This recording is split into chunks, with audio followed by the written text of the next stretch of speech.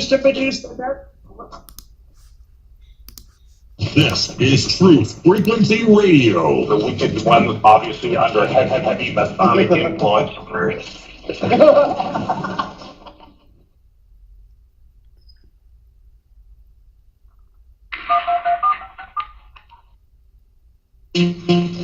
Condition orange. Condition orange. Situation Delta in effect. Please enter your agent number now, followed by the hash key. You have to create culture. Don't watch TV. Don't read magazines. Don't even listen to NPR. Time comes when silence is betraying. It's more for themselves and less for everybody else. But I'll tell you what they don't want. They don't want a population of citizens capable of critical thinking. They don't want well-informed, well-educated people capable of critical thinking. They're not interested in that. That doesn't help them. Think for yourself. Question authority.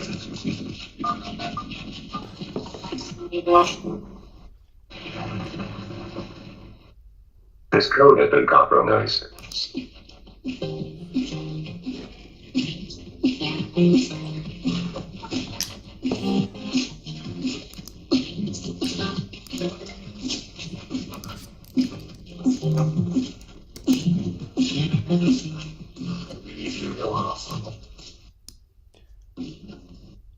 All right, welcome back, Truth Seeker. It is Wednesday, August 16th, 2023. I think this was the fateful day in history for Elvis, the king of rock and roll, and Aretha, the queen of soul, as well as Babe Ruth. The big stories in the news, of course, the week after the fire in Maui that devastated the town of Lahaina. People have been noticing that, you recently had the death of Randy Meisner of the Eagles. And in one of their songs, they have a little lyric where they mention paradise and Lahaina. And those are two of the strangest supposed natural fire stories we've heard in the last 5 years, to say the least. A lot of parallels. But the Maui fire, we want to talk more about it. And also, a big thing that happened was the 50th anniversary of hip-hop. And these things might be more closely aligned than you know. They're happening at the same time as Hawaii, the 50th and final state, is burning up. And, fire, that's terminology in hip-hop music. If you have a nice verse, that's fire. So anyhow, we'll talk about this in a larger way. We're going to be joined by Jonathan tonight. He's going to be with us during the show. And, I got to talk about the 50th hip-hop anniversary right alongside Maui because it got real political. Got real political real fast when Chuck Schumer became part of it, when Kathy Hochul became part of it, bringing out a 9-year-old who looked super uncomfortable, and she guaranteed he'd be back on the stage in 50 years as the future of hip-hop. Everyone heard it there first. We're going to look at all these things because they're just a big, old, common theme. And where I got to start with talking about Maui tonight, again, yesterday was August 15th, the Jesuit Order's birthday. And if you missed it, the relatively new governor of Hawaii, he compared Lahaina to September 11th in a war zone on the Jesuit Order's birthday. And we're going to make really clear sense of this. We're going to talk about where the parallel with Donald Trump and Grover Cleveland fits in, because Grover Cleveland was large and in charge when we were taking over Hawaii once upon a time. But again, Hawaii, Pearl Harbor. For people who don't know, Teddy Roosevelt began the push to acquire Hawaii. He said we had to do it for military purposes, to save the future of the U.S., and he said a whole bunch of other things, too, about why we needed Hawaii. Teddy Roosevelt. Of course, it was FDR, Franklin Delano Roosevelt, who was president when Hawaii was attacked, and the military thing that took us into World War II. But like we've always talked about, Pearl Harbor was December 7th. 127, the date, 12/7, 127. And we've always talked about how they called 9/11 the new Pearl Harbor. 9/11 the new Pearl Harbor. And buildings 1, 2, and 7 fell that day. The 2 towers were buildings 1 and 2, and then 7 hours later in the day, building 7 fell. A lot of people still don't know about that third building to fall that was not hit by a plane that coincidentally helped out Enron and WorldCom, who are 2 big sponsors of the sitting president, because they had federal cases going against them, and a lot of the files supposedly were in that building 7 that fell that day in New York. Big coincidence. But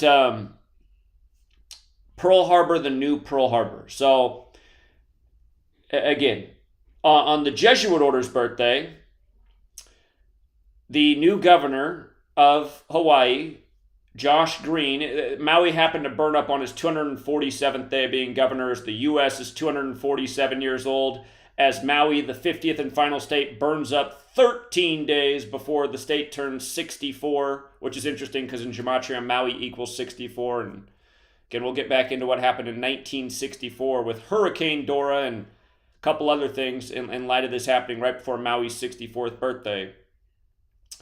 But the 127 thing, Pearl Harbor, new Pearl Harbor. A movie was announced this year on April 3rd, 127 days before this fire. And it's obvious why it's significant. Keep in mind, we just had the Oppenheimer film release about the bomb, and the nuclear bombs were tested on the Bikini Islands, which aren't all that far away, and Hawaii's right next to Japan, which is connected to Pearl Harbor, and kamikaze pilots like the same ones on 9/11 with the new Pearl Harbor, just they were from a different country. The reason this film matters is because it's a huge budget film, and when they put out the trailer, it showed an island turning to fire. That's how the trailer begins of this movie. And this movie is Disney's Moana, the live action retelling. And again, Moana, the reason that matters is because one of the main characters in Moana is Maui, and Maui's the fire god.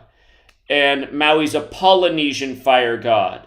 Again, look up who Maui is to Polynesia, god of fires, earthquakes. The Rock portrays Maui. He does the voice, and he'll be the character, I believe, in the new live-action film that's coming out. But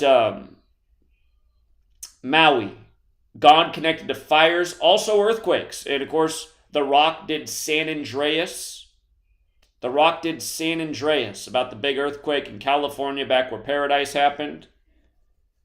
If you're new to my work, I always teach about the history of how the first act of weather warfare was admitted to on August 15th, 1952 on the Jesuit order's birthday, just like the Hawaii governor was speaking on the Jesuit order's birthday. And the things the governor said, he compared it to 9/11, he compared it to a war zone, he talked about why only 5 people could be identified because the other 106 bodies that have found have been too decimated by the flames. I mean, since when do forest fires do this? Like, melt everything, melt down the cars? Again, it looks just like how 9/11 looked for blocks, with everything melted around it. But, yeah, this film, Moana, 127 days it's announced before this. The trailer begins with an island aflame. And then the other thing is it released on April 3rd, the 93rd day of the year. The parallel with 9/11, the 93 World Trade Center bombings. The last pilot to drop the bomb on Japan, the Hiroshima bombs. Hiroshima and Nagasaki, the last pilot surviving from those bomb missions died at age 93. That was a big deal about a decade ago. It was a big news story for a while. The 93-year-old last bomber. Again, in 93, the World Trade Center bombing in Manhattan. Again, the Manhattan Project, Oppenheimer, to develop the big bombs. The terminology ground zero comes from the place above or below ground where an atomic hydrogen or nuclear bomb explodes. So much energy involved in September 11th. That day a hurricane was out in sea that didn't make landfall, just like Dora. Again, Hurricane Dora was significant in 1964. We know 64 is the number of death and destruction. Hawaii turned 64 as a state this year, and Maui equals 64. But anyhow, this 127-93 thing. Again, 93 World Trade Center bombing. In Gematria, Japan equals 93. Again, this just happened to Hawaii right between August 6th and August 9th. On August 8th, right? August 6th, the anniversary of Hiroshima. August 9th, the anniversary of Nagasaki. And we got Hawaii because of the military strategy of that part of the world where Japan is. And like I've always said, the psychopaths have the keys to our government, our military. Our own taxpayer dollars are being used to build this technology that's taking, people down one ritual at a time for a greater agenda. I began to watch the beginning of Moana because I hadn't seen it. I was watching it in the background while I was making dinner, and I noticed about, it's a young superstar girl. She's kind of got a dopey brother, but she's got a good father. Generational thing right there. And she's got this green stone to restore the island, like the Green New Deal, almost like Octavio, what's her name? Cortez, out in New York City where 9/11 happened.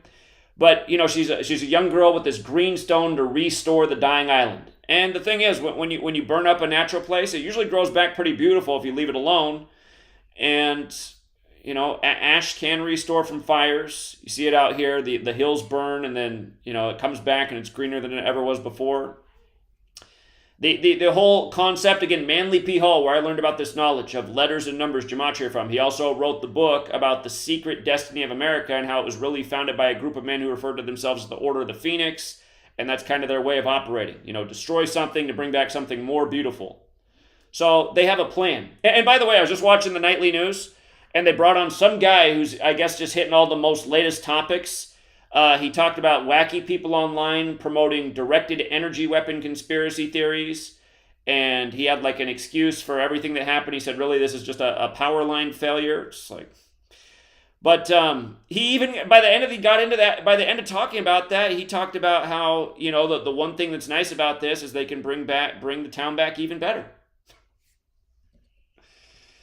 It gets annoying, man, just listening to the people on TV just down. It was just power lines. There's no conspiracy. And it's, you guys, it's way bigger than the Moana thing, by the way. It's way bigger than the Moana thing. The term directed energy weapon, which this guy just said was ridiculous. In Gematria, directed energy weapon equals 99. That place, Maui, burned on the 99th day of the Rock's Age. And again, he's Maui in this movie that has the 127 thing synced up. And with regards to 99, remember, it's a special number to this nation. We're talking about Hawaii, the final state, the 50th and final state. If people don't know, the United States of America was named that on September 9th, 1776, 99. And if you write out the United States of America, it equals 99. So, again, symbolic number. Also directed energy weapon. And over a decade ago, our nightly news was introducing that, the military was developing sophisticated weapons that could push a lot of energy, a lot of heat, destroy things from afar. In Gematria, the words energy and weapon equal 88. This happened on August 8th. 8-8. The sun, a ball of fire, makes a figure 8 in the sky. Remember what they were doing last week on August 8th with Daystar Peterson, the rapper Tory Lanez. Again, just the symbolism all over the place. Hip-hop's birthday, Maui's burning, 50 years, 50th state, 50, another magical number. Disney, the magical world of Disney. What's interesting is, Disney's all about magic. Everybody knows that. In Gematria, America and circle both equal 50. So does wildfire, interestingly enough. But the reason circle matters is when you do magic, the first thing you have to do is draw the circle. Like ritual magic, the first thing is the circle. The circle's very special. It's sacred. And it's very interesting how circle in America equal 50, and so does Washington and wildfire, and obviously America, 50 states and territories, and the capital, Washington, and, Pentagon, military department, connected to all sorts of nefarious crap all throughout history. I need to go check something. If somebody wants to look it up for me tonight, I'll look it up over the commercial break, but I just heard in the background, I thought while I was listening to the guy talk on the news about how he was going into the history of Hawaii and how it became a state, and always why there's been the tension there between the islanders, the natives, the real people that are from their ancestors are there, versus kind of America's very forced takeover. I think I heard him bring up the date January 6th, and I was like, you got to be kidding me, January 6th. I got to look that up if that's a significant date back in around 1893. I think that's what I heard him say, January 6th, 1893, and there's that 93 again. From Moana on the 93rd day of the year, an atomic bomb 93, and 93 World Trade Center bombing. By the way, New York's got that 93. Special number. They say the sun is 93 million miles away. We're talking about a code put in place by a sun cult, the Jesuits, who are the military order of the Catholic Church. But okay, we'll get Jonathan on here pretty soon. And, I forgot to make a point, I think, about the release or the preview for Moana and the Burning Island being 127 days before this wildfire. Again, Maui's a Polynesian god. Polynesia has Gematria of 127, just like Ground Zero, of course, like buildings 1, 2, and 7. Again, the terminology going with big bombs, and this happening near the anniversary of dropping the big bombs back in 45. So what is that, 78 years ago? So we were on the 78th anniversary. You know what? I'm going to make this point. Again, Grover Cleveland became president and apologized for the forceful way America took over Hawaii. Grover Cleveland was the only split-term president. Trump had his GOP convention in Cleveland in 2016, the year he won, and he could become the first ever split-term president since Grover Cleveland. Well, first ever is not right, but the first split-term president since Grover Cleveland, only the second in U.S. history he would become. And he's going to be 78 years old at the time of the next election, November 5th, 2024. He'll be 78. In Gematria, Cleveland equals 78. His name's Trump. Trump cards come from tarot cards. The Trump card comes from tarot cards. There's 78 tarot cards in a deck. Again, these occult games that are being played, these rituals, these numbers, things we've been talking about for a long time. September 11th, it was compared to the Hanging Man tarot card. The guy who was photographed falling, one of the horrific images put out in the big psychological operation that was and still is and will continue to be by the same Jesuit cabal, by the same code, as long as we continue to call everything a coincidence. There's a big popular video on YouTube right now that has hundreds of thousands of views. It was only posted within I think last night. It's not even that old. But it already has hundreds of thousands of views, tens of thousands of likes, and it's also just like the guy on the TV shouting down the conspiracy theories and the people talking about directed energy weapons. I've been talking about this a lot on my own YouTube channel the last X amount of days, and I didn't want to talk about it as much tonight, but I see them on the news trying to combat this message right now. I see the most viral video about, and the way they set up that video that's on YouTube, 2-Bit Da Vinci or whatever the guy's name is, it makes it look like it might be a video questioning the mainstream narrative, but instead it sucks you in and supports the mainstream narrative. That this is just, the worst of conditions and a town that wasn't prepared because it was old and wooden. And it just makes me sick, really. I want to be on the news debating that guy with the 127 thing. First, we have to go over the coincidence of, 9/11, buildings 1, 2, and 7, the new Pearl Harbor. The Pentagon construction began right before Pearl Harbor on September 11th. Just all these coincidences, all the many other layers of this that I've gotten into 1,000 times in the past. But I want to get more into the directed energy weapon just real quick. I want people to see there's a lot of things. If you guys have... But for all of you guys who only listen to me on TFR, find my YouTube channel, watch the longer streams I've done on Maui. I'm not going to redo everything for people who follow everything, but there's so many perfect rituals in this. I'm only really focusing on the Moana thing, and there's a whole lot more to it. But look at this. Again, directed energy weapon. The character who plays Maui in the films, Moana, is The Rock, the megastar The Rock.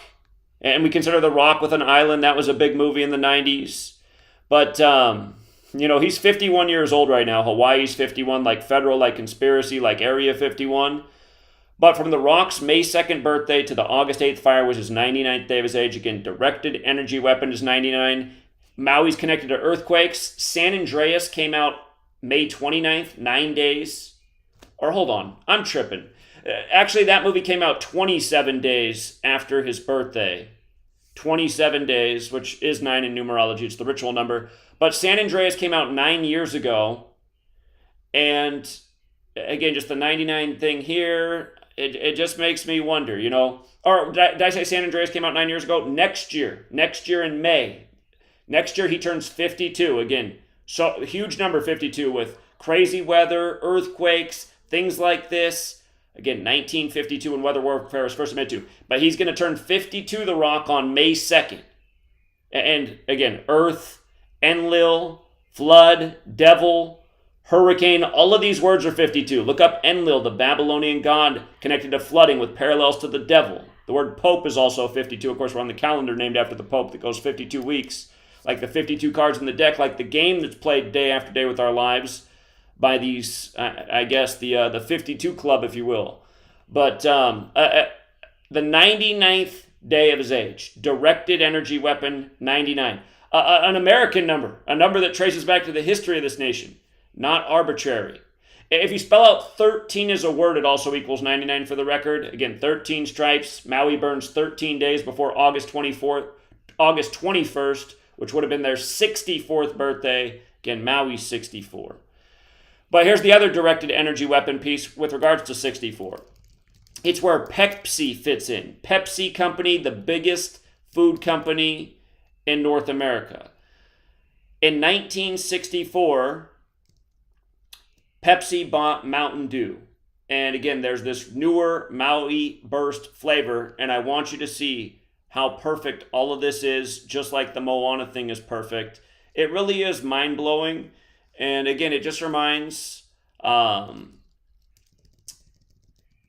the people that are ruling over us, I mean, that they're a well-oiled machine. They're very sophisticated. They're very well planned out. And humanity does stand a fighting chance. I guess that's the nice thing. If you watch the movie, you're like Moana, it's all about persistence. She doesn't get beat down, all these obstacles, but she keeps pushing. I mean, anytime there's success in life, that's really the story. And that's why they always tell us stories like that. We know there's an element of truth. We resonate with that story. But sometimes when we try to do those things in real life, it just gets too hard and we give up. And that's the one thing that cannot happen, or we will lose. While talking, I'm having trouble picking up what I want to pick up here, but I think I got it. I got to put the slide up on the screen. No, that's not the one. This is the one. Look at this. Okay. Again, if you're looking at the visual screen, because we're streaming on YouTube besides broadcasting on TFR, again, 88. In Gematria, energy and weapon are 88. Talking about energy weapons. There's also seemingly a sick joke here that I haven't touched on either with Sodom and Gomorrah and Obama, who's from Hawaii and whose legacy is really pushing forward homosexual rights. As we know, 4 and 44 are numbers of death and destruction. This happened 4 days after Obama's birthday, mind you. And we've seen sick jokes before. Remember what happened to Beirut? Beirut blew up on Barack's birthday, not to be confused with the Beirut barracks bombing. And that screamed Jesuit. But anyhow, the Sodom and Gomorrah thing is 145 more chapters in the Catholic Old Testament than Protestant Old Testament. Sodom and Gomorrah's Old Testament. Catholics 145 in Gematria.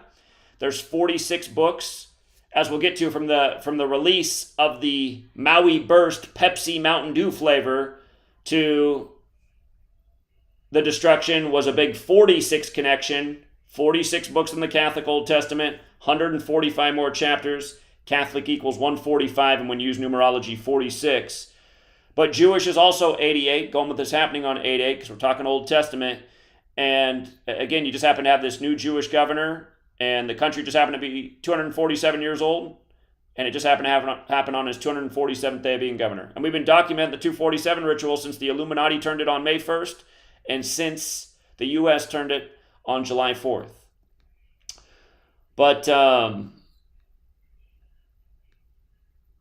again, Maui equals 64, 64th birthday as a state, August 21st, 13 days after the destruction, like the 13 stripes. And from the day that the soda launched, Maui Burst, owned by Pepsi, who bought Mountain Dew in 64, the year of Hurricane Dora, going with, again, the state turning 64. From the release of that soda to the destruction was 199 weeks, the 46th prime number. Again, the 145-46 connection. On the day leaving 145 days left in the year is August 8th. And if you run it forward, it's Catholic 71. 353 is the 71st prime, and this happened on the 353rd day of the state's age. And then it was the 71st anniversary of weather warfare being admitted to since August 15th, 1952. And on the 71st anniversary, you have the governor on this day comparing this to 9/11 in a war zone. The Jesuits are a military order, and like we were just in New York City last year on September 11th in front of the new tower explaining the massive Jesuit ritual with the destruction of the towers and the biblical riddle with that. Again, Genesis 11:9 is where the Tower of Babel story ends. 11:9, like how the majority of the world writes the date 11 September 9.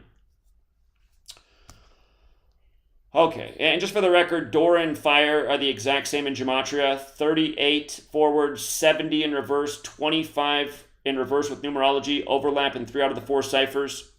Moana came out on the day leaving 38 days left in the year. Maui flooded big time 3/8, March 8th, 2021, and then burned because supposedly Dora's wins. And we're always talking about 38 and death and fire and destruction, these same things over and over. Fire has the gematria of 29, exactly 29 months after the March 8th flooding. The worst they said in 25 years, the fire came. And in the new Moana live action trailer, it begins with the island burning and then flashes to the island getting severely poured on with a lot of rain, like what happened on March 8th, 2021. And this island that we secured for military purposes. But look at this. Hurricane Dora equals directed energy weapon equals the Pepsi Cola Company. Hold on, Truth Seeker. We got a break, and we'll be right back, and we'll take your calls, and we'll get Jonathan on here. We'll talk hip-hop and more. Sit tight.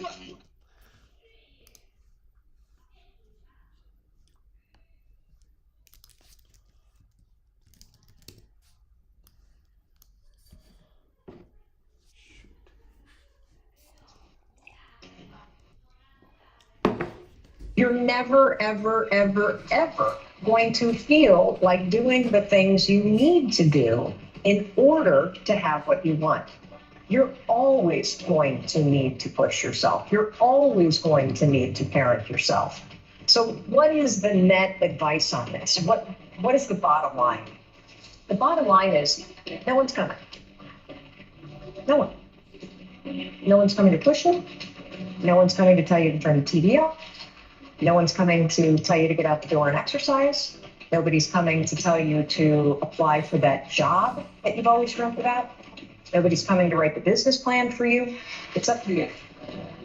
And because you're only ever going to do the things that you feel like doing right now, that feel good right now, unless you understand that you've got to parent yourself, you have to push yourself, you're not going to make your dreams come true.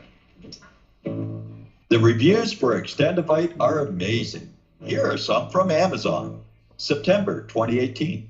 Extendivite works in keeping my blood pressure in the normal range. I've been using Extendivite for many years now.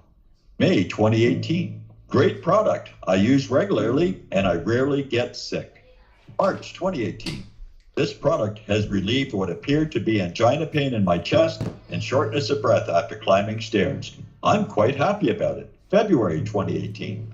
My husband, son, and I have been using this product for a few months now, and we have noticed an improvement in our joints and blood pressure. Tell us your story. Get Extendivite today. To order, call 1-877-928-8822. That's 1-877-928-8822, or visit heartdrop.com. Extend your life with Extendivite.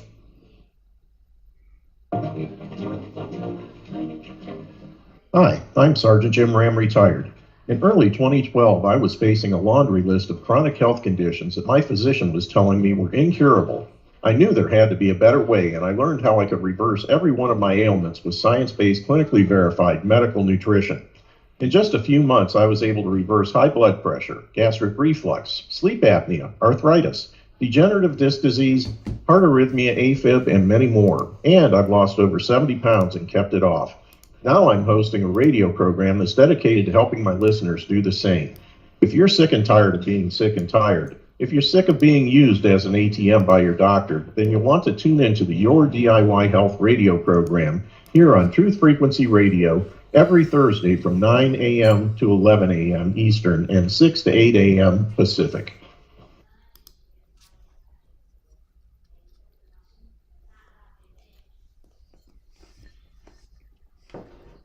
This is Truth Frequency Radio. No haste, no hype, no fear. Real people, real radio.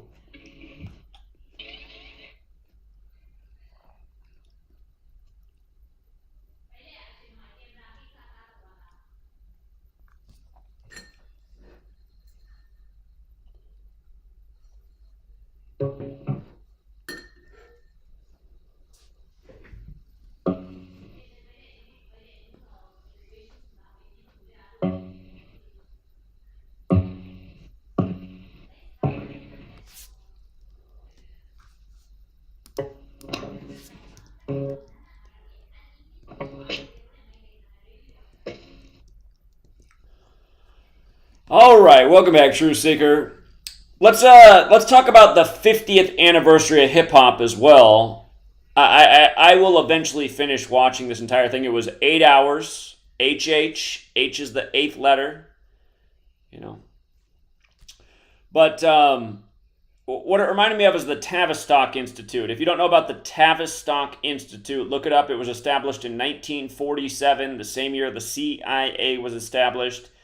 And it was largely focused on controlling populaces through popular culture, and it eventually just really became focused on music. And music definitely has a huge impact on people. It's why they play the music they do in certain stores. They've done the research. You know, they know that increases the buying. It has a psychological impact. It influences your behavior in the way they want it to influence your behavior. But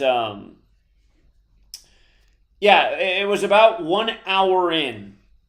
1 hour in, Chuck Schumer, the senator from New York, comes out. It's like, come on, man. Like, where do you fit in with the anniversary of hip-hop? Oh, my God.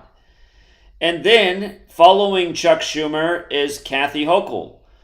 And she brings out this young guy, and he's all dressed in green.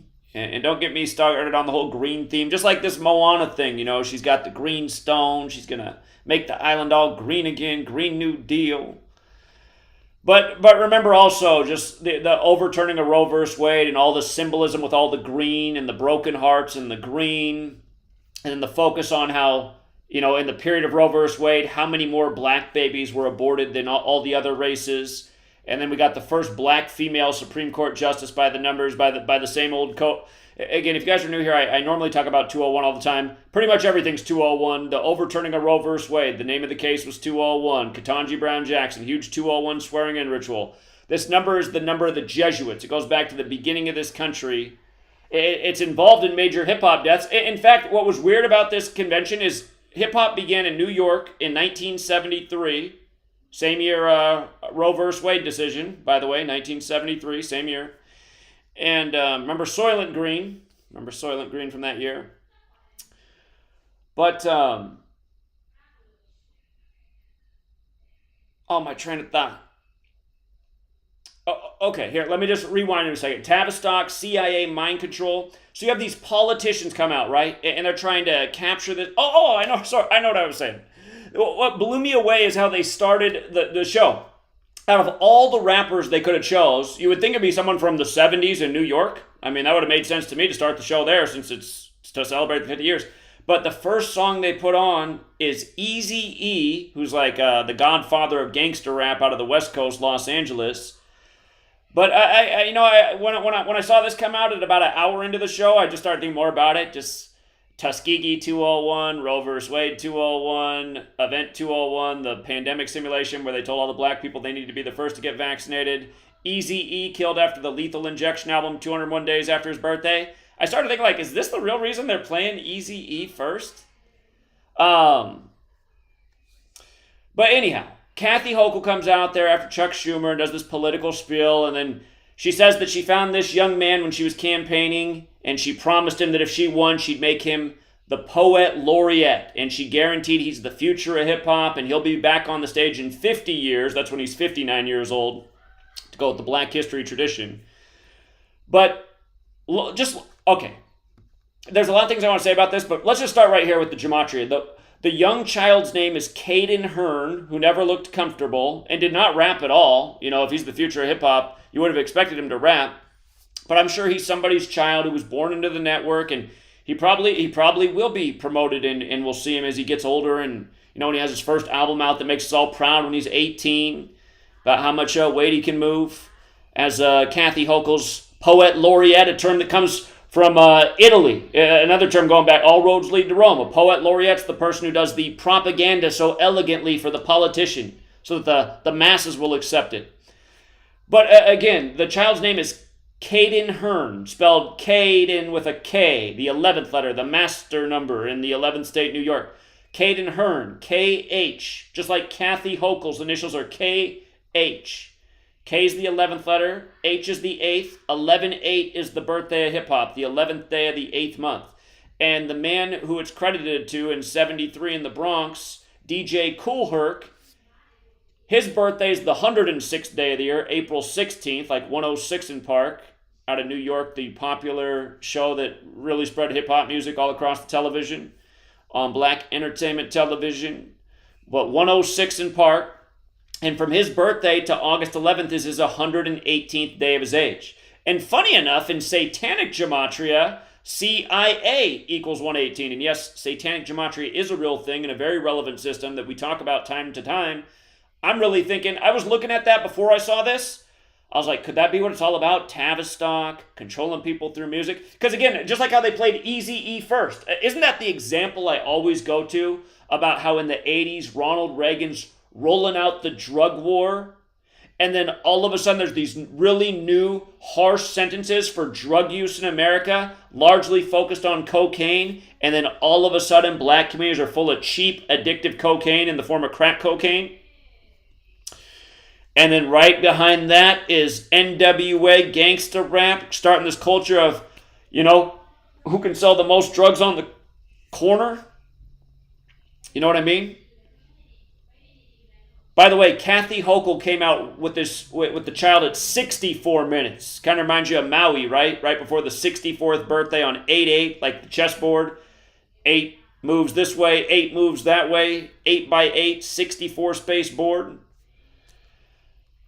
Anyhow, the child's name, Caden Hearn and Kathy Hochul. They are the exact same in 3 out of the 4 ciphers. The exact same. Not only do they have the same initials going with the date, the exact same names in 3 out of the 4 ciphers, as she guarantees he's the future of hip-hop and will be on the stage in 50 years. And I'm talking about, again, governments and entertainment and these people, like people who are born to be the next Diddy, or the people who are born to be the next Kathy Hochul, and us living in this rigged system. You're the 9-year-old rapper I just saw out in Seattle at the All-Star game. You're awesome. You're probably never going to get signed by anybody in your life, and you won't understand because you'll see, you know, this guy coming up being promoted as the future of hip-hop, and he can't even rap. This is the world we're living in, these Manchurians. And watch this moment. Here's what killed me. Again, they take this stage at 64 minutes, and then Kathy Hochul's yapping her lips and filibustering and getting all political and talking all this bullshit that she doesn't mean, like what politicians do. And then she gives him the mic at 66 minutes in to the broadcast. 66 minutes, right? Why does that matter? Think about like if 66 minutes on a VHS. How is it? It's 1:06, an hour and 6 minutes. 1:06.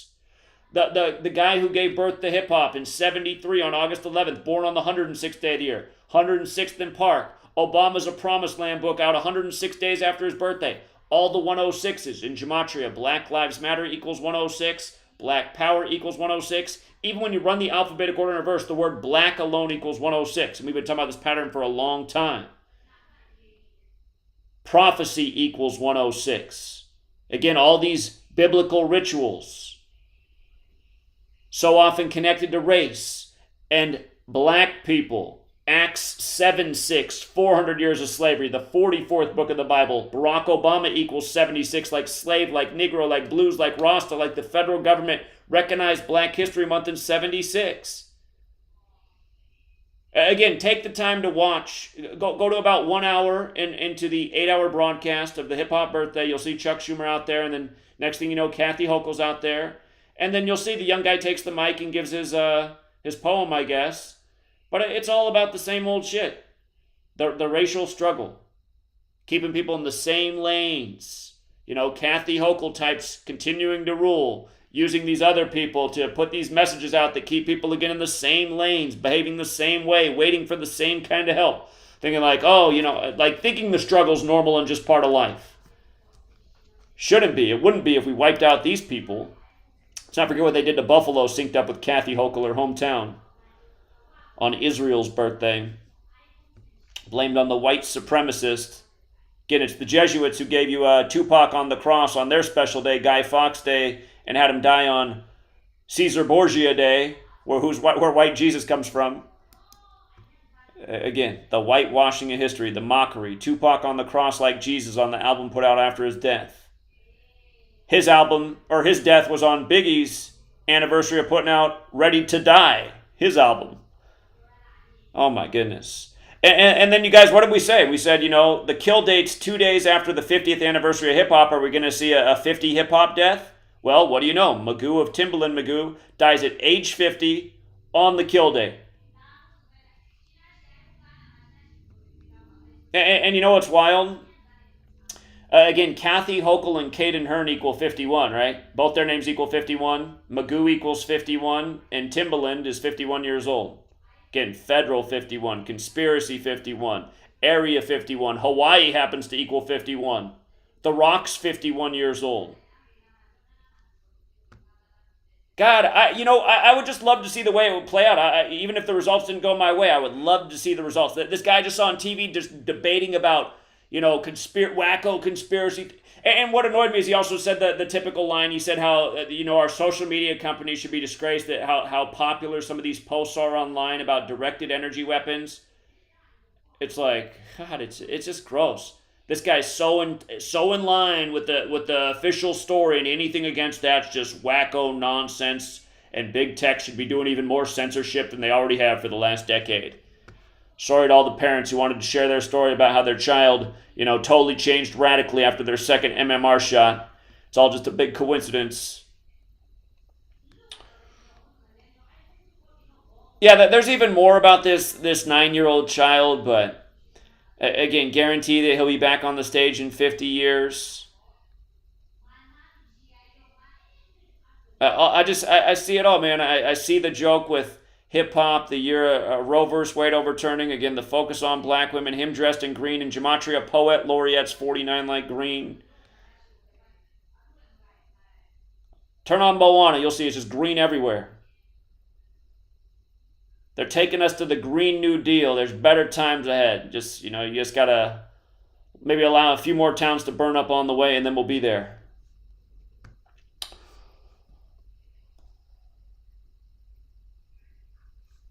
You guys want to know something about the, you guys also see the headline about the Game of Thrones actor who died? Darren Kent. He was in one episode. The mainstream media said he was a Game of Thrones actor. He was in one episode, to be fair.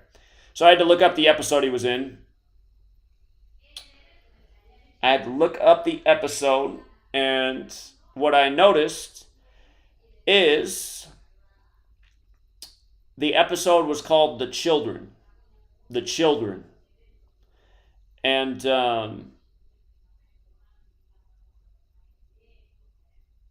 hold on. He died on the Jesuit Order's birthday. I'm always talking about how HBO, which gave us Game of Thrones, is as Jesuit as they come. So this actor who portrayed the children, here we go. From the episode that he's in, from the date it aired to the day he died, was exactly 86 months on the nose. He died exactly 86 months on the nose after the episode. 86 to get rid of. As we know, blood sacrifice, human sacrifice, they equal 86. Hiroshima got 86.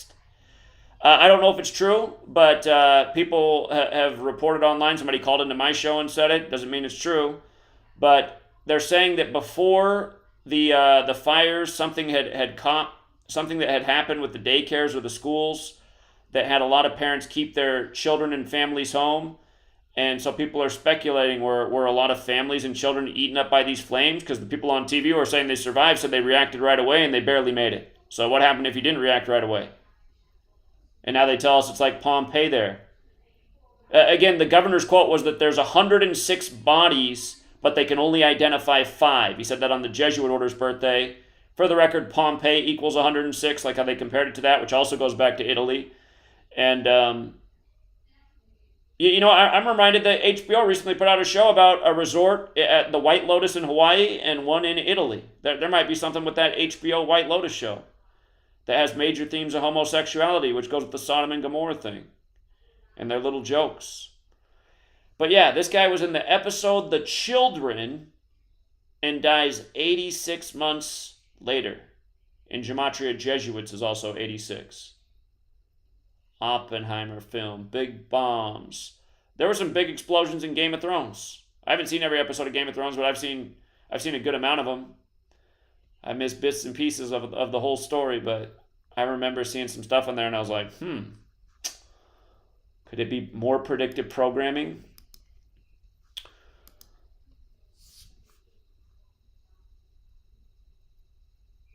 But yeah, let's take some calls, you guys. We'll get Jonathan here, I think, after the next break. And let's lead it off with New York. Always a great caller. What's up, New York? Hey, what's up, Zach? You can hear me? Loud and clear. All right, I got a couple of points I'm going to make. First is one going to be about, hold up. First one is about the 50-year hip-hop, then Maui, then a quick Sandra Bullock one. About the 50-year hip-hop. Magoo died at 50, right? And you see all the pictures that they showed him, he was wearing red. He was wearing the Yankees cap, too. He was wearing the red New York Yankees hat, New York. So the Yankee cap for 33 and the red for in simple reduction and the reduced reduction is what, 54 and 18, just like Jesuit order, right? And remember the Godfather, the Black Godfather was dead in the news, and he opened his last record label 54 years earlier, and that record label equals 54 like Jesuit order, and then TMZ had the picture of him with Diddy and Jay-Z, who both turned 54 years old this year. So, and that's a coincidence that both of them going to turn 54, right? Black Godfather, they try to tell you something. The Black Godfather with the 254s this year, they're telling you something. They putting it in your face. Indeed. Yeah, again, look, for people watching, I mean, look at the image right there. Big Jesuit rituals, like we're always talking about, their colors red, white, and black. And then they got a picture, Magoo and Timbaland in red, white, and black. I mean, I'm sure they wore other colors. It could have been a different photo, but the Jesus piece. I know they wore different colors, but the picture they used was him in red and Timbaland in black and white. Those are the colors they used for the articles. I know it's probably other pictures with them in different colors and stuff. That's the mockery right there. Yep. All right, I'm gonna go to the Maui one. When you were doing your video about, you were talking about the governor, and I was just flipping through the channels, and I had the TV on silence, to NBC. Guess who was on there while you were doing that video? Who? The governor of Hawaii. Oh, okay. The governor of Hawaii. Yeah, figures. And guess what was in the background? A Pittsburgh Steelers helmet. I said, a Jesuit, he had a Jesuit helmet in the background. He had a Pittsburgh, I don't know if he's from Pittsburgh or what, but he had a Pittsburgh Steelers helmet in the background. Maybe they're mocking. Maybe they're mocking the fact that nobody's talking about that, right? They mention in the news like it's just normal. They're like the fire of the heat even melted steel in cars, and it's just like, how come this is only happening recently? Like, what's really going on here? Zach, what you just said, I was thinking about the same thing about melting steel in cars and stuff with the Steelers helmet in the background. That's what I think of. Steel helmet in the background. Yeah, and the Rooney family is a Jesuit family that runs the Steelers. The Steelers are for people who don't know, look into it. The Steelers are the only publicly owned team by a Jesuit family. So we're talking about the Jesuits. Yeah, I got to look into that. That's weird. Okay, let me get to the Sandra Bullock one. Ain't it crazy that her partner just died, and now you got this Michael Orr in the news about his fake adoption stuff, and now she says she feels heartbroken about the situation with all this Sandra Bullock. in the news. You see that? Well, and then remember Ryan Gosling, who's also on Murder by Numbers, had on his 38th week of his age, the Gosling from the Kinks band died, and again, it's the 38 on the cover of that poster. And you know who did a good decode on the death of Sandra Bullock's longtime partner is the channel Call Me Kinfolk. They did a good decode on that, and people should check that out. But the Michael Orr thing, he was in the news the same day as his name's escaping me. Another Baltimore Raven just died. If you guys missed it, another Baltimore Raven's dead this week on the same day as the Michael Orr news, who played the majority of his career with the Ravens and who won the Super Bowl with the Ravens. That news was on 14. And you know what's so crazy? I was reading a story about Michael Orr. They said he was one of 13 kids. So they had to get the 1 and 13 in there. He one of 13 kids. I didn't know that. Say that 1 of 13 kids. So that's the 1-3 right there. 1-1-3. Indeed. Oh, it was Alex Collins who died. And that both of those stories broke on 14/8. Baltimore has that Gematria 148 like 14/8 and 58 like the upcoming Super Bowl. And then the news broke on Michael Orr's 79th day of his age. Ravens 79. If you run it the other way, Ravens 83. And he's 37 right. He's 37 right now too. He's going to turn 38, right? He's going to turn 38 pretty soon next year. Exactly. Yeah. But that's exactly. There's a 3 points I want to make about the hip hop. And the Maui. Oh, yeah, one more thing about the Maui thing. What do you always say?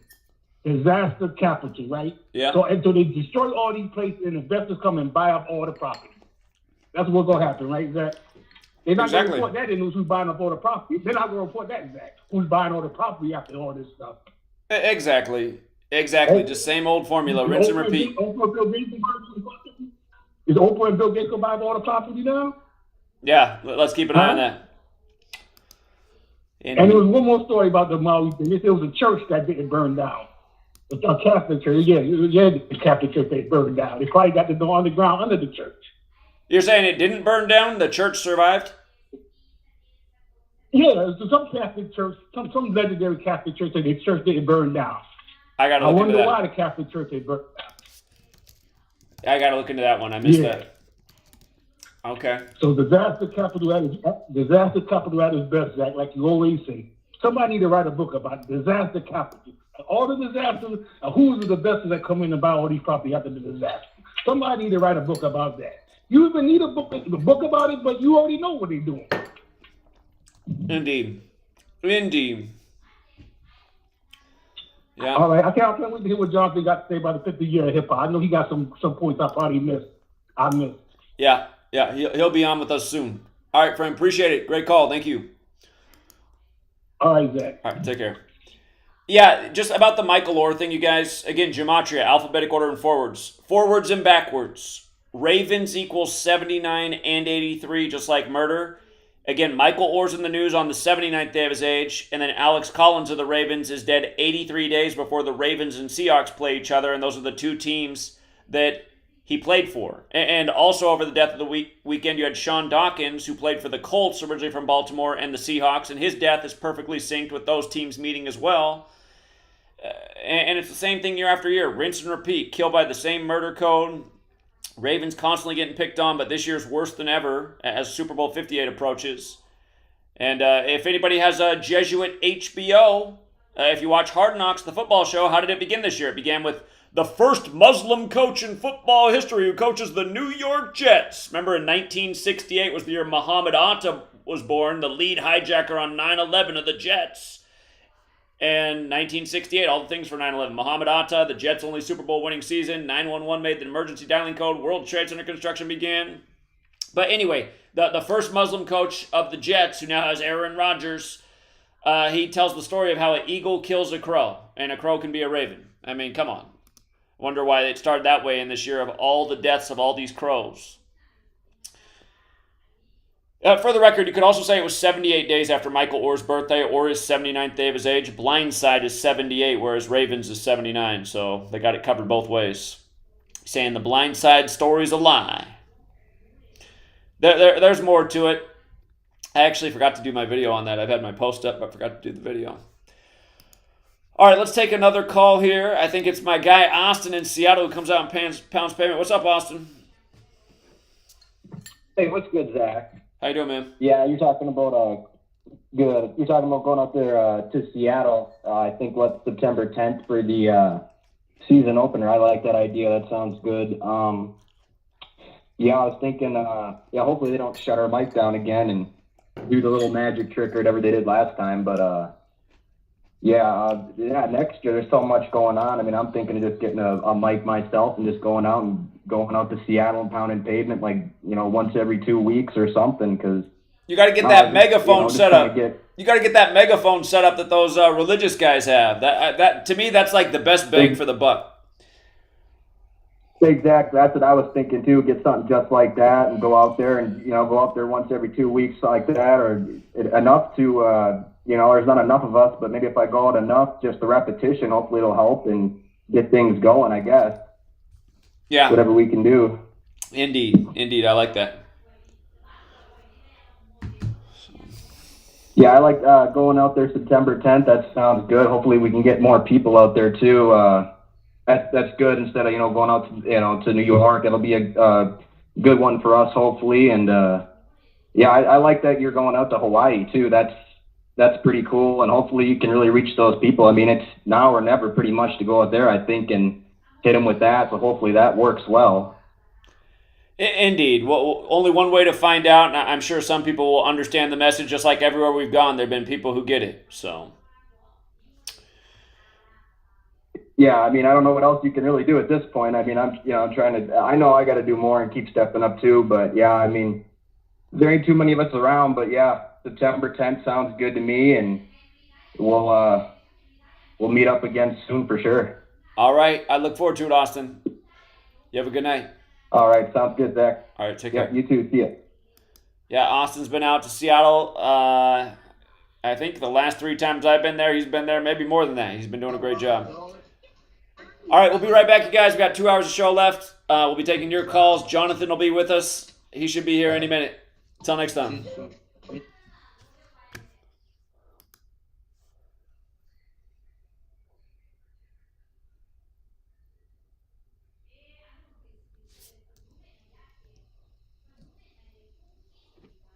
Hi, my name is Ella, and I'm 10 years old. I'm one of the millions of children born to parents suffering from the sheeple virus. Symptoms include the inability to think for oneself, the attention span of a goldfish, and a strong belief in government and the mainstream media.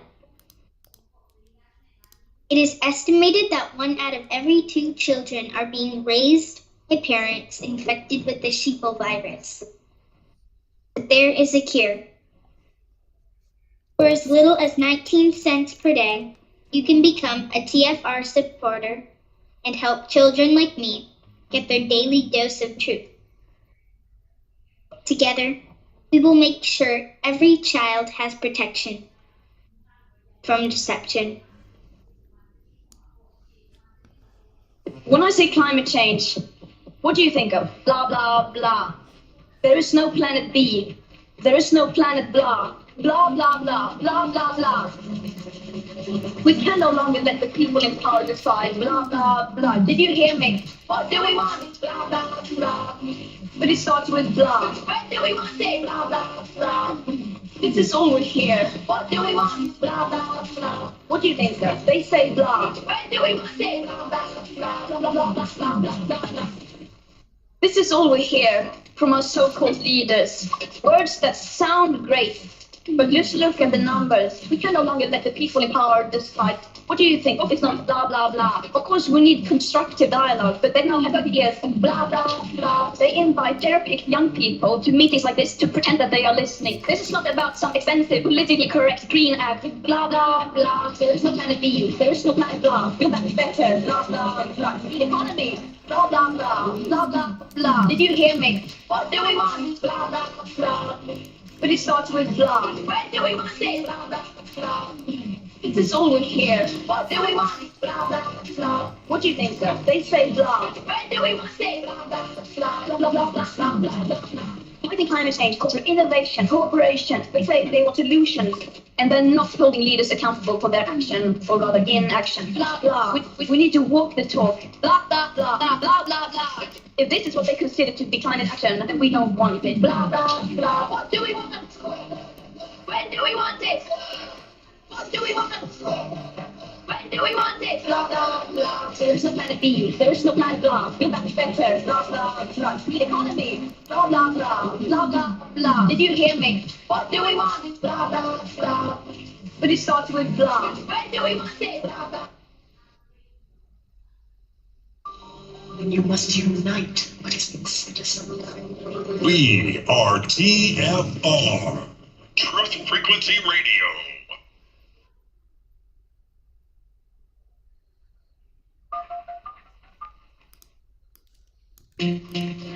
Condition orange. Condition orange. Situation Delta in effect. Please enter your agent number now, followed by the hash key. You have to create culture.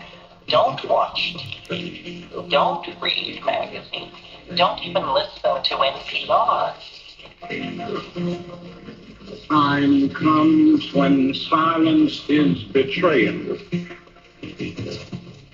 More for themselves and less for everybody else. But I'll tell you what they don't want. They don't want a population of citizens capable of critical thinking. They don't want well-informed, well-educated people capable of critical thinking. They're not interested in that. That doesn't help them. Think for yourself. Question authority.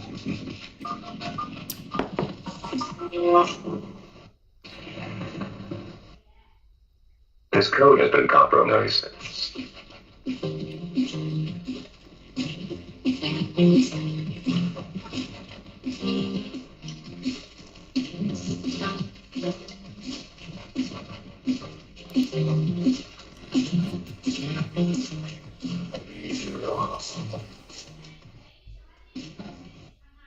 Welcome back, Truth Seeker. Over the break, somebody asked, can we look into the death of rapper Dope Boy Raw? And to be perfectly honest, I've never heard of this rapper.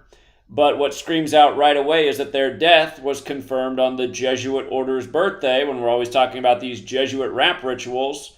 And he's out of Atlanta. And again, Timbaland and Magoo, they're from Norfolk, Virginia, but they're connected to the Atlanta rap scene. And again, you have this big death of Magoo. Now you have this on the Jesuit order's birthday. What's going on at the same time? The indictment out of Atlanta. Trump's fourth indictment out of the fourth state, Georgia. 4-4. Kind of reminds of MLK killed in an assassination here on 4-4. Donald Trump was number 45, but the 44th person to be president because of Grover Cleveland's split term. And anyhow, there's just so much going on with Atlanta right now at this very Jesuit time.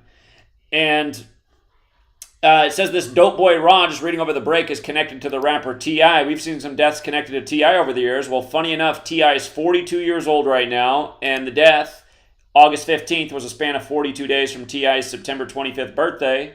And as we know, Jesuit is 42. On the Jesuit birthday, 42 also has the big racial component. And isn't it funny that Lincoln, who blamed the Civil War on the Jesuits, he said that they were very much about slavery? That was something that the Jesuits are very into, having slaves. And Jesuit and slavery overlap. Isn't that interesting? And how they gave us the language. It's like they feel that they're the rightful commanders of the humanity. I guess they... have you guys seen them using the terminology in Maui that it was blowtorch winds? Have you ever heard that in your life? Blowtorch winds. CNN keeps reporting that. Blowtorch winds. These people think they have the right to blowtorch us. And the warnings have been out there. I mean, they did it at the end of World War II with Dresden. They tested napalm on innocent people who had nothing to do with the war. The United States and the Royal Air Force did. Burned hundreds of thousands of people to death in a big 44 ritual. That started on the 44th day of the year, Lupercalia. But, yeah, all this Civil War stuff. Donald Trump's in Montgomery at Hotel 201, and then you have a Montgomery race brawl on an anniversary of a riverboat battle in the Civil War on the river. And then Montgomery's the Confederate capital. And then you got Georgia, another big Confederate state. And funny enough, did you see what they did in baseball? At the night of the indictment, about the 2020 election on November 3rd, 11-3. The Braves smoked the Yankees 11-3. You know, the indictments coming from the same city, Yankees, Civil War, Trump's favorite team, the Yankees. And you know what was awesome after they smoked them 11-3, like the election date? Because it's all over the election, right? It's all election. Trump was trying to overturn the election.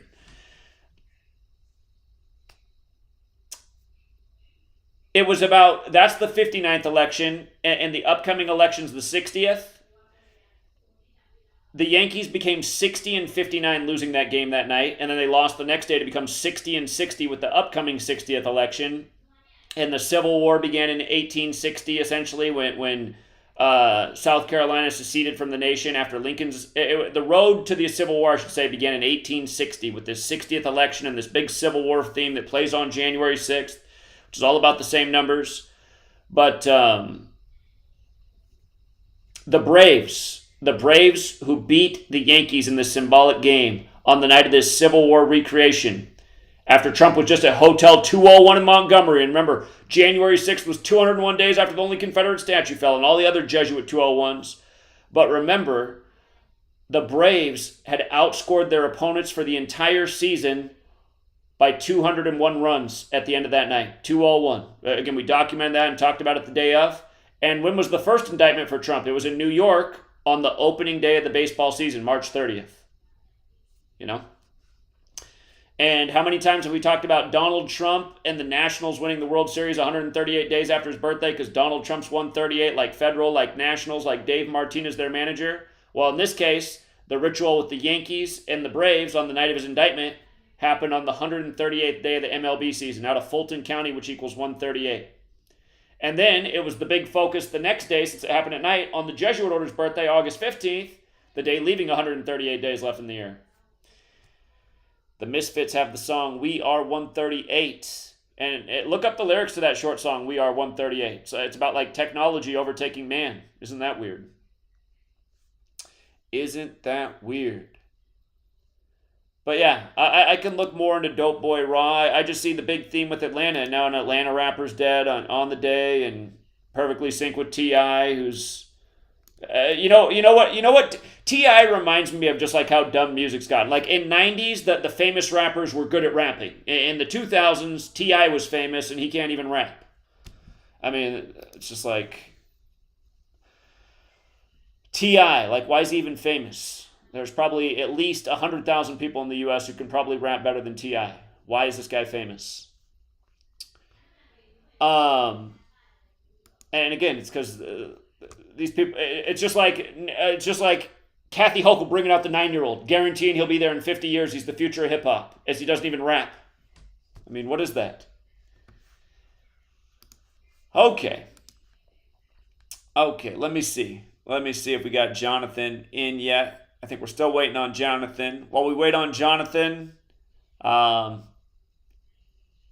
me see. Do we have anyone from Hawaii calling in? I'm checking if we got any 808s. Just going to let Hawaii people cut tonight if Hawaii wants to call in and share. I guess it's we'll go in order. I don't see any 808s and we're missing Jonathan. What's up, George?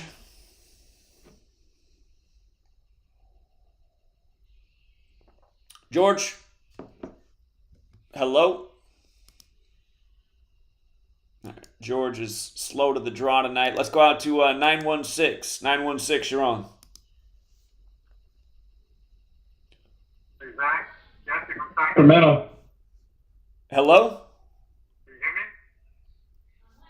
me? It sounds like you're in an echo tunnel. Hold on real quick. Let me There you go. put you on... That you're good now. Can you hear me now? Yeah, you're good. So Jesse from Sacramento, Zach. Yeah, I know exactly who it is. The man out pounding pavement. Yeah. How you doing, Jesse? I'm doing good, man. Still out doing my thing. Actually started my... Oh, I was going to tell you one thing. I don't know if you knew, when you came out here to Sacramento, what was that, in April? Yeah, it was probably April 18th, somewhere around there, April 17th. Yeah, so I was able to meet you up in Sacramento because I had got suspended I got suspended around that time, so I was able to meet you out in Sacramento. That's the only reason why I was able to meet you out because of that reason. And I don't know if I told you that, I ended up getting fired. It wasn't all because of Gematria, but just kind of like all the stuff I was out, speaking about. But I was working for PepsiCo. I don't know if you knew that. Huh? Funny, Pepsi, of course. That was the irony. Yeah, that was the company I worked for 13 years, man. Yeah, and fine now, just starting my own business, and I feel so much better, man. A lot of weight off my shoulders. Very cool. Yeah, that's good to hear. It's funny that it's Pepsi of all companies. Yeah, yeah. I think that's a sign you made the right choice. So I mean, I already knew because with the the start of the pandemic, man, when everything was winding down. It's kind of crazy how this is a thing that I've seen that a lot of people were blinded to, is that even like with Pepsi and all, just all the production that was being held back at the time, and Pepsi was, they were out of all kinds of product for the first maybe year and a half, 2 years during the pandemic. And then once things started winding down, all of a sudden, all this product starts coming in, right after.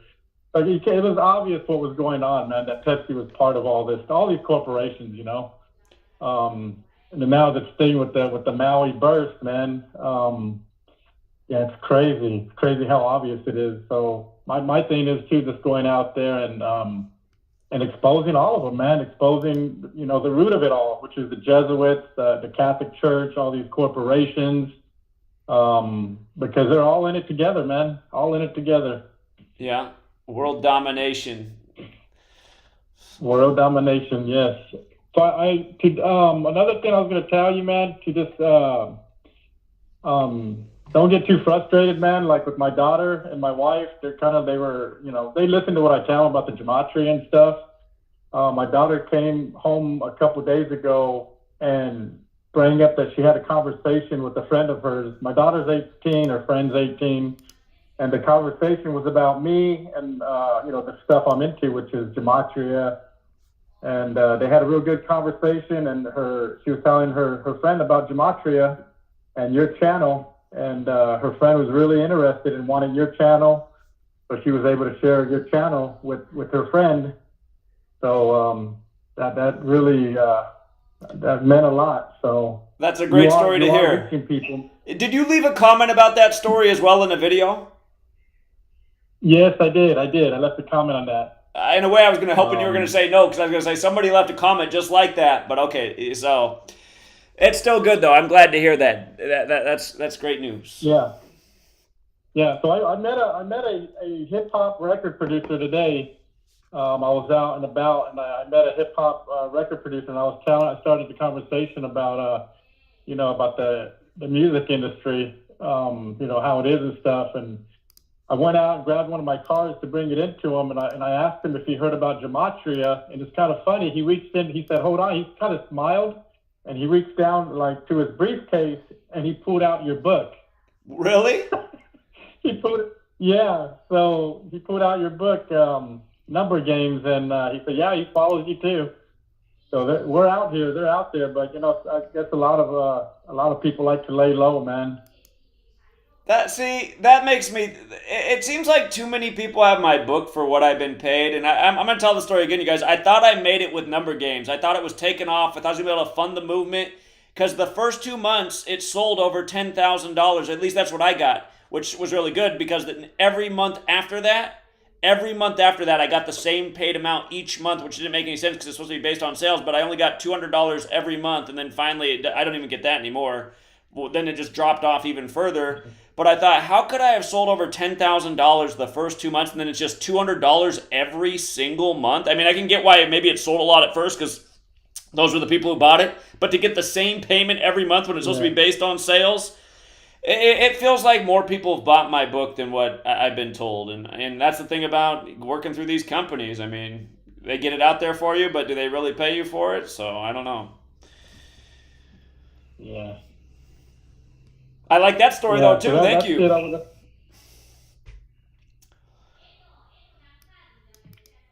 It's good to know it's getting You out cut there. out. Oh, there you go.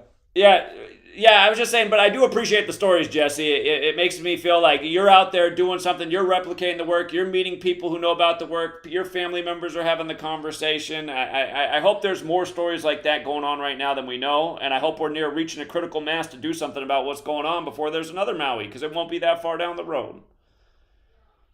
Yeah, who was the caller that you said met you in Seattle, and he kind of like he needs to get better at speaking when he goes out there. I say like for me, the more I go out there, the better I get at spreading the knowledge, man. Because I mean, even like going out there, my mindset is like, why should I feel nervous or intimidated by going out there? Because all these people that I'm trying to reach are basically asleep to what's going on, So it's I don't get nervous, man. I feel like it's something that I need to do and it needs to be done. And I just go out there with courage, man, and just try to go at the same time, sharing the knowledge, and also like I'm real big on inspiring, motivating, and encouraging, like especially the younger generation, man. Letting them know what's going on, inspire them to, if they have a talent, use it and get out of the 9 to 5 and try to work for yourself, man, and all of us just stop feeding, as much as we can, man. Stop feeding the beast, man. Don't put your money into all these corporations. Instead, find one of these mom and pop stores to give your money to, man, because that's what they want to do. They want to get rid of all these smaller companies, and that's what they're doing, man. But that's what I do. I kind of try to find, even when I go eat, man, I try to find a good, mom and pop, like a family-owned restaurant, and that's where I go eat, or I try to put my money into.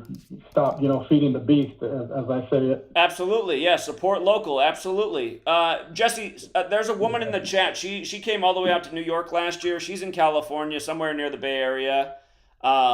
She was out of town when I came through last time, but she said, where are you pounding pavement in Sacramento? She'd like to join you.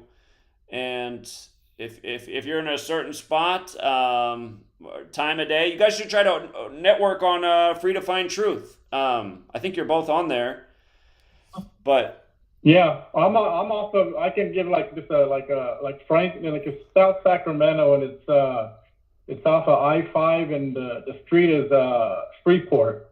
That's kind of like one of my best areas because there's a lot of traffic that kind of piles up there. And there's some other locations, like sometimes I go downtown and I try to hit these locations like at rush hour. Because here's the thing, Zach, we're getting into a time. I mean, it's changed. A lot of stuff is changing out there to where once people get off work, man, it dies out pretty quick. So you got to know what time to go out there. Because I'll say like rush hours out, like lunchtime, like in the evening when people are getting off work, those are the best times to go out there. And you got to know what locations to hit too, where these traffics are. You don't want to go to a location where cars are just going, like just coming and going really fast, where you don't have time to get your message out. You want to pick a spot where the traffic's going to, where it's kind of like traffic just gets there and it sits there for a while, so they can at least hear you for like 5 or, and the longer they can hear your message, the better, You don't have to keep repeating yourself. Sure. I kind of planned it out. Yeah. Sure. She knows the spot that you're at. Are you just doing it whenever you can, or are you going out there then at certain times on a schedule? Yeah.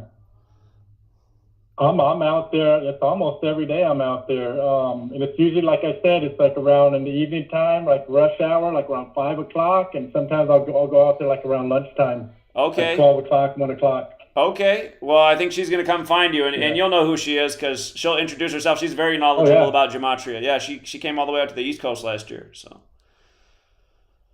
Okay, we'll be waiting for her out here. Sure. And whoever else wants to come out, man, and I'm looking forward to you if you're going to come out here for Kobe Day. I'd like to be out there too, man.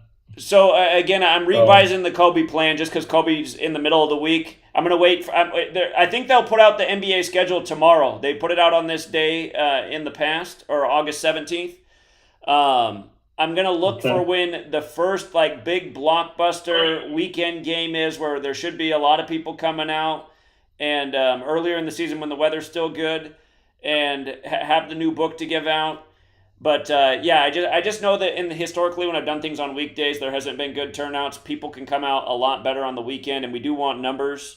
So yeah, I want to do something big at the start of the NBA season, and then let's do something again in the season, and then also definitely be there the day they unveil the Kobe Bryant statue, August 8th, 2024. I think we got to be there for that. So. Yeah. Hey, real quick, Zach, and I'll let you go. From that the Great American Eclipse in 2017, because I'm thinking about the 8th, right? And you just mentioned that Kobe Bryant, that statue being put out on 8/8. From that Great American Eclipse, I'm sure you probably went over this already. In 2017 to from 2017 to the Paradise Fire, I think, was it 888 days?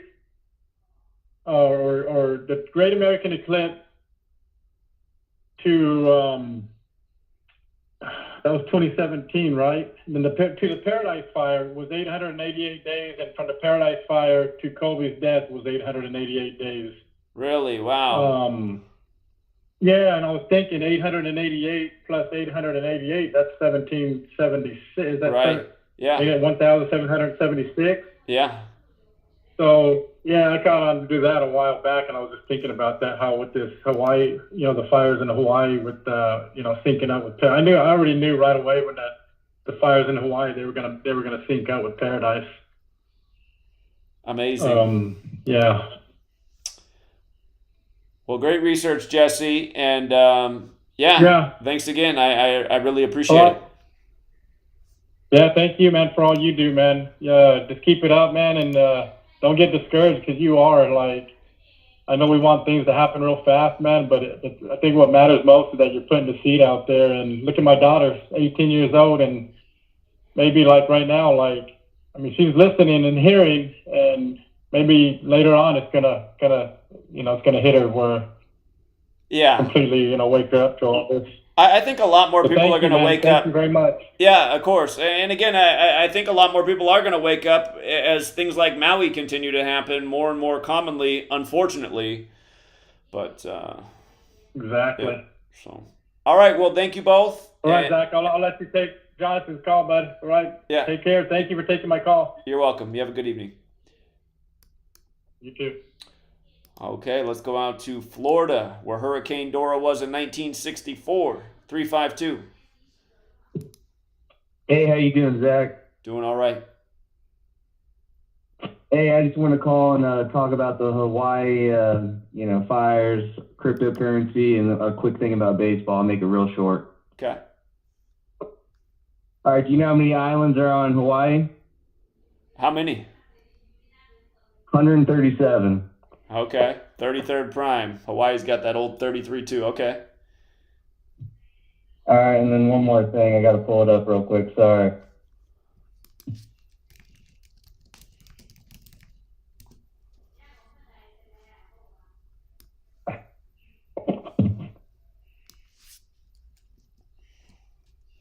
So it caught fire 33 days after the state of Hawaii turned exactly 3,333 weeks old. Wait, what was the next one? So the islands caught fire 33 days after Hawaii turned 3,333 weeks old. Okay. And Hawaii also equals 33. Yeah, Hawaii's 33 indeed. Delaware's there's only in the most pure cipher, the alphabetical order with numerology, there's only 3 states that equal 33. The first state, Delaware, the 50th and final state, Hawaii, and the 6th state, Massachusetts. Kennedy's also 33. But then if you also run it in reverse, there can be a 4th state that's 33, and that's New York. Okay. And by the way, New York and Hawaii, the Pearl Harbor and New Pearl Harbor thing. So interesting. Yeah. All right. And then not to mention, the green lasers going over Hawaii back in January when all that bullshit about UFOs were going on. Lasers has the Gematria of 88 as well. Lasers is 88, like energy and weapon to go with the 88 date. And you want to hear something even crazier? Joe Biden posted on August 7th a mug of him drinking coffee, and it had laser eyes. Now, usually that's laser eyes and diamond hands for cryptocurrency, so everybody in the crypto community thought he was talking about crypto, but now we kind of understand what he's saying. And then when he talked about the aid that he was going to give to Hawaii, he said he was laser focused in the tweet that talked about the $700 that he was going to give to each person that lost their home, that everybody was all pissed about. $700 because your life just got destroyed. Sorry, if you were in Ukraine, we'd have a lot more. So. Yeah. Crazy. So, and then the other thing with cryptocurrency, everybody thinks that XLM is the crypto that they're talking about for The Economist magazine in 1988, but it's actually the Cosmos Atom logo, and it's literally the same exact logo. It's with, the Phoenix has a chain with a coin wrapped around his neck, blockchain, with the same exact logo as Cosmos, and Cosmos is supposed to be the crypto that connects all the blockchains together, like Ethereum, Bitcoin, whatever. It's like a cloud that's going to run everything. Like kind of like the Internet of Things, you know what I'm saying? Huh. Interesting. Okay. Yeah, so a lot of people think it's stellar. It's got 2 lines going through, but if you look at the Cosmos logo, they have Atom as the coin, and it's different. It's an atom. But if you go to the Cosmos actual website, it shows the exact logo that is in the 1988 Economist magazine. Very interesting. Okay. 88 again. Yep. And one other quick thing, I played baseball with Pete Alonso. He won the home run derby twice in a row. Yeah. I knew him since I was 13 years old. He went to Jesuit High School with Lance McCullers. He transferred to Plant High School his senior year, but they played in the state championship 3 years in a row, lost each time.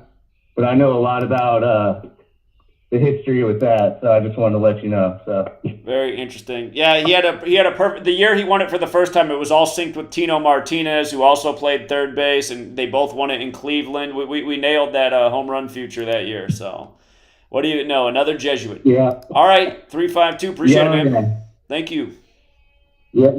All right. Yes, sir. Yeah. Take care.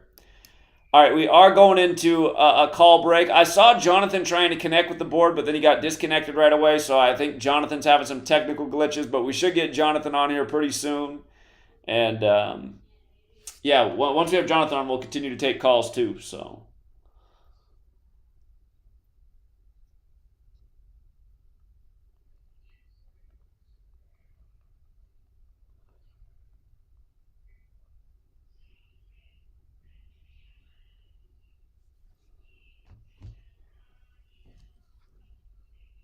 I got a good philosophical statement for you. Life was designed to respond, to deserve, not to need. On this planet, it doesn't read, if you need, you will reap. No, it reads, if you plant, you will reap. You say, well, I really need to reap. Then you really need to plant. Life wasn't designed for the needers. Life was designed for the planters. Life doesn't respond to what we need. Life responds to what we deserve by activity, belief, faith, action, movement. You gotta take a step. So one of the things to make clear when you're bringing somebody on board is say, Mary, if you step, we do these things. If you take 3 steps, we go this, this, and this, and this. And if you do this, we do all of this. But if you don't move, we don't move. It's very important to make it clear. Why? Because everybody needs to pay. Everybody needs to pay. Even if the payment is only token, it has to be paid. Because life responds to deserve. Extendivite is more than just a heart tonic. Do you have any of these symptoms? Night cramps in the hands and feet. Your arms and legs often go to sleep. On short walks, do your legs get aches and pains? Is your memory worse than it used to be? Ankles that swell late in the day? Has your blood pressure increased lately? If you answered yes to even one of these questions, you may have early warning signs of arterial blockages. Your body is saying that it is time to take Extendivite. These are not the normal signs of aging. They are the warning signs that accompany blocked arteries. Get your Extendivite today. Extendivite is available in capsule or liquid form for just $69.95 for a 2-month supply. To get started, call 1-877-928-8822. That's 1-877-928-8822 or visit heartdrop.com. Extend your life with Extendivite. Hey everyone, it's Mark Sargent from Strange World, broadcasting live every Tuesday evening, 10 to 12 Eastern, 7 to 9 Pacific, right here on Truth Frequency Radio. Strange World covers a wide range of topics, From enclosed world theory to lunar waves to the end of the world in film, it's basically doomsday with a silver lining. With the audience as my co-host, we take an optimistic approach to all things conspiracy and promote confidence, hope, and humor whenever possible. If there's a topic you want us to cover or a guest you would like to see interviewed, please email me at msargent23@comcast.net. So please join me and tell your friends about Truth Frequency Radio, the leader in real radio programming, bringing you quality, cutting-edge broadcasts from around the world.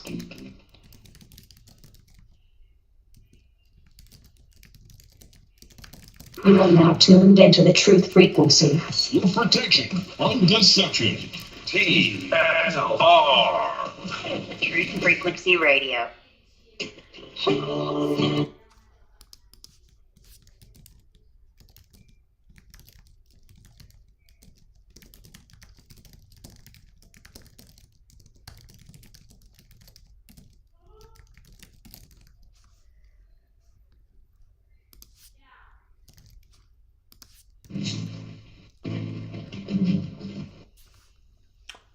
All right, we're back, Truth Seeker. Just something I meant to cover, and it's a post I didn't finish. I'll get it finished on my website here pretty soon, but I did talk about the 127 pattern with Pearl Harbor, the new Pearl Harbor, and what just happened in Maui as the governor compared it to 9/11, where buildings 1, 2, and 7 fell.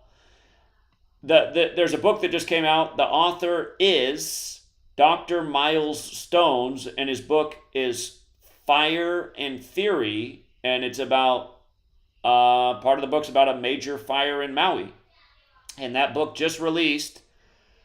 The book's 44 pages long too, you guys. But it's a bestseller on Amazon that just came out about a fire in Maui. And it's called Fire and Fury, and it's 44 pages long. Again, you guys, I mean, just in Gematria, Maui equals 44 forward, 64 in reverse. Like how we talked about the states turning 64. The word kill is 44 and 64. Harp is 44. Moana's 44. Military's 44. Sodomite's 44. Obama number 44. Again, every word or set of words will have 4 numerical values. Look at the gematria of this book, Fire and Fury. 127 in the most simple cipher. We just talked about 127 again. 64, like Maui, like how old the state turns. Fire and Fury in reverse is 170, like sacrifice, and also 62 in reverse with numerology, like sacrifice. And Obama just turned 62 4 days before this happened. And they're just saying this is a coincidence, you know, that this 44-page book was just put out about a fire in Maui called Fire and Fury. Again, we need to talk to Dr. Miles Stone. Did somebody put him up to this book? Was he told to make it 44 pages? I need to get out a bunch of books that are that same length on all kinds of topics to wake people up. But and his book's about climate change, you guys. His book's about climate change. Maui's the example. His example in the book just became reality. I mean, you know, it's just, isn't it something just being aware of the cabal and their number code and the struggle at this moment in history is that we got these people figured out who they are, for what purposes they operate, you know, why they're doing this.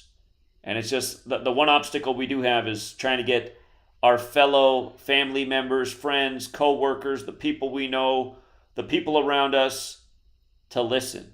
They're just so taken in by these narratives that come from the authorities that never make any sense. Okay, let me see. Do we have Jonathan on the line? We do. We got Jonathan. All right, what's up, Jonathan, man? 50 years of hip-hop. Magoo at 50 on the kill date. Did you see this latest news? This Atlanta rapper announced dead on the Jesuit order's birthday? Yeah, I just heard about that last night. Yeah, all eyes in Atlanta. Well, so, I mean, it's just remember, all year we've been saying there's going to be a rapper that dies at 50 for the 50th anniversary. We've been saying it all year. And we pointed out At that the first kill I thought it date. was- Yeah, we pointed out the kill date was right after the anniversary, and sure enough, that's the day it happens. Magoo at 50 on the kill date. We 44. pointed out the kill date. Now, I was thinking it was going to be Busta Rhymes, but then he turned 51 on in May, so then he made it. So after he turned 51, then I knew it wasn't going to be him. But what's crazy? You can hear me clearly, right? What's crazy? This is just a coincidence. Is that Magoo dies on the kill date while I'm in Virginia? Now that's just a coincidence, obviously. Right. But yeah, I mean, let's just get right to it. So it's the 50th anniversary, right? And let's just start with the number 50. Okay, so remember DMX died at 50 years old. And he was one of the biggest rappers in America. The word America equals 50. Mary J. Blige grew up in Yonkers just like DMX and the group The Lox did. Mary J. Blige was 50 years old at the time of X's death. So let's talk a little bit more about 50 as it relates to Pop Smoke and 50 Cent. I'm listening. Now, so here we go. Okay, so Pop Smoke died on the 50th day of the year. Like, it's kind of like 50 Cent, who executive produced his multi-platinum debut album. The day Pop Smoke died leaves 316 days left in the year. John 3:16 is about how God loved the world so much that he gave up his only son, and whoever believes in him will have eternal life. Remember, at the time that Pop Smoke died, 50 Cent was in the show Power that he executive produces, and he killed his son.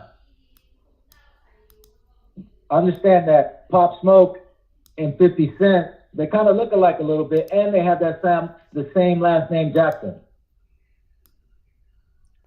So Pop Smoke was the biggest rapper to die in 2020, along with King Von.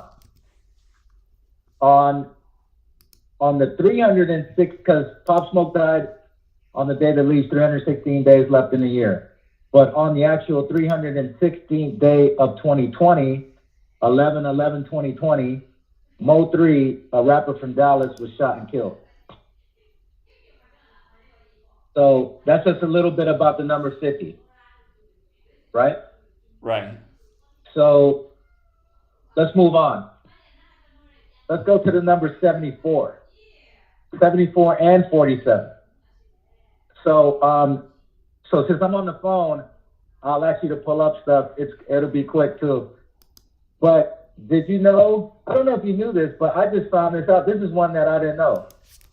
Did you know that Tupac's last show was on 7/4/1996? Really? July 4th?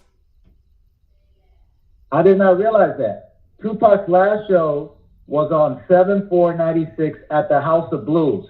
The word House of Blues equals 59. This was also a date with 126 numerology. And of course, Tupac represented LA. And of course, Kobe represented LA, even though they weren't originally born in LA. But on the day that Tupac had his last show was a date with 126 numerology, kind of like how Kobe died on 1/26. Now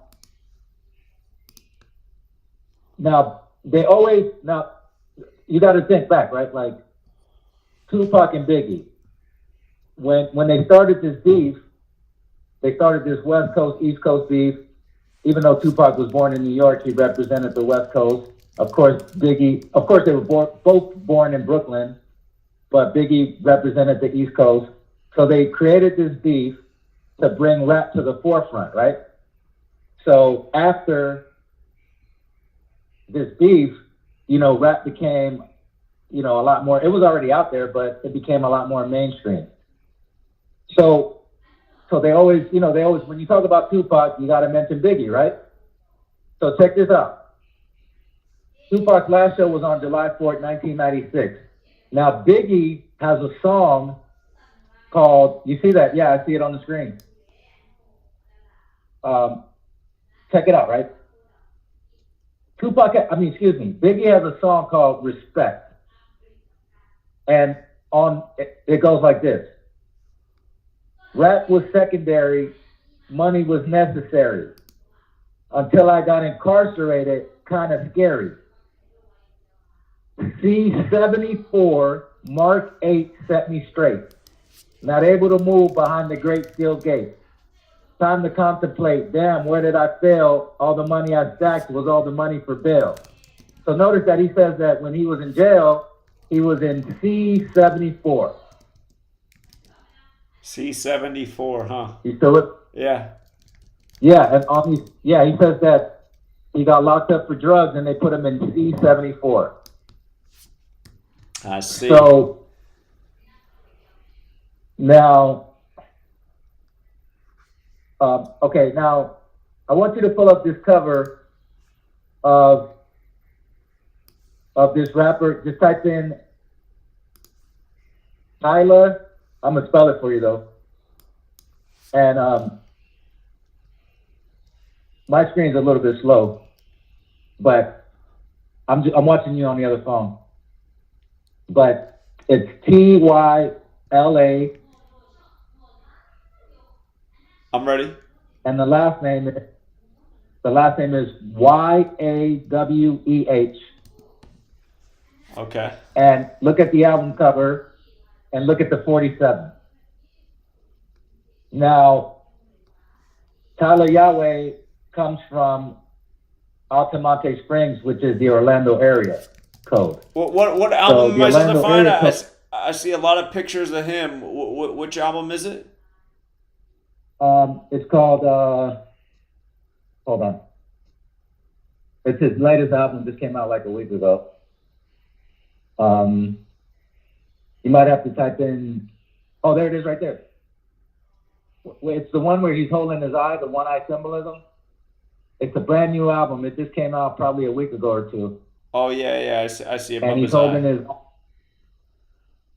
and you see, if you look at his head, right, it says 407 till I die, and he's got the one eye symbolism. Yeah, I see it. He says, now the 407 means that in the Orlando area code is 407. Okay. Right, but in numerology, the 0, and he's from Altamonte Springs, which is basically the Orlando area code, but in numerology, the 0 doesn't count. And so it's another 47. And he's got the one eye symbolism.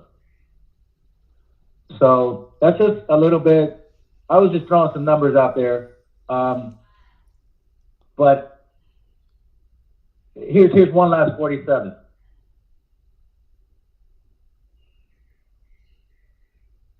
Well, I'll come back to that. I'll come back to that to that other 47. So basically, back in the 70s, a lot of the soldiers were coming back in 1970. Up in the early 70s, a lot of the soldiers were coming back from Vietnam, and they started realizing, what a big scam it was for them to join the military. And, they got tired of disco. And, they basically realized how they've been used for the government's agenda. So they got tired of disco and they wanted something that related more to their reality. Now here comes his music. And that originated, the Bronx gets the credit, right? New York City. Jonathan, have you watched any of the 8-hour hip-hop birthday celebration in Yankee Stadium from August 11th? I have not. Did you see what I was talking about that happens in the first hour? With I heard Chuck bits and Schumer and pieces, Kathy but- Hochul and the child she brought out that says the future of hip hop. You should watch it when you get free time. I've only made it through like the first hour and a half, but I thought it was real weird that they started the show with Eazy-E's music in New York, because it's not the right coast and it's not the birthplace. So I just thought that was real interesting. That was the first song on, and but yeah, go ahead. Also, they started it with Easy. They started it with Easy, huh? Yeah, and you know something I noticed about that, because it just started to make me look more at Eazy-E. If I had to say, like, just a more likely starting place would be actually a New York rapper from the 70s, or just even like a New York legend like Nas or Biggie or even Jay-Z. But I mean, Eazy-E's just a really weird starting place. It made me look how far it was from Eazy-E's death. Because again, there's a parallel with all of them, right? Eazy-E's birthday is the day Tupac is shot, and Eazy-E died the year before Tupac. And then Biggie dies after Tupac, and Tupac died on the Ready to Die album anniversary. But I noticed that from Eazy-E's birthday, or excuse me, not Eazy-E's birthday, from the day that Eazy-E died to the day that Biggie died was 102 weeks. And we know where that number connects, right? Slavery and the N-word and all this stuff. And it's the reflection of 201, like Eazy-E died 201 days after his birthday. But yeah, it makes me feel like I need to do a deeper investigation into Eazy-E. It's so weird that they would play his song first, I thought. So anyway, I just wanted to see if you saw that. Well, that's interesting, because this just goes right back to the number 47. So Eazy's debut album is called Easy Does It. Easy Does It equals 47 in the most important cipher, full reduction. Tamika Woods, which is his wife, equals 47. On April 7th, 1995, a date that can be written 4/7, Compton Mayor Omar Bradley declared April 7th Eazy-E Day. This was the day Eazy was buried. And that's the 97th day of the year, kind of like how his birthday is 9/7, right? Right, exactly. But Eazy is another 38 special. He the NWA equals 38. Right. Yeah. And so just back to what you were saying earlier, you already mentioned this, but Ice Cube, which is a former member of NWA, has an album called Lethal Injection. The album starts with a skit called The Shot. This album released in 1993 on Pearl Harbor 12/7. Day. On Pearl Harbor Day. In 93, man, that's exactly what I'm talking about. The ritual that they just did with it's 93 again. It's 127 again. Again, it's because these numbers represent the cabal that's doing this over and over. But okay, so Saturn is the keeper of time. The word Saturn equals 93. The word stretch equals 93, and Stretch is the next rapper on the list. And so after Eazy died, Stretch dies, which was Tupac's homeboy, and the word stretch equals 93. Eazy-E and Tamika Woods got married at approximately 9:30 p.m. The word Rootless Records equals 93. So now just back to The Shot, right? So Ice Cube has got this skit called The Shot on the album called Lethal Injection. But guess what? Ice Cube has come out to say that he never took the shot. I mean, he never took the jab. So it's just funny. Like, he has an album called Lethal Injection. He has a skit called The Shot, but he never took the jab. Supposedly, that's what he says. He says he never took the jab, and supposedly he lost $9 million on a movie because, everybody had to be jabbed up. But that's just crazy, right? Like, he never took the shot, but he has a skit called The Shot. Exactly. And from the day that album came out to the day that Eazy-E was diagnosed with AIDS, February 24th, that was the day of the Kobe Bryant Memorial, That's the day the Gregorian calendar rolled out in history. But 444 days, 444. I mean, Jay-Z has that album title, but in Sumerian Gematria, rappers 444, killings 444. Anything that's 74, which we typically talk about in Sumerian Gematria, becomes 444. So. Just like that Jay-Z album, right? And Masonic and Jewish Gematria is 223 as well, just like how hip-hop music started on August 11th, the 223rd day of the year, or that's the birthday, so they say. And then, so the founder of Death Row, Suge Knight, once said on a television show how killing someone with a contaminated blood injection is what he called an easy thing, was the new way to kill people rather than shooting them. This is what he said on a television show. And again, that just goes with recent history, right? You had Sandy Hook, and then on the anniversary of Sandy Hook shooting, you had the first vaccinated American, a black woman, Sandy Lindsay, on the anniversary. And then the next year in New York, they're saying get your third shot. At the same time, Steph Curry sets the three-point record on the same day, passing the Yukon product, Ray Allen, like how Sandy Hook was in Connecticut, all these shot things, basketball. Again, the NBA with COVID, all the entertainers they used to sell the products.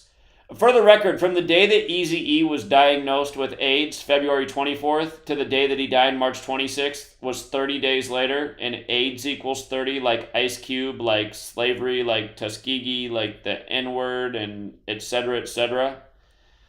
So, what are the odds? Oh, isn't vaccine 30? I almost forgot. Vaccine's 30.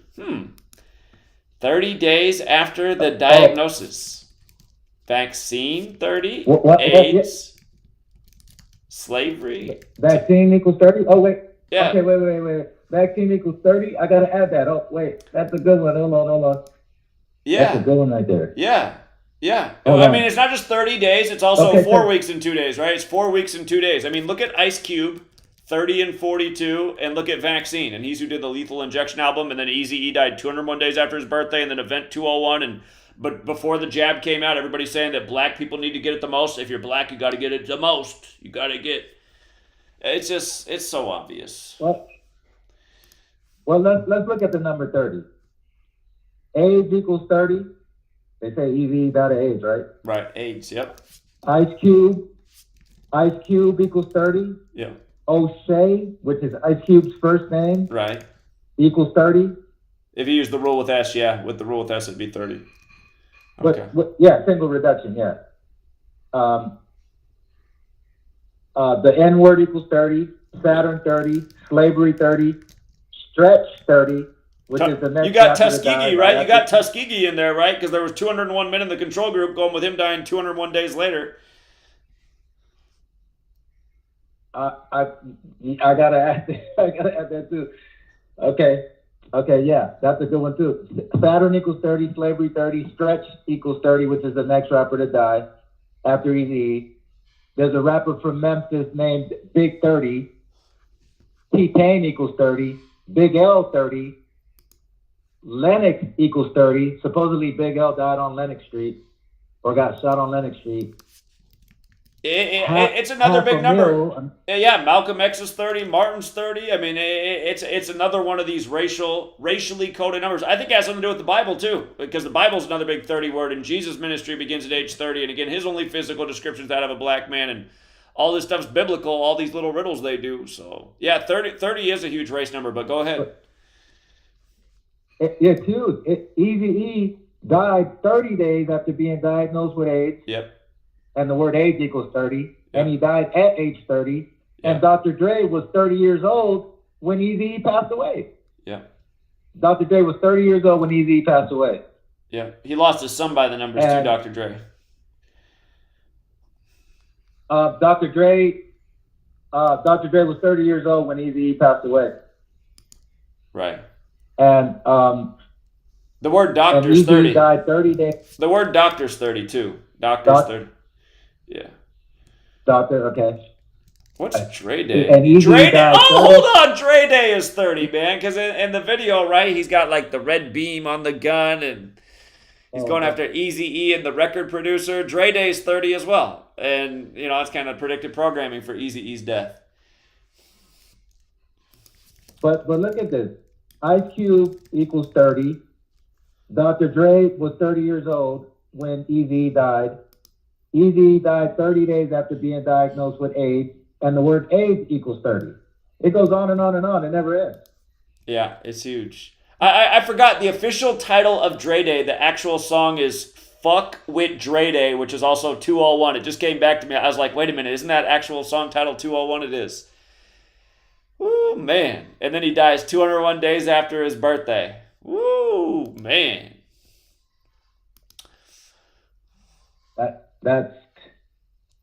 That's key right there. Like that 201 is so huge. If it gets worse, man. It gets worse. Are you kidding me? Do you remember how so Claydex was the sister simulation event 201, and it was on May 15th. What day did Dre Day come out? The music video, May 15th. Wow. This thing.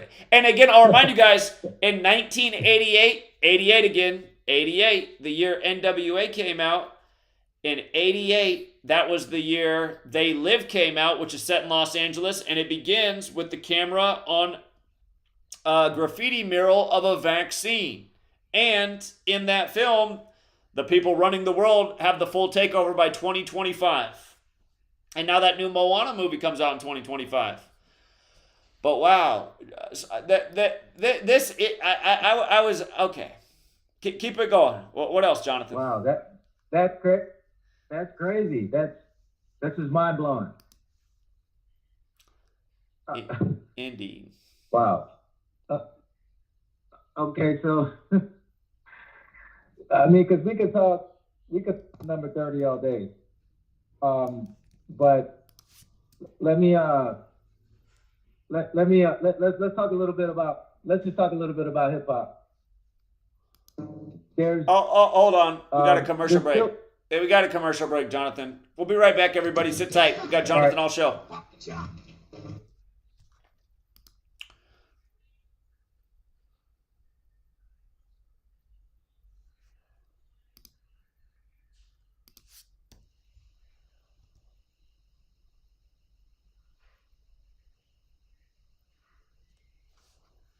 This is iHeartRadio. iHeartRadio. iHeartRadio makes you want to move. When you have a great melody, song feels right. Instantly connected. I love it when the beat goes. Did you know you can listen to Truth Frequency Radio on iHeartRadio? Just download the app to your smartphone, or smart TV, and get the best of TFR wherever you are. iHeartRadio. I'll see you there. So, you love talk radio? Then you'll love TalkStreamLive.com. TalkStream Live is always on, 24/7, with the best streaming talk shows. Find your favorite talkers and discover some new ones. It's free, readily available online or on mobile with any smartphone or tablet. Finding your favorite talk shows all in one place has gotten a whole lot easier. Just go to TalkStreamLive.com. Be sure to download the free apps from Google Play or the iTunes App Store. People, thank you.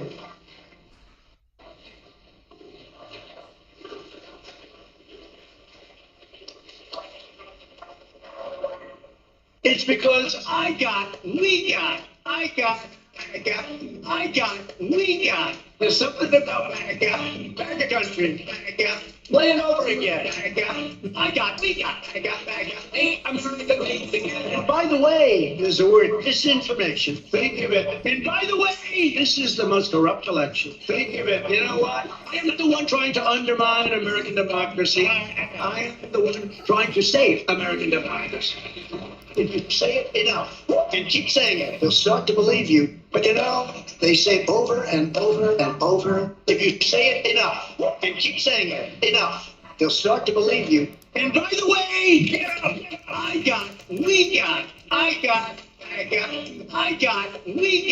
There's something about America country. Play it over again.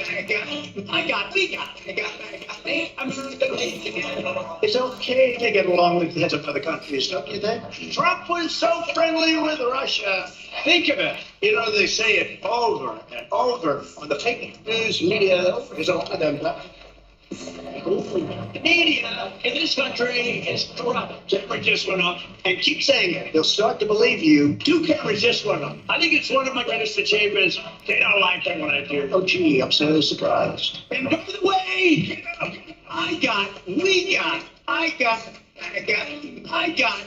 got. There's something about back a country. Play it over again. I'm trying to believe. They go and target.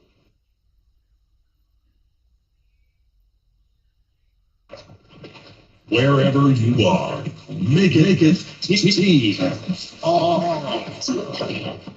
Frequency Radio.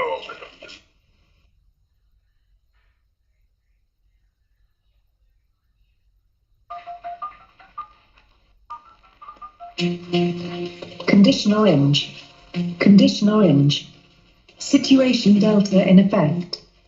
Please enter your agent number now, followed by the hash key. We have to create culture. Don't watch TV. Don't read magazines. Don't even listen to NPR. Time comes when silence is betrayal. More for themselves and less for everybody else. But I'll tell you what they don't want. They don't want a population of citizens capable of critical thinking. They don't want well-informed, well-educated people capable of critical thinking. They're not interested in that. That doesn't help them. Think for yourself. Question authority.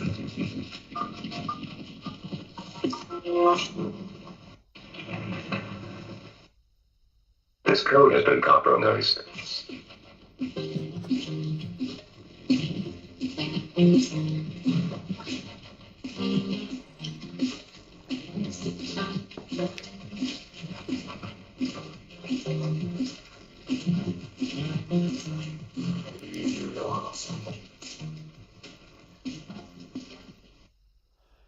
All right, we're back, True Seeker. We got Jonathan with us, and we're going over the 50 years of hip-hop Gematria style.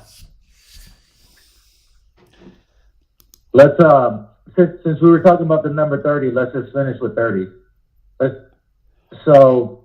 Hold on. I just remember something else about Eazy. Of course, his record label, Ruthless Records, is 201. And then the first act that he recruited is Bone, but Bone's original name was Band-Aid Boys, which is also 201. It's just like... And again, Bone was like the first occult mainstream hip-hop group. They got like the Satan chant on their first record with commercial success, so... Right, they used to play with the Ouija board. Right. So, since we were talking about 30, let's finish off this 30. So, Big L equals 30. They say he died on Lennox. That equals 30. Half a Mil, which is a rapper from New York, died at 30 years old. Tiger Woods, LeBron James, and Tyrese Gibson, which I know you already know this, all have birthdays on December 30th. Something is up with the birthdays and names of these three very, very famous black men, all born December 30th. It's important to note that December 30th is the only day on the calendar that has a numerology of 42 by adding the day and the month. On June 29th, 2022, R. Kelly was sentenced to 30 years in prison for federal racketeering and sex trafficking charges. On September 12th, 2022, PNB Rock was shot and killed in Los Angeles, California. He was 30 years old. T-Pain's cousin died on August 30th, 2016. She was stabbed to death at a local Walgreens in Tallahassee, Florida. T-Pain was born on September 30th, 1984. He has a hit song called Up Down, which equals 30.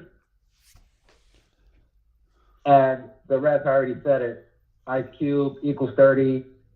Eazy would die 30 days after being diagnosed with AIDS at the age of 30. And Dr. Dre was also 30 years old at the time of Eazy's death. Just for the record, the day Kobe died, or excuse me, the day Eazy-E died is also the day that they put out the Kobe Bryant shoe in history after his death, that March 26th date. Remember that day is 263, like 263, the 56th prime, which also points back to the Jesuits. And again, there's parallels with Eazy-E, Tupac. Tupac died the year Kobe came in the NBA. Just same numbers over all these things. And yeah, you found a whole bunch of additional 30s, but it's obvious how they assign these numbers to these racial rituals. So. Oh yeah, that's a really racial number. And 30. It's not like, it's probably not. 30 relates to Saturn, because Saturn's return begins in a person's 27th year of life and it goes through their 30th year of life. And Saturn again is where the Grim Reaper comes from. Remember, Saturn has the 93 connection as well, and that's another number we've been talking about. But Saturn's 30-year return, and again, that's connected to death and judgment, and we're talking about all these rappers, all these deaths, the 30s there as well. That's usually not the number we focus on, but it's definitely part of the equation. Oh, yeah.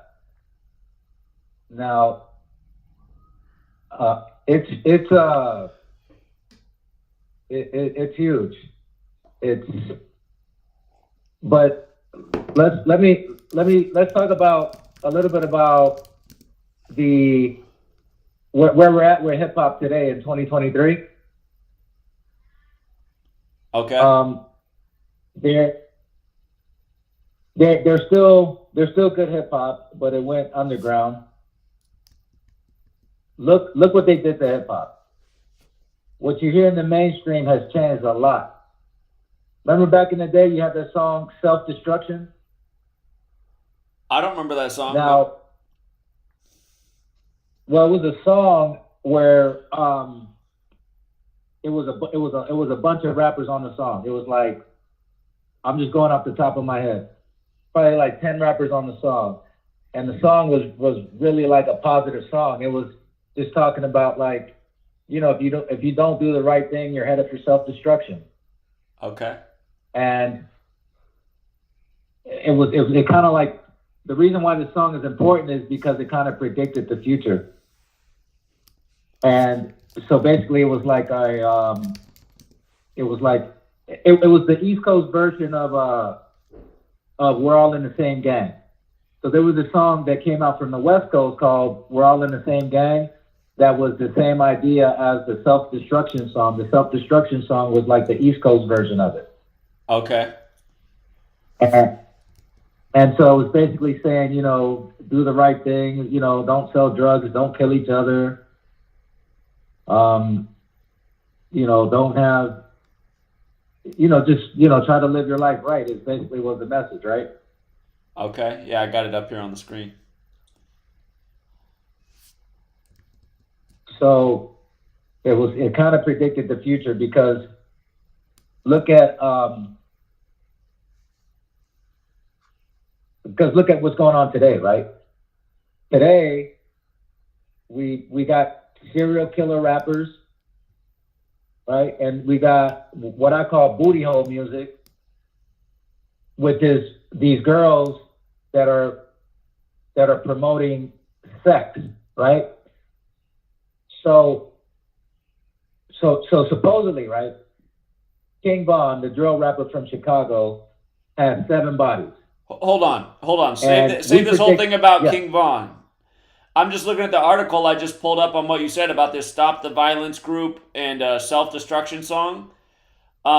It was in response to, you know, like violence from hip-hop shows. But right in the article, it makes the point that Nassau Coliseum at this time period banned rap concerts on September 13th, 1988. Like that was a milestone date and decision, and then other people followed suit. But September 13th, rap violence, Tupac Shakur's death date? On that same day, huh? September 13th. So yeah, that was 8 years before he died. And 8 years after 88, right? Hip hop, H, the eighth letter, the 8-hour show for the birthday. And remember that Sean Price died on 8/8. Right. And that was 8 years ago that he died. So the 8th of August made it 8 years since Sean Price has been dead. And he's like the most hip hop, one of the most hip hop rappers you can think about. I want to set something straight though. I might have made a mistake with the Lennox. It might be, I gotta check that. It might be, there is something that, it might be Lennox Ave, but Lennox, I don't see that it says 30. So that might be a mistake there, but there's something that has to do with 30 and Lennox. I don't know if it's Lennox Avenue, but that's just for the record. Just being on this website, looking up this story. Here was one from 2 days ago. Did you catch this? One of the members of Junior Mafia died. I know that was Biggie's rap group, but that was August 14th. That headline came in. Oh, wow, that's huge. Well, I didn't know that. And what do I always say? At all these rap groups, right, there's always at least one member that goes, except for Goody Mob and except for Bone. I can't think of any other crew. There's at least one rapper that's gone. From Onyx to Two Live Crew to NWA to Ghetto Boys to 3-6 Mafia. You know, on and on and on. But that's huge, though. It says huge. on Monday, August 14th, Special Ed, who co-produced the group's 1995 debut, Conspiracy, tweeted about Chico's passing. So, and he was one of the lesser known members because when you think about Junior Mafia, you think about Lil C's and Lil Kim. You don't really think about, you know, anybody else. You know, Lil C's, Lil Kim, those were the most famous members of the group, of course, besides Biggie. He died on the day leaving 139 days left in the year. That's another pattern, like September 13th, 13/9. Wasn't Big L shot on 139th? He was shot on 139th and Lennox. Yeah. So 139, I know that's another hip-hop pattern we've talked about. And, yeah, just the day he died was the day leaving 139 days left in the year. And didn't Tupac make fun of Junior Mafia in that one song where he attacks, like, all the East Coast rappers? So. Oh, yeah. There's probably something there with no that. doubt. Well, speaking of that, Mobb Deep, they lost a number 2. Yeah, in Vegas, where Tupac died on Sickle Cell Awareness Week or whatever it was, and on that same song, "Hit 'Em Up," that's the name of the song. I'm pretty sure he attacks Junior Mafia and Mobb Deep in that song.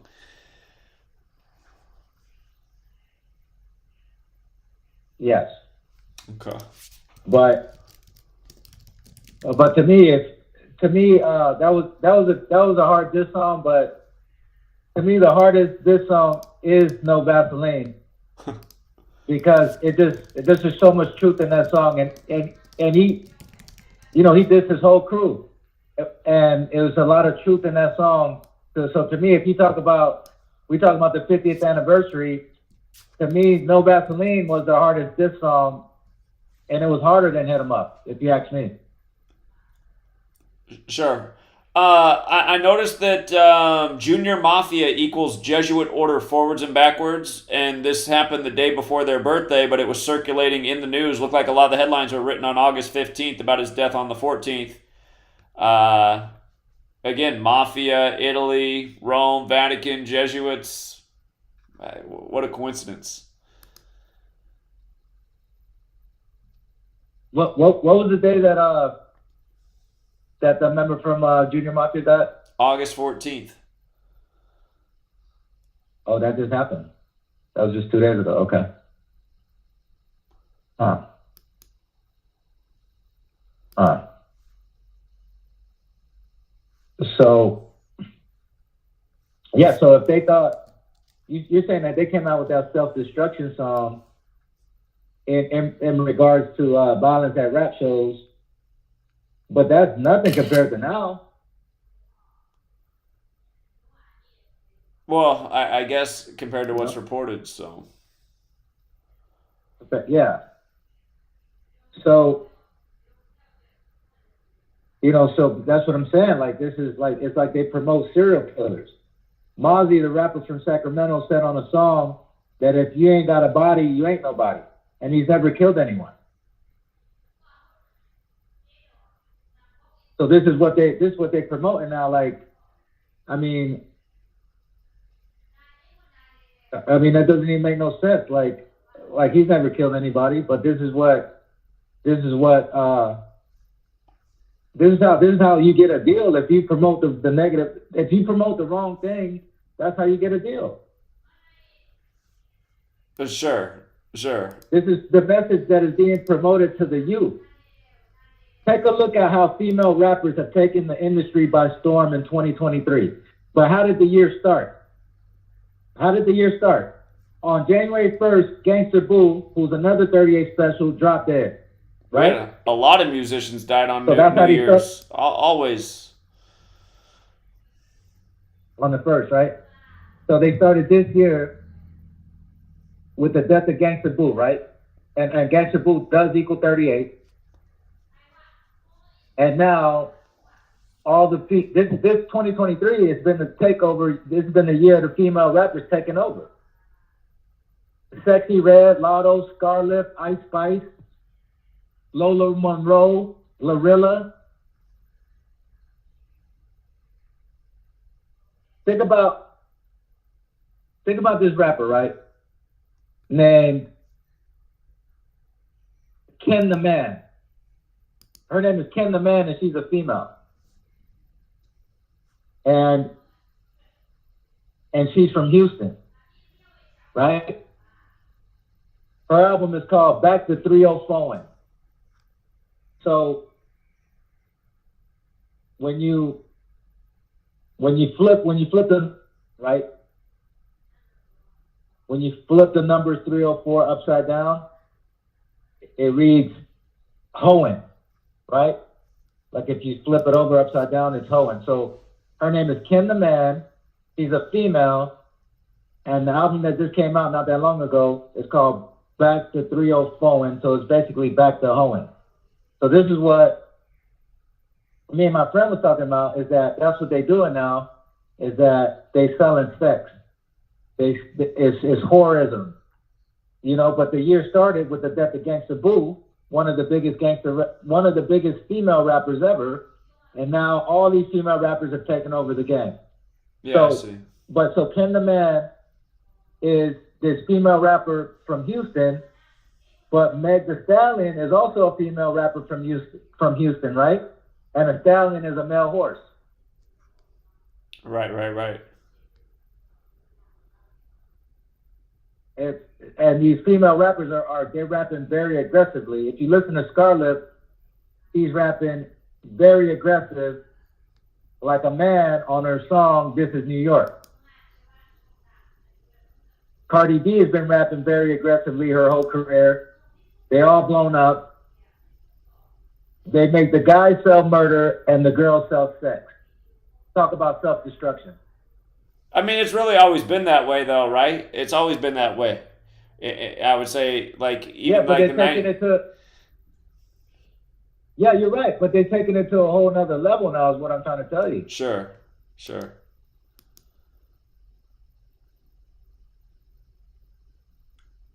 It's like, yeah, it's always been that way, but now it's like it's on steroids. Yeah, that makes sense.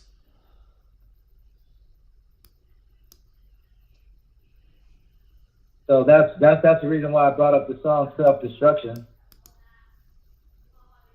Yeah, I'm glad you did. Look at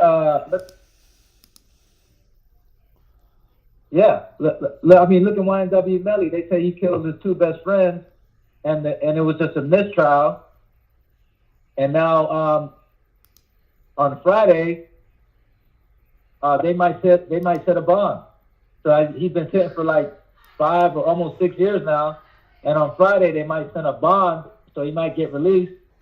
But the state has picked up the charges, so he's gonna go back to court in October. But he's probably gonna beat it, But it's the same thing with Young Thug, the rapper from Atlanta. You know, like how you started talking about how that DA has brought charges to Trump, and now she's the one who brought the RICO case to Young Thug, and also YFN Lucci, which Young Thug and YFN Lucci, they ops, right? They're beefing. So this DA is, I mean, of course, nothing's going to happen to Trump. He's not going to jail, obviously. But they always, it's like Atlanta's always a big focus. Yeah. Just in light of the 50th anniversary of hip hop, and that happened at the same time as, you know, the destruction in Maui and Hawaii, the 50th state, and right after Obama's birthday, just Black history, hip hop music, first Black president who's supposedly from Hawaii. But does Hawaii like have any other? Well, like I was just trying to think of a connection with Hawaii and hip hop music, and nothing was coming to me. Can you think of anything? I really can't, because I never heard of a rapper coming from Hawaii. I've never heard of nothing really hip hop related as it relates to Hawaii. I can't think of nothing. Yeah, just it starts with H. Yeah, I was just trying to think if there's anything else to it. I mean, just like the terminology of things being fire as Maui burns up. But yeah, okay. I guess I wasn't mistaken then. I was like, I can't think of anything Hawaii hip hop related. There's got to be something, but maybe not. It's got to be something. Jonathan, we got somebody on the line who came out to he was pounding pavement in California with us. He says he wants to get in on the call. He texted me, Eric, I don't see you on the call board right now. But yeah, Eric, but I want to show you. Go ahead, Jonathan. No, you can bring him on, but yeah, you can bring him on. But I wanted to show you one last 47, and I just want you to show you how he back in the what we call the golden era, right? Was the 80s, the 90s, right? So the rap was it was a lot different from what you heard on the mainstream. Like back then, it was positive songs like Self-Destruction, We're All in the Same Gang, That's the Sound of the Police, Public. It was very the music was that we heard on the radio was very conscious. It's not the same thing that we get today. Like what we get today on the radio, on social media, on the video is a lot different. It's selling sex if you're a girl, and it's being a drill rapper if you're a guy. And I'm not labeling the whole thing. I'm just saying this is what you see promoted. There is real hip hop, but it went underground. So to me, it's like you can see how you can see the major shift, right? Because if you're rapping about positivity and doing the right thing now, you're never going to be on the radio, or you're not going to get any promotion, period. So if you rap about what they want you to rap about, which is selling drugs, murder, killing, sex, which things that are going to affect the youth, like just think about it. Like for example, like Rick Ross, he never sold drugs, but he raps about how he sold all these drugs. But it can affect somebody who's young, and they might go try to sell drugs, and they're going to end up in prison or dead. So for example, like King Von supposedly got away with 7 bodies. Now you're listening to King Von. You're young. You want to join a gang. You want to go kill somebody because you think it's going to bring you street credibility, and you think that you're going to be able to beat these bodies. You're going to be in prison. So this is how they program us, right? Hip hop didn't start like this. That's why I'm telling you now. They're turning a lot of these rappers into serial killers. The guys. And the girls are selling sex. And it's not, I mean, you could say, okay, it's always been like that, but to me, it's on a whole nother level now. It's like on steroids. Sure. You got to take a look at this now. Look at what's going on. Okay, BLP Kosher, right? BLP Kosher is a rapper from Fort Lauderdale. By the way, BLP Kosher equals 47. I want you to pull up a picture of him, right? He is... How's his name again? He is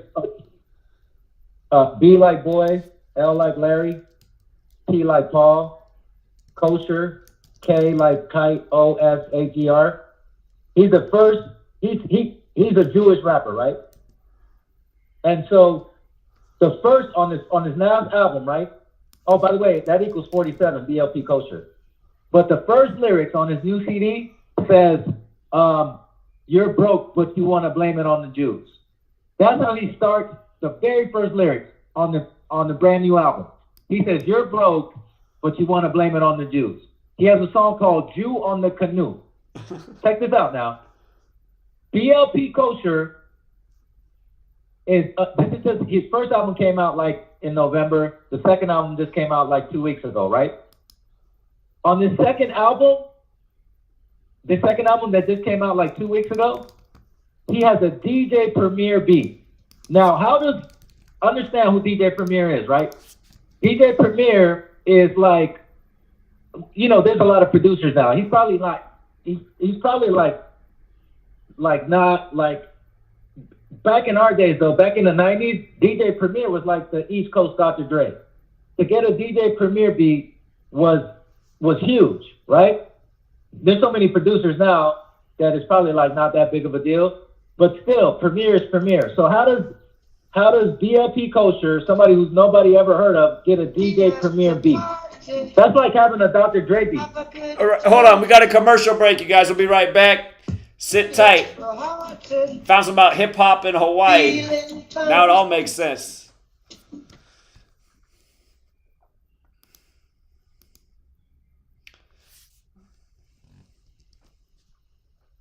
Blame.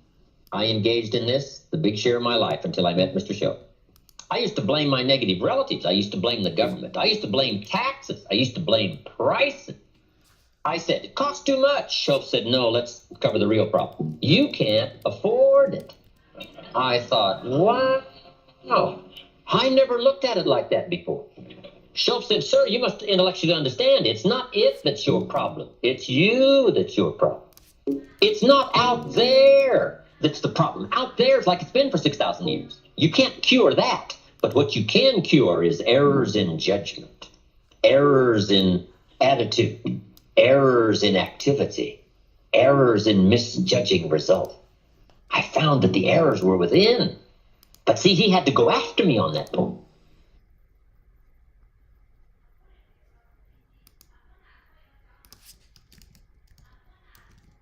Extendivite, a 7-herb combination made from garlic, cayenne, hawthorn, bilberry, ginkgo biloba, valerian, and milk thistle. Extendivite feeds our body with the right nutrients to keep us healthy. Just listen to what Arthur has to say. Just calling to tell you what a great product you have. I had used this about 10 years ago after I had congestive heart failure. And it fixed me up and got me going for the last 10 years.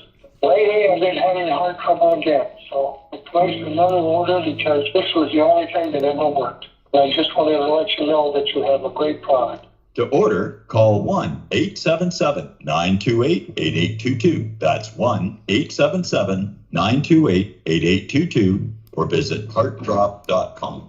Extend your life with Extendovite. Once in a decade, a true story comes along that remembers the future. After 6 Amazon bestsellers, I have completed the epic Birth Trilogy, a true story of Earth. By reading the Birth Trilogy, you will journey with the characters from the origin of Earth to its final destiny in a white-knuckle ride that combines the intrigue of Tom Clancy with the epic scope of Prometheus and Interstellar. You will learn more about the purpose of life, the mystery of death, and the true nature of your soul that you thought possible. The Birth Trilogy is now available on Amazon and Kindle. The audio version is a free bonus when you buy the paperback, so even if you're not a great reader, don't worry about it. I read it for you. Use the Amazon app today and buy the Birth Trilogy, spelled Bearth, or search for my name. I'm Brooks Agnew. No hate. No hype, no fear. We are TFR Frequency Radio.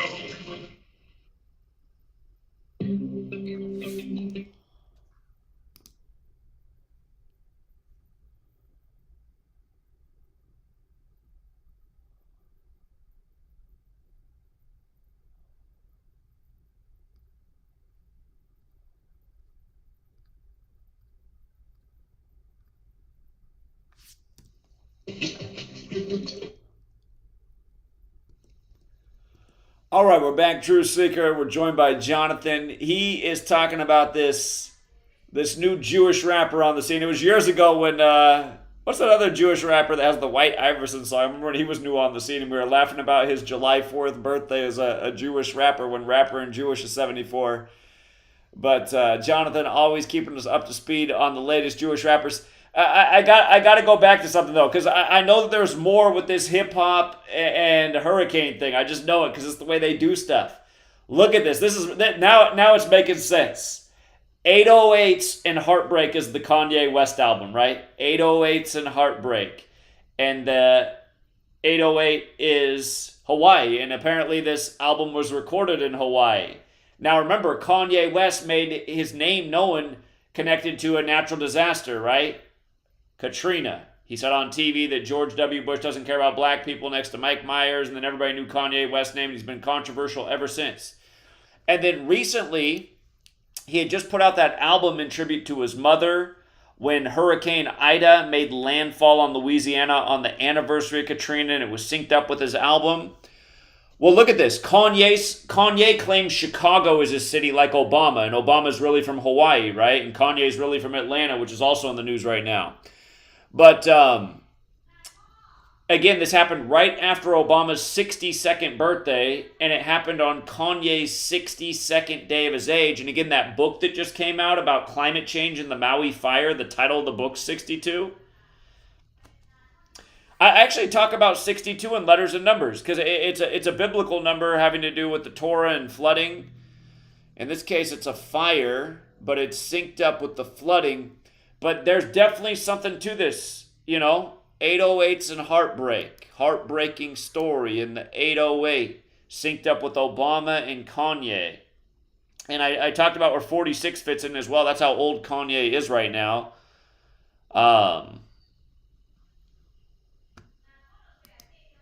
We're in the 177th month since that album came out. Remember, weather control equals 177 like the Jesuit order. But yeah. So there's probably some other hip hop things with Hawaii, but you got to figure out what they are. But okay, Kanye West, the rapper connected to weather warfare that we've talked about for a long time, and he's the first Hawaii artifact that comes up. Doesn't it all make sense? I mean, how does it check out so perfect? So that's it. Let's get back to Jonathan and the Jewish rapper. Just like we got the brand new Jewish governor in Hawaii on his 247th day of being in office, while the U.S. just turned 247 years old, Maui burns up. And then he references 9/11. If you guys didn't know that, the new governor compared the Maui fire to 9/11 in a war zone on the Jesuit order's birthday. All right, let's get back out to Jonathan. And let's take the call from Eric as well. He wants to get on the line real quick. I don't know if he's a family man, so he might only have limited time, but What's up, Eric? Hey, what's up, Jonathan? What's up, Zach? So quick, man, this might not be it, but it'll at least lead to it. When you said it earlier, Maui's area code 808. I'm going to read this real quick from Wikipedia. The 808 was a drum machine. So the 808 has been described as hip-hop's equivalent to the Fender Stratocaster guitar, which dramatically influenced the development of rock music. Then it goes on to say, Hank Shockley of the Bomb Squad production group declared that it's not hip-hop without that sound. The 808 is, from back in the day, that's what they started using. Wow. 808 is the area code for Maui? Yeah. Maui area code 808. Oh, I didn't catch that. I heard you must have just said it, Zach, but I just missed that. Wow, that's huge. Yeah. That's what I'm saying. Expound on that, Jonathan. You're going to know a lot more about that. But the 808 is the kick drum that everybody used. So that. Yeah. I knew about that. Yeah. But I didn't know that Maui has an 808 area code. Now it all makes sense. And he recorded that album in Hawaii. And yeah, this machine that's connected to hip hop history. And now it makes perfect. Isn't it crazy how they do it? And again, for all the people who can't wrap their mind around, that's why I was showing how in the first hour Chuck Schumer's coming out and Kathy Hochul, and she's telling you who the future of hip hop is. And she brings out the little 9-year-old who clearly doesn't want to be up there. Just how planned everything is, and just the ritualism. And again, it goes to show. I mean, what really made hip hop music what it is, we can see it. I mean, it's not to say they created it, but they made it what it is. The commercial success for the strategy that they've put on America, and it goes for all of this music too. It's more than just hip hop. It's that Tavistock Institute, like I said in 47. But yeah, really great find, Eric. That's crazy. The 808 machine. Now it makes perfect sense. Again, Hawaii's the 50th state. Listen, man. I love the work, guys. Yeah, thanks, Eric. That's a huge find. Appreciate that. Have a great night. Yeah. There it is, man. I knew there was something more about the 50th state and the 50th anniversary. It just had to be. So the 808 is supposedly the area code for the whole island? Is what I just heard? That's Hawaii's area code. Yeah, remember they had the scare the other year in the big ritual that was synced up with the NFL game where they all got an alert at 8:08 in the morning. Again, to go back to that, it was January 13th, 2018. They all got emergency alerts to their phone at 8:08 in the 808 area code that a nuke was about to hit the island. It scared the shit out of everybody. It took them 38 minutes to rescind the text and say it was an error. 38 minutes. But the day that they did that, we covered it. It was January 13th, 2018, the anniversary of the USS Boston landing on Hawaii and part of the overthrow process. And that day, Marcus Mariota, who's Hawaiian, the NFL quarterback, he was facing the Boston Patriots in the playoffs as he got smoked. And again, we were pointing that out before the game was played. We're like, well, this is a sign of things to come for Hawaii by Boston Patriots. And yeah, so, just one ritual from the world of entertainment to a big problem for Hawaii. And this is a bigger problem because they did. And that's the funny thing, too. They got a false alert that time, right? And then this time they get no alert. Their alert system doesn't even work. And it's a fire that burns so fast, like, according to the reports, if you didn't react right away, you probably are part of the Pompeii ash pile. So I knew we'd bring it together. All right. Go ahead, Jonathan. No, but that's just huge. That's huge. The 88 is, and that's why, 'cause like if you think about Sean Price, it doesn't get like more hip hop than him, and it just so happens to be that he died on 8/8, and that was 8 years ago. And now the 808 drum machine. Of course, I should have just thought about that. It was just so obvious. 808 and heartbreaks, and now this big thing in Hawaii where everybody's heartbroken. It all makes sense now. Oh, somebody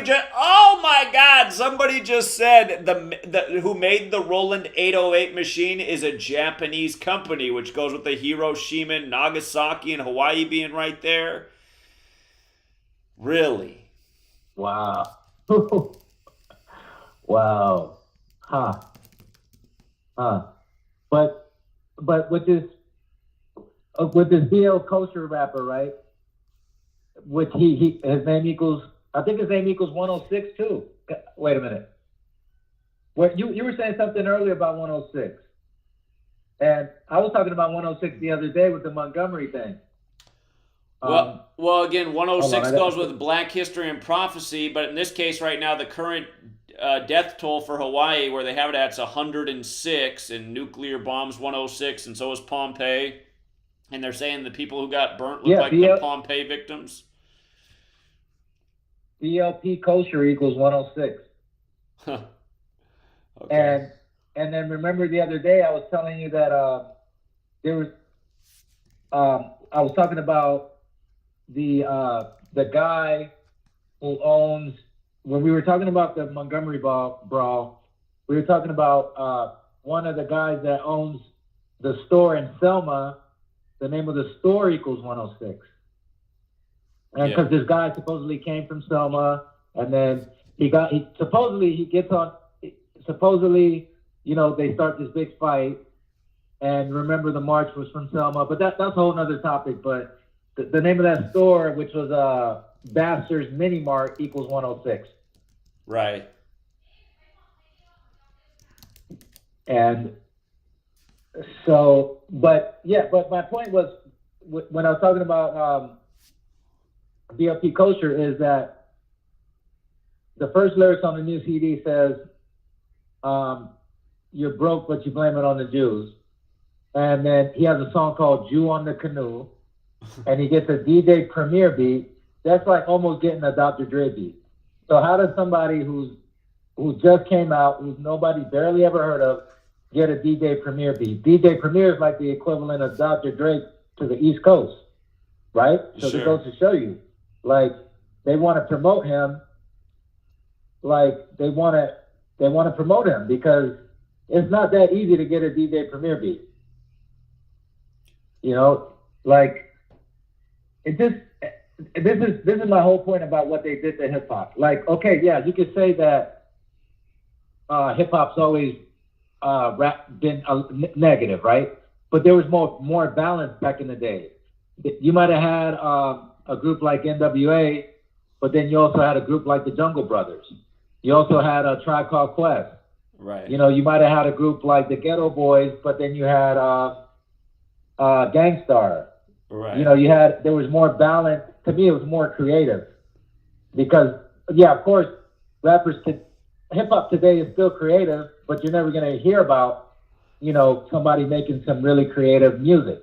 Like, you don't hear about, if I start rapping about how to start a business, how to invest, what can we do to change the system, to get rid of the system, what are we going to do to, you know what I mean? If we rap about stuff like that, nobody's ever going to hear about that. The last people that ever got any kind of push was Dead Prez.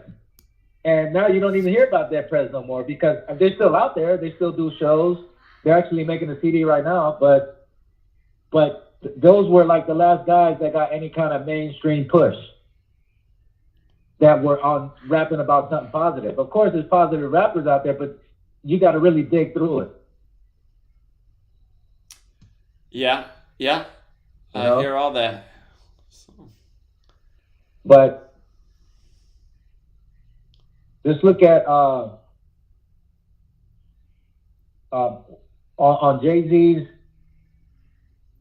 If you look at the intro to Jay-Z's album Kingdom Come, it's a song called The Prelude. If you could pull that up, I'll show you all these 38. He talks about 38, like. You're saying pull up the lyrics to that song? Yeah. So you can see all these 38s that he talks about. And of course, the name of the book is called 38 Special. I see the mention of Georgetown too. He mentions Georgetown in there. Yeah, look at this. Look at the lyrics to the song. Georgetown's on the 38th parallel. Georgetown's on the 38th parallel. He says Georgetown right before all the 38s. Oh, that's a good catch. That's a really good catch. So I was thinking about doing the first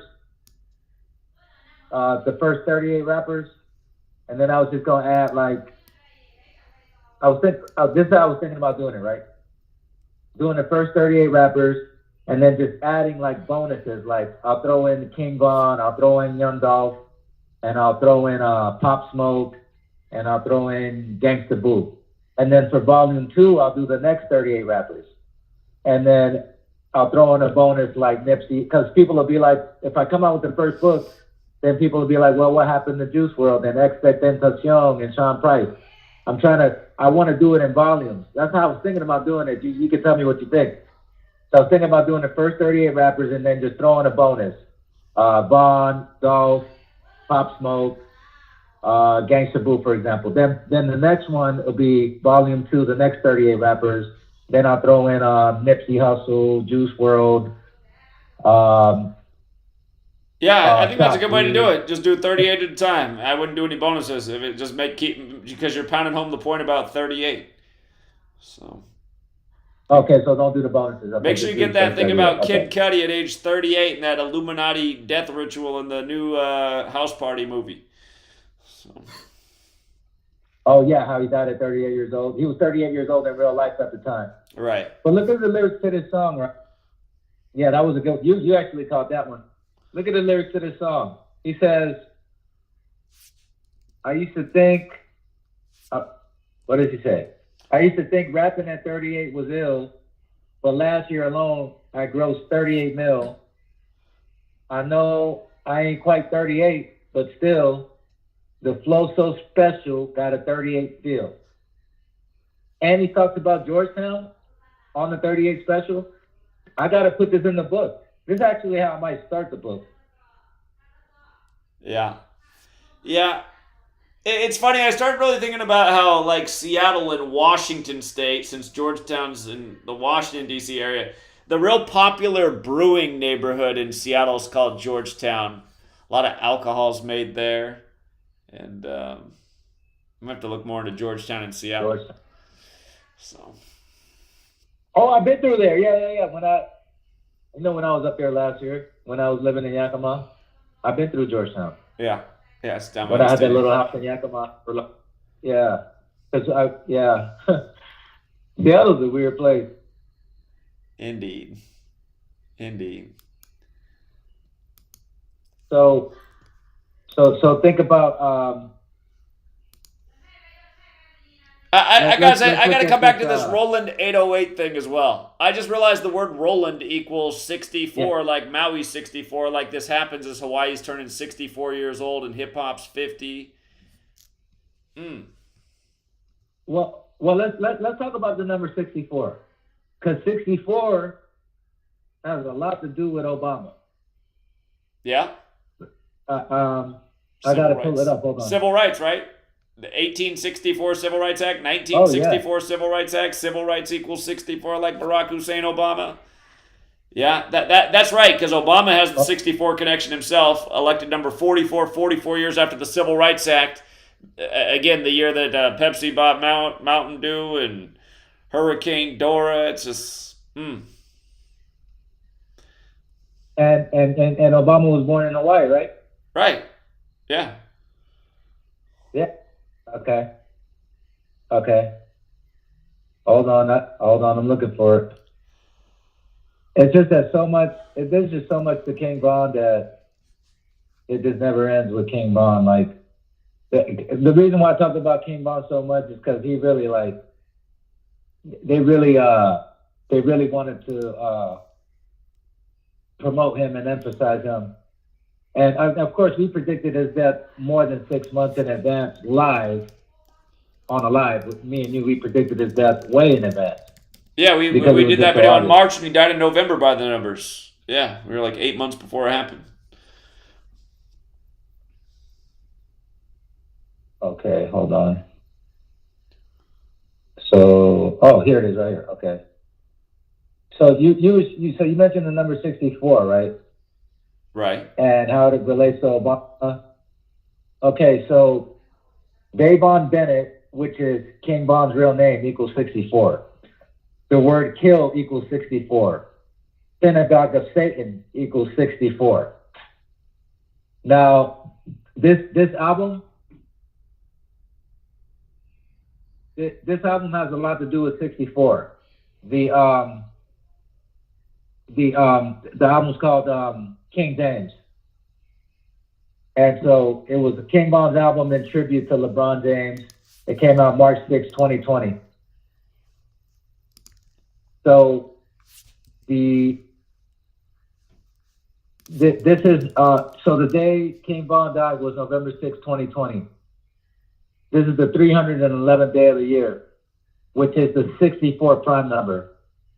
His album cover shows 64 minutes on the clock.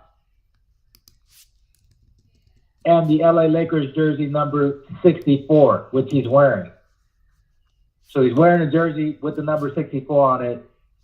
The clock shows 64 minutes on the clock. The original date for the start of the NBA Finals was supposed to be 6/4. Yep. That was the COVID season. The date was changed. The date was changed because of the coronavirus. King Von claimed 64th Street. 64 is related to killing. In 2009, when King Von was 15 years old, him and his family moved from Killer Ward to Parkway Gardens. Parkway Gardens equals 64.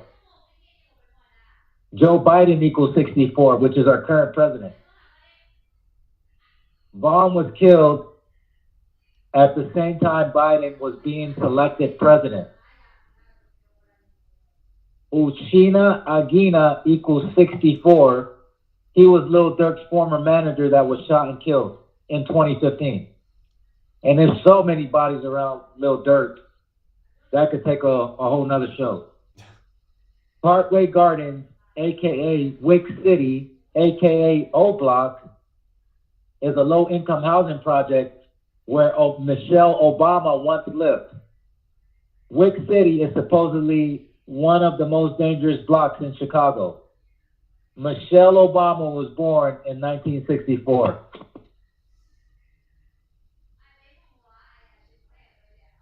That's it. Oh, no, wait, I got more. Hold on. I got more. Barack Hussein Obama equals 64. Right. Civil rights equals 64. FBG Duck, a Chicago rapper, was shot and killed on Obama's birthday at 4:40 in the afternoon. Right. The word kill equals 44. Obama was the 44th president. Obama was selected 44 years after the Civil Rights Act. Parkway Gardens, a.k.a. Wick City, a.k.a. O Block, is located at the corner of 64th and Martin Luther King Drive on the south side of Chicago. So that's it. I just wanted to talk about 64 since you brought it up. Yeah, it's a good reminder. I remember talking about this before it happened, and then when we got the news and just how it all fit the perfect pattern. And what is the odds that he has a jersey that says 64? Look at the time on the clock, 64. Yeah. Like what out of all numbers? Yeah. Nobody even has a jersey that with the 64. Like who wears number 64 in the NBA? Like nobody. Like exactly. So I want to show you this song called it's by, if you could pull up the lyrics, it's called, the name of the rapper is called Baby Tron. Oh, by the way, Baby Tron equals 47. Remember, we started talking about 74 and 47, but I want to show you this song, right? Baby Tron is a rapper from Michigan. So the name of the song is called 100 Bars. And I'm going to pull it up too because I want to show you something. Baby Tron? Yeah, B-A-B-Y Okay, T-R-O-N. The name of the song is called 100 Bars. Okay. Yeah, there's a little bit of a delay on your screen because I'm watching you from my other phone. But do you want me to put up the lyrics? Of a delay, but anyway. I got the lyrics up. Yeah, put up the lyrics. I want to show you something. Oh, you got them up? Okay, hold on. I'm about to pull it up too. All right, so he just talks. He just goes through 1 through 100, right? So this is a rap song, and he goes through every number from 1 through 100.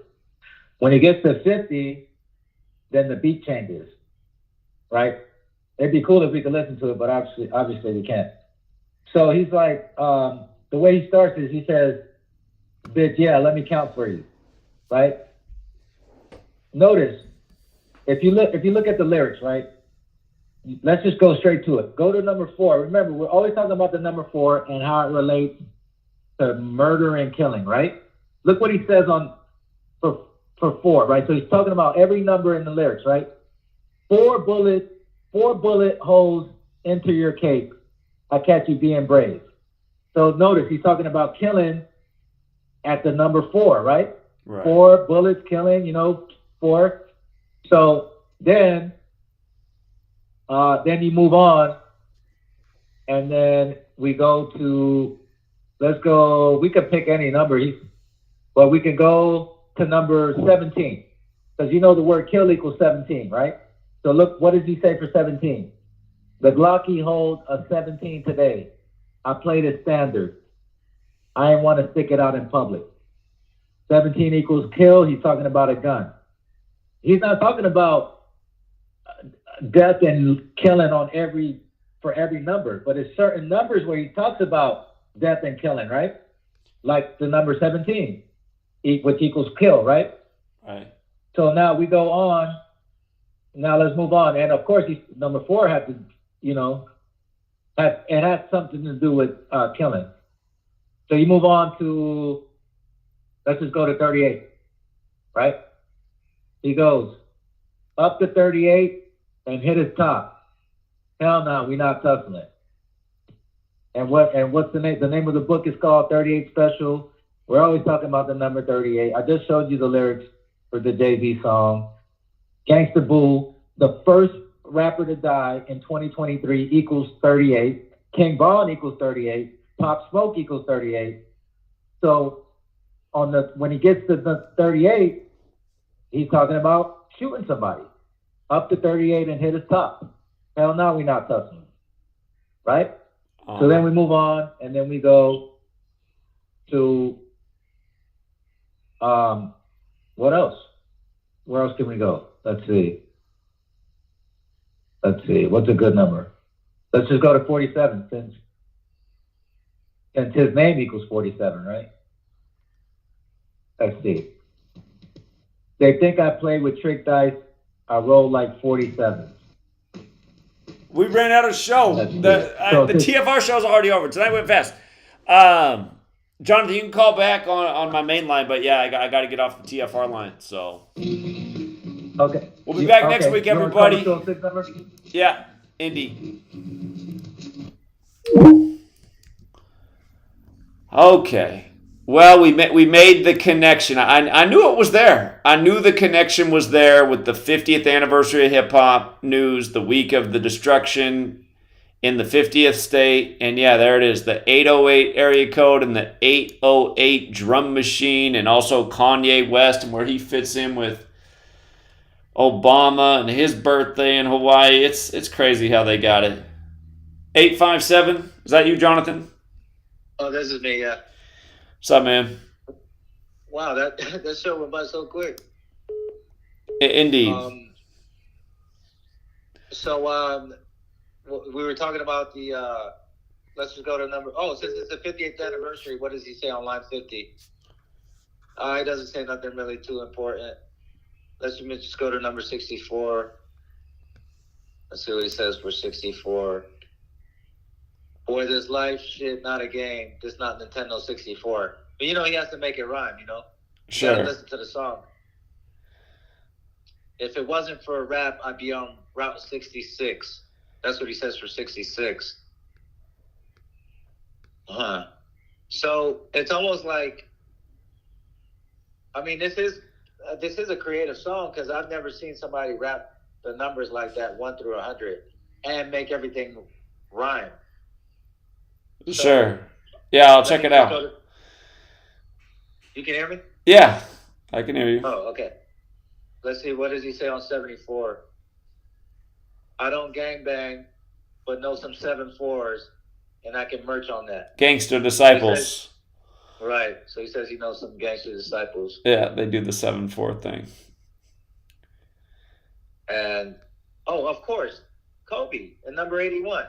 Let's see if he mentions Kobe on 81. I'm pretty sure. Oh, of course. Bro, drop an 81 like Mamba. Please don't be dumb. Of course, he has to mention Kobe when it comes to number 81. Because that's the Kobe number. Sure. He had to mention Kobe with 81. Remember, Kobe's career high is 81. You can expand on that. A lot more. But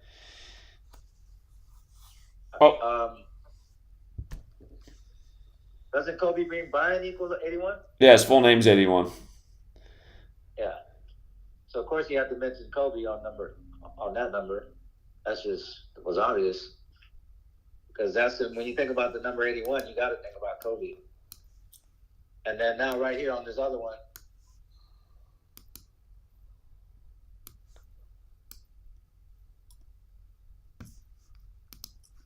You still there? Oh yeah, my bad. Yeah. My homo was just talking to me. I paused the phone. So, of course, then you get the number 85. Of course, 85 is when you think about 85, you think about Ocho Cinco, right? So it goes 85. Bet I catch the bag like Ocho Cinco. I might as well change my first name to Chad. And let's go. What did he say for 67? Because that's another killing number, ain't it? Yeah. Let's see. 63, 67. That's not that important what he said there. Okay. Let me see. Then he goes, oh, you know how 86 has to do with killing. He goes, we'll nuke your block like Chernobyl in 86. Okay.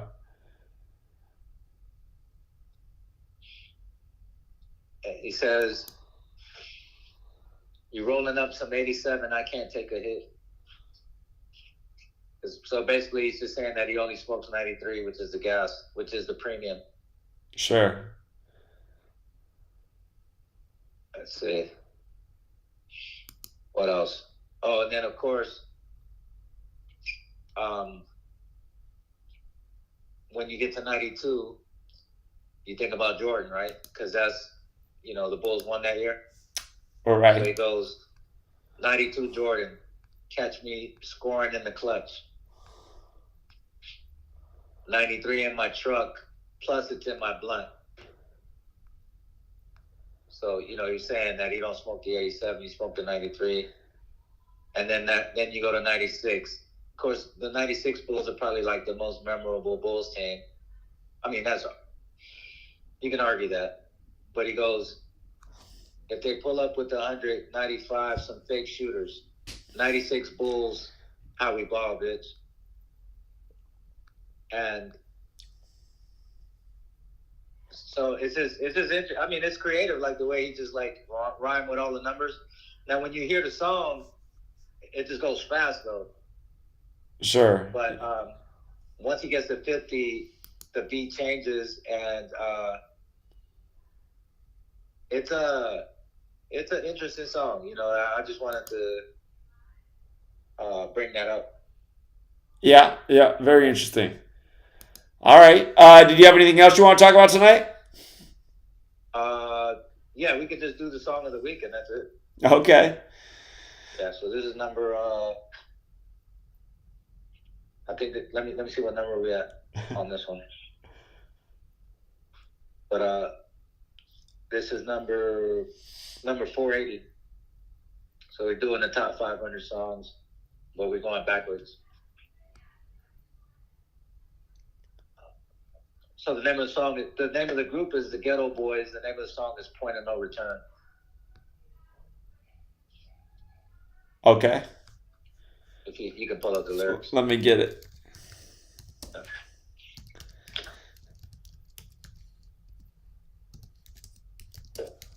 Man, it's amazing how quick the time goes. Like, it don't even feel like we've been talking that long. Yeah, the show did go by quick tonight. All right, I got it up here. All right, so the song number 480 is by the Ghetto Boys. And I thought this would be appropriate for the 50th anniversary of hip hop. And just speaking of the 50th anniversary of hip hop, Nas is making a really strong comeback. He's made 5 albums in the last 3 years, and they're all pretty good. But I think this last album that he just came out with, I think it was last month, it's really good. I think it's one of his best. Somebody in hip hop like have a comeback like him, and Nas is around. I think Nas turns 50 this year, next month, if I'm not mistaken. He's about 50 years old.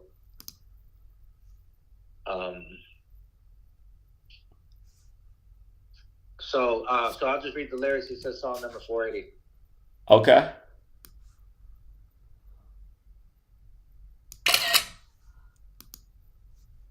I'm listening. Okay, so he goes. So the song came out in '96. Speaking of '96, like we said, Tupac did his last song his last show on the 4th of July, 1996. So his first is Scarface. So basically, he's just talking about how he's fed up with shit. He's fed up with the police harassing him. He's just fed up with living in America, period. And so it's Scarface on the first, the first few bars.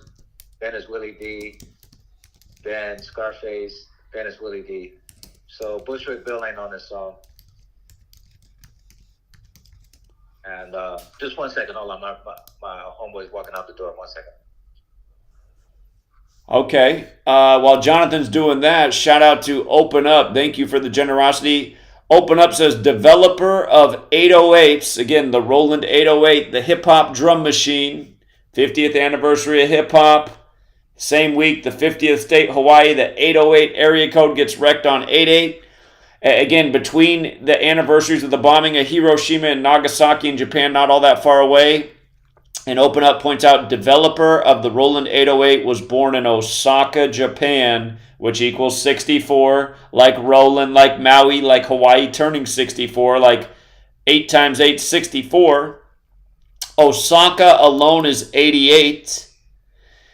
808s and Heartbreak, again, that's the Kanye West thing, going with the connection with Chicago and Obama and right after his birthday. Heartbreak equals 4464. Okay. Yeah, go ahead, Jonathan. No, that's interesting. I heard everything you said. But at least we figured it out. What's the connection with Hawaii and 808 and hip-hop? I knew there was something more, man. There's just no way those are an accident. The 50th state getting wrecked like we haven't seen in hip-hop's 50th birthday, there's something there. So... And again, just CIA, I can always think of that Kanye West lyric in my head. It's like some song with other people, but he says, I'm talking George Tenet. I seen him the other day. And that's back when George Tenet was the head of the CIA. So, anyway. Right. And we didn't talk much about Magoo, who died at 50 years old and who was partners with Timbaland. But I recommend people watch your video on that, because that's a really good video. How you talked about the kill date and how you talked about we basically predicted somebody was going to die at 50 on the kill date, and it happened. Like we've been saying all year, somebody's going to die at 50 years old. Did you go back and look at that "Love to Love You" music video? How they're like in a haunted house with like a human meat grinder and stuff. It's like, man, look at this.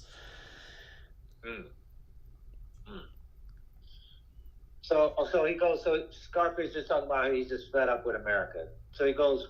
So right now he's talking about, at the beginning he's talking about just the whole system, the police. So he goes, what if I learn to work your beat? You know how they say cops work a beat? Sure. What if I learn to work your beat and fuck with you in the ways you fuck with me, and underline all y'all downfalls for ya, catch you fucking up and bring the pound down on you. So he's basically saying, hey, what if I flipped it on you and did this shit to you? Infect your neighborhood with this drug called hate. Ish out your income and control your fate. Provide you motherfuckers with this shit that look cool. And price it out of range to keep your ass out of school. You don't work, you don't eat, you don't eat, you don't sleep. And then I got your ass up on these motherfucking streets. Poisoning your own breed, turning you from Jesus. Get out your faith and hit your ass with diseases. And now you can't reproduce. There goes your children. Don't worry about you dying slow. I'm gonna get to killing. And shoot up your motherfucking dreams from the jump. And hold you in the penitentiary like a punk. Where you can't do shit unless a motherfucker tell you. You ain't a motherfucking man. Nigga, you's a failure. You wonder why I hate you and I paint this picture? Because the government is fucked up and I ain't that nigga. You can point the fingers at this motherfucking press because they be feeding me with all the shit that I address. It ain't my motherfucking fault. Niggas ain't learning. We in too deep and it ain't no returning. So he's just talking about the conditions in the hood and what if he flipped it? You know, what if he flipped it on y'all? You know, what if he, when he, the line that's key is when he goes, infect your neighborhood with this drug called hate. Because it's like basically saying like how there's so much black on, you know, I guess there's violence in every community, but he's just talking about how, you know, black people kill each other. And he says poison in your own breed. You know, you're the ones bringing the drugs in. You know, hit you with the diseases. Now you can't reproduce. You know, so he's just talking about the conditions in the hood. Then Willie D comes in. Willie D is my motherfucking name. Letting you hoes know my motherfucking game. You got a problem with the way I drop my blow. Bring it to the G to the motherfucking E to the O. I'ma let you hoes know the deal. You can't fuck with Will, Face, and Bill. I got niggas fully strapped with lots of nuts and niggas in the back of rider trucks. Do I give a fuck about America? Fuck no. Call me a patriot, bitch, and I'ma buck your ass right up motherfucking Shit Creek. She got some negativity with Willie D, then let that bitch be. So he's just saying, basically, he's tired of America. He's not a patriot. He's saying, fuck America. And so, I mean, Ghetto Boys is an important group. It's mainly Scarface, because Scarface wrote most of these lyrics. Scarface wrote the majority of Bushwick Bill's lyrics and a lot of Willie D stuff. But since we're talking about the 50th anniversary of hip hop, this is a group that often gets overlooked, and one of their members is obviously dead. And like I talk about, there's usually a member of a group that is dead, like Onyx, Tribe Called Quest, you know, on and on. NWA, obviously. So then Scarface comes in with the next verse. He goes, in the beginning, motherfuckers pack straps, putting their eyes on any motherfucker's back. You got out of line, they hit your ass with the gat. Let you die where you lay and left your ass for the rats. That's how it was. And I can see it all again. Motherfuckers going crazy like they did when I was 10. I'm going through the same shit my daddy went through when he was 22. Now, whoa. Now who the fuck to blame for the condition that we in?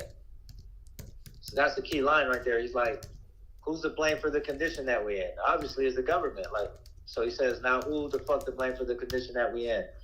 Pursue the game or end up back up off my shit again. It's kind of easy how we make your choice. We go to ghetto tactic laboratories providing. Well, anyways, that's how I seen it then. But now I realize white collar criminals had to bring it in. And now I go against my own kind. So he's talking about how, you know, we don't have no plane or boats to bring any kind of drugs here. So he's saying the white collar criminals, they bring the drugs in. Basically, he's saying the government bringing the drugs in. And now I go against my own kind because now I'm selling them crack and fentanyl and crystal. I'm going against my own kind because I have to make $1, right? This is the system that we live in. So he goes, by now I realize white collar criminals had to bring it in, and now I go against my own kind with the mentality that these niggas been after me a long time. And if I get caught up, then I'm out of here. He's basically saying if he gets caught selling these drugs, he's going to jail. But if you get caught up, you out of here. And then you wonder what we learned while we've been trapped here. We figured out how to adapt here. So he figures, you know, he's just talking about like the conditions in the hood. There's nothing else we could do but try to adapt. If these drugs are going to sell, and this is, you know, one of my only options, I'm going to do it. Even if I got to go against my own kind. Right? Right. So then Willie D comes in on the last verse. Edgar Hoover, I wish you wasn't dead so I could put a bullet in your motherfucking head. Goddamn faggot. This was back in the days when you could use that word. Sure. The song came out in 96. Goddamn faggot, motherfucking drag queen. I know you put the hit on Martin Luther King and Fred Hampton, Malcolm and the others. You redneck punk motherfucker. Bob Dole, keep your motherfucking mouth shut before a nigga beat your old ass up. Jumping on the rap bandwagon ain't helping it. Because back then they were saying that rap is violent, and this was around the time when they were breaking the CDs, and they were saying we got to get rid of rap. And so he goes, jumping on the rap bandwagon ain't helping it. You need to be concerned about the motherfucking deficit. I'm the type of nigga throw a party when the flag burn. I'm at the point of no return. So that was song number 480. And I thought it was appropriate for the 50th anniversary because I feel like Ghetto Boys do get overlooked a lot. But to me, it's more, Scarface is the one with, you know, with the talent in the group.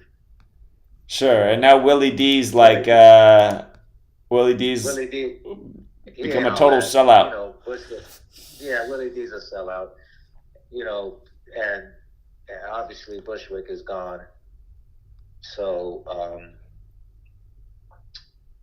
yeah, that's song number 480. I just felt like for the 50th anniversary, you know, I'm glad we took the time out to talk about hip hop. And there's just so much in these lyrics, like when we talked about Jay-Z and he's talking about Georgetown in the number 38, or how we talked about the Baby Tron song, and there's certain things he says when it comes to certain numbers, like the number 4, the number 38, you know, the number 81, which is the Kobe number, you know, and Magoo, obviously, we predicted that somebody would die at 50 years old. He dies on the kill date. And then just what I was saying about how basically the rap that you hear or that they promote is just shit. Like, that's what I'm saying. Like, all these girls, it's just like, it's if you're a female rapper and you're talking about positivity and raising your children the right way, and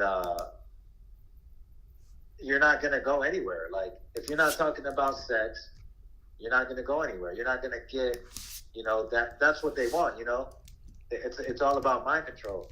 If you're not a drill rapper, that's what they want. If you talk about negativity, if you talk about killing, sex, being in a gang, you're gonna get promoted. But back in the days, there was a lot more balance. Of course, there was rappers rapping about killing, and there were female rappers rapping about sex, but there was more of a balance.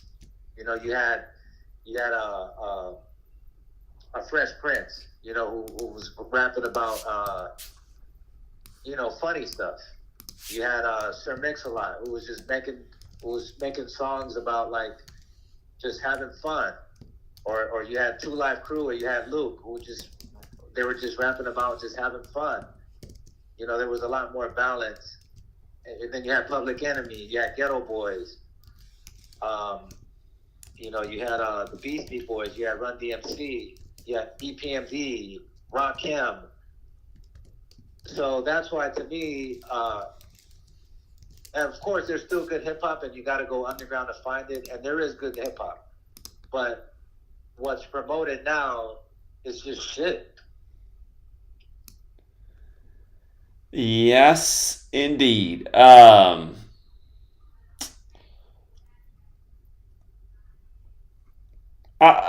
you're talking about this, I'm looking at this 808 in the background. I'm realizing the inventor of the machine put it out in 1980, the year he turned 50. Huh. The year he turned 50. Yeah. For the 50th anniversary. That's perfect. Yeah. Ooh, he was born on the 38th day of the year. Go figure. Perfect. Mm-hmm. Wow. That's, I mean, you know, that's, and this is what they, and it's the same thing with like think about like Lil Uzi Vert, right? You say Lil Uzi Vert, Lil Uzi Vert, Lil Uzi Vert. It sounds just like Lucifer, Lil Uzi Vert, Lucifer, right?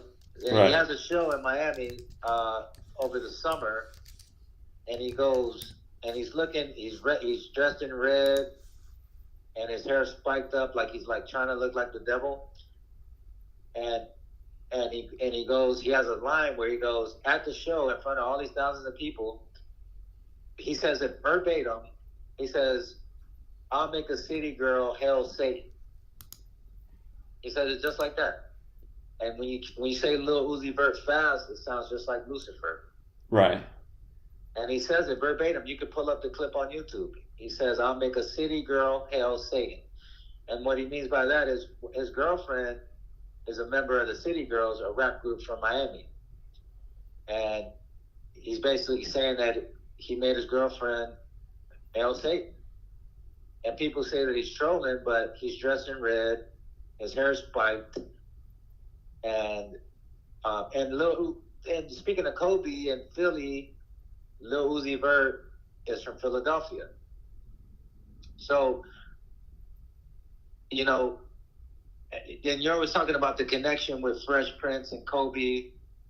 So, you know, back in those days, you know, it was Fresh Prince. He was the main rapper out of Philly.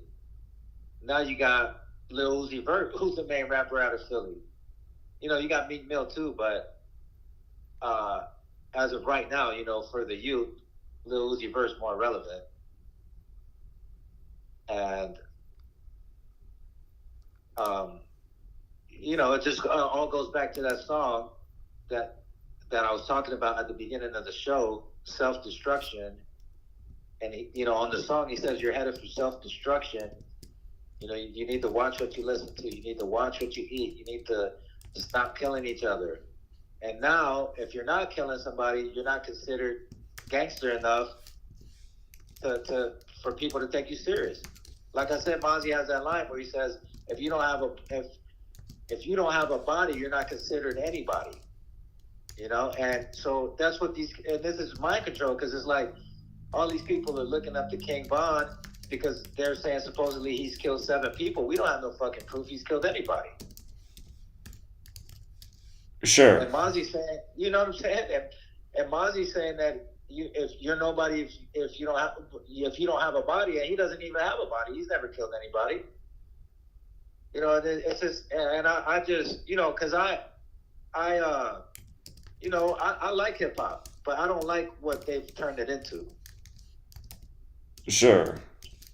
Yeah, I think a lot of the same sentiment.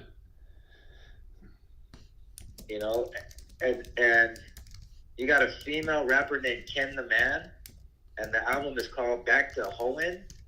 You think that's something that I would want my daughter to obviously I can't, I mean, this is something that I don't want my daughter listening to. Sure. Sexy Red. Sure. But to be fair, though, like almost every female rapper you could ever think of, maybe outside of Queen Latifah and Lauryn Hill, you probably didn't want your daughter listening to them. So. Exactly. Yeah. Yeah. Sexy Red. This is like the biggest female rapper out there right now, and she's talking about her booty hole, and it's just disgusting, bro. Like, it's like her biggest song. She's literally rapping about her asshole. This is her biggest song. And Scarlett, is this rapper from New York, and the way she starts the song is she goes, "I'm from New York. What the fuck do I look like telling my man good morning?" You know, like, it's just crazy. Like, and then it's just crazy what they're promoting now. Like, and then look how it all started. They get rid of Gangsta Boo on the first day of the year, and now all these female rappers have blown up this year. Yeah, that's not an accident. Yeah. You know? That's it, though. I'm done. All right. Well, I appreciate it as always, Jonathan. And yeah, as soon as I finish the 2 books that I'm going to get out here real quick, the Kobe one and the upcoming election one, I'll help you finish up 38 special. But I think the idea of 38 rappers per book is a good idea. Oh, cool. Yeah, because I was wondering about that. Because that way it's not like that first book I wrote that's like 600 pages.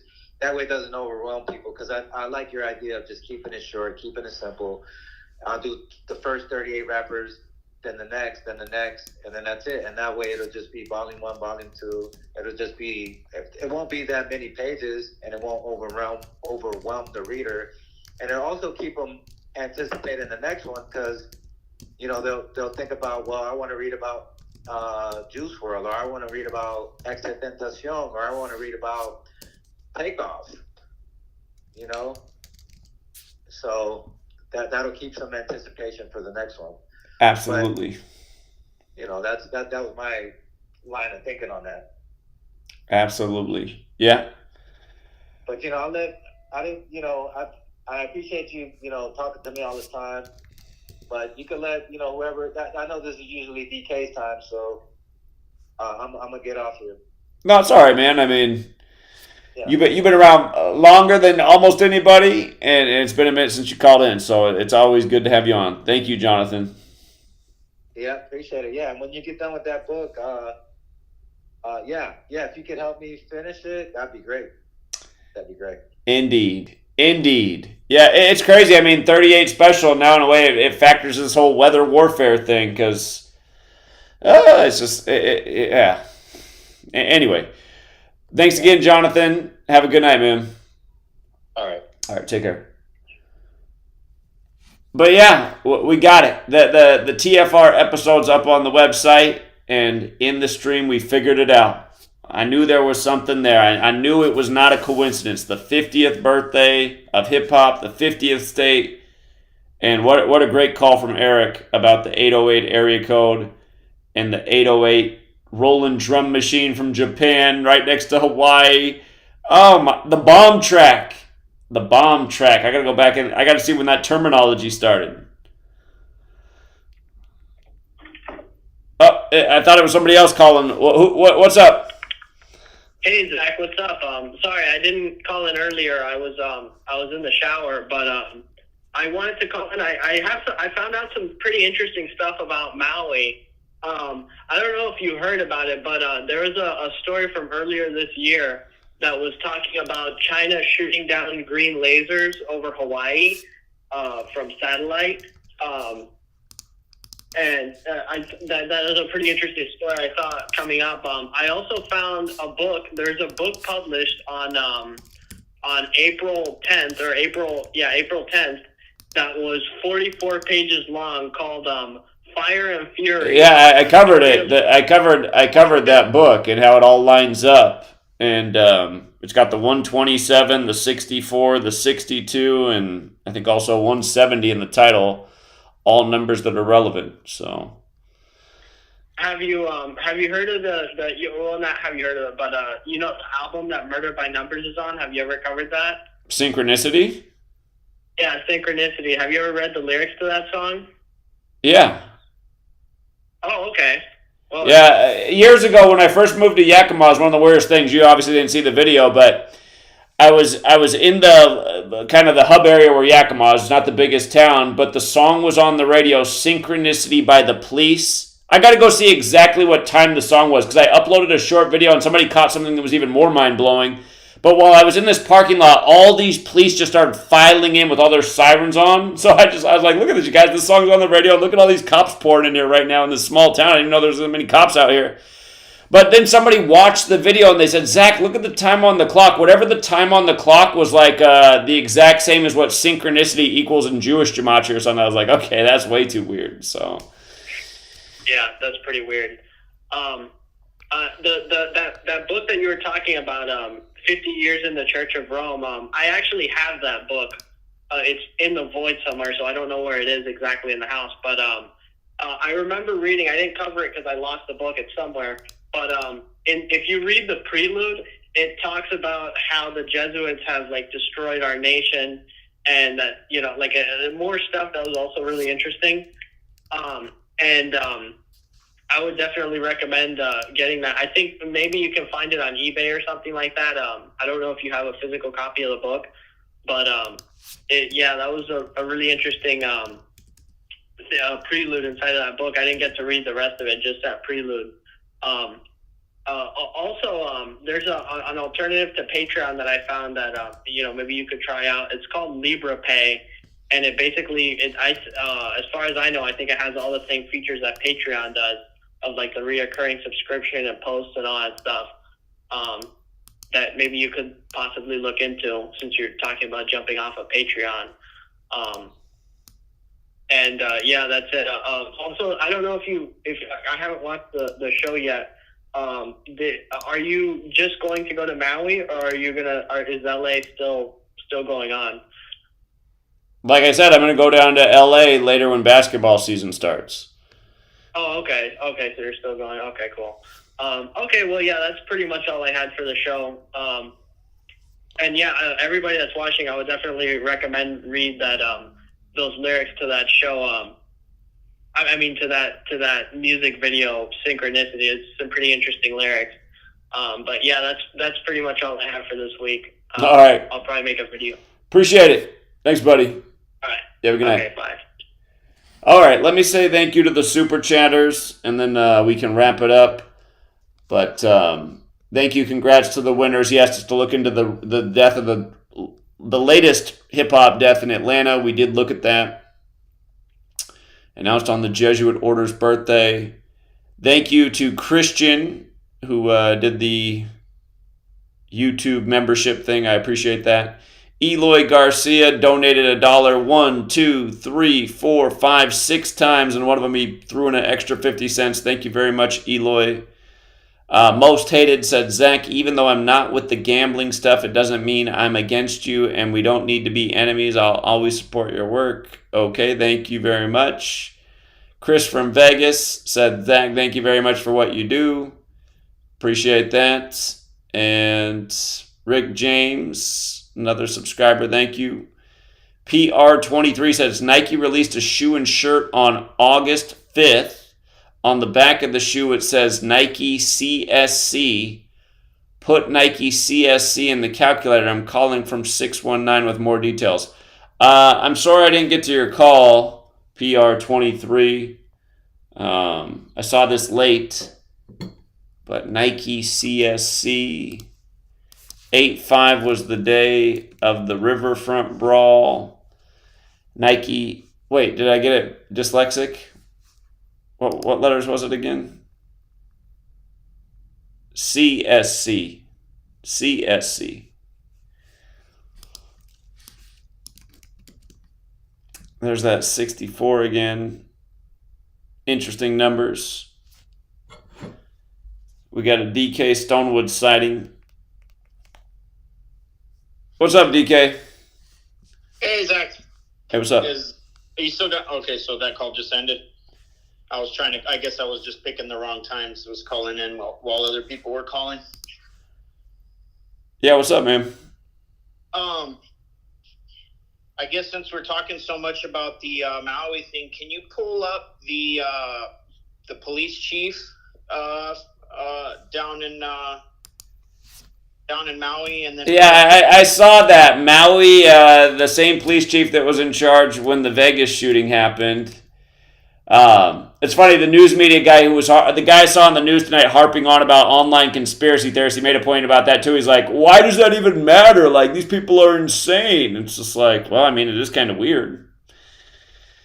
Yeah, what are the chances, you know? Yeah. And why does Hawaii have a fake Jew mayor? Governor, what does he have to do with Hawaiian people? You know what I'm saying? Makes absolutely no sense. And then his last name is Green, like the Green Converse, like the Green New Deal. Green New Deal, right? Like Moana with all this green. Exactly. Yeah, and you're on top of what I texted you that Moana like late 2 nights ago or whatever. Right away the next morning you were already on it with videos. So I didn't even get a chance to look into it as much as you did. I just said, "Have you seen Moana?" And you're like, "No, but I need to look at it." And then yeah, for anybody who has not seen the trailer released at the start of this year with the live action that's coming out in 2025 of that, it begins with a burning island, and again, it's all synced up with the fire. It's crazy. You saw that logo on the chest of the fire monster, right? What do you make of the logo? Well, it's the logo for a hurricane. Oh yeah, it does look like a hurricane. Yeah, exactly. I mean, what does that have to do with the fire monster, right? Sure. And then you look further into The Rock being part of it, and what's The Rock? How did The Rock get famous? Wrestling. And what was his famous line? You smell what the Rock's cooking? Yeah. What's cooking up Maui, I guess, right? Hey, you know what? I think wrestling is another word that equals 127. Let me check that real quick. Is wrestling 127 as well? It is. Wrestling is also 127 because, again, it was 127 days after he announced the new version of that film. Yeah. So somebody actually told me that Roman Reigns is his cousin, and Roman Reigns just won some big event in the WWE right before that happened. So he's Dwayne Johnson's cousin? That's what somebody left a long post about how they're cousins, Roman Reigns and The Rock. And The Rock, again, The Rock goes with the old 90s movie about Alcatraz and the Bay Area, and I know The Rock has the Bay Area connections and just fault lines and earthquakes, and he's turning 52 next year. That's a big California number, big earthquake number. So you were talking about also the number 5, or they were saying like there's 106, but they could only find 5 or something like that. I don't know. They could only identify 5 of the 106 human remains they found. 5, I just thought 5 was kind of big in the news recently because the BRICS dollar just came out and supposedly it's worth $55 US. So I've kind of been having this number 5 like looming. And that just happened, yesterday or something like that on the Jesuit, whose birthday, or no, it was the founding of the Jesuits or something? What was it's the Jesuit birthday. They were born on August 15th in 1534. Yeah, so I think that came out that was yesterday, right? Yep. Yeah, yesterday. So I think that came out yesterday on their birthday, of course. Oh, Eric wanted to say something else. I was just talking to him right now while I was trying to call. He does freight forwarding for various companies, and he was doing some stuff. The sender was Pepsi, and they were sending like drums, like picture like oil drums, full of like flavoring, and it's all like the manifest for it. It's all like hazardous, it's if it were a container, it would have a bunch of placards on it that said like corrosive, hazard to your health, maybe flammable or whatever. So it's just straight up poison.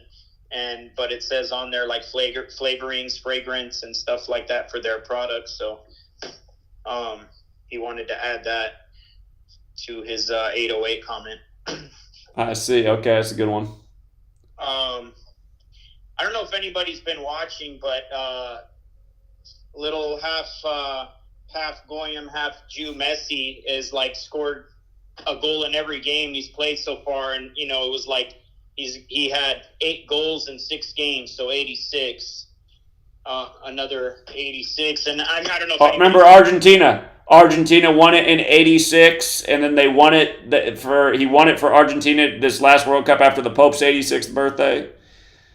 I mean, it's just.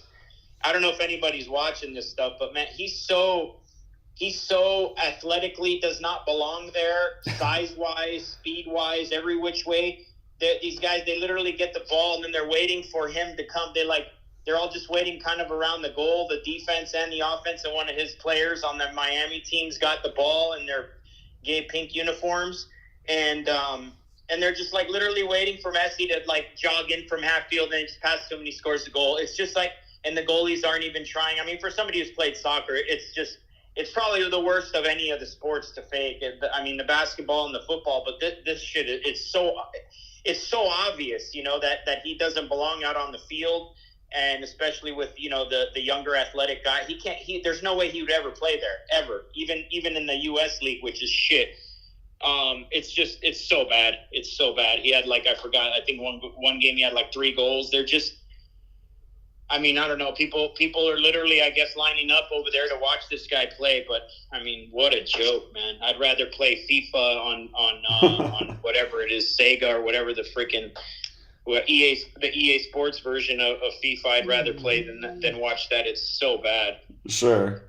I mean, yeah, I don't know what family he comes from or what it is, but why they got him up there as a professional athlete, just some guy who's not fast, who's small. It absolutely makes no sense. I mean, if he was some 6'7" black dude that had a 40. It's like Brady, right? Brady, they get the guy with the mediocre body who's not fast, but somehow he has all day in the pocket his whole career. Yeah, and he's the best ever, and then Messi's gonna go down as the best ever. I mean, it's just what the hell? What else did I want to say?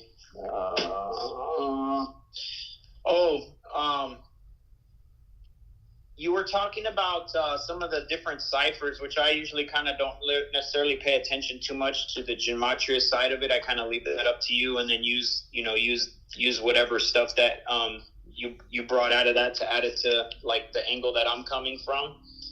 But you were talking about which one is the one where you times by 6? That was Sumerian.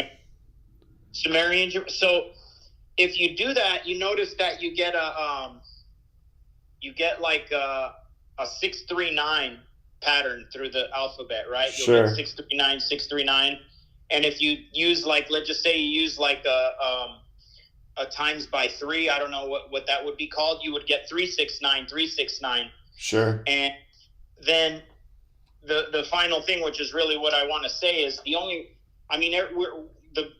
most basic portion of Gematria is numerology, right? That's how you start. Right. You would need that, right? Right. Well, the only reason numerology exists is because we're on base 10 counting, which I've talked about before. I don't want to necessarily beat a dead horse, but the reason why we're so retarded scientifically and everything is because we're using base 10 counting, which is for money, for these Satanists where, allegedly they brought money from the Orion star system that they took over, and that's the only place that they use money. But that's the only reason why we have base 10. They lied to us, told us the Mayans brought in the concept of 0 and the base 10, but this is why we can't figure anything out. Because the real math is base 9. Everything's fractal. That's why, Tesla said 369. So if you look at it, all numerology is to reduce everything back to base 9, to bring you back to where you should be. So it's you got for instance, 14. 14 is 9 plus 5. 14 is 1 plus 4, and the numerology is 5. Or 23. 23 is you count to 9 twice, you have 18, and then you count 5 more to get to 23. 2 plus 3 is 5.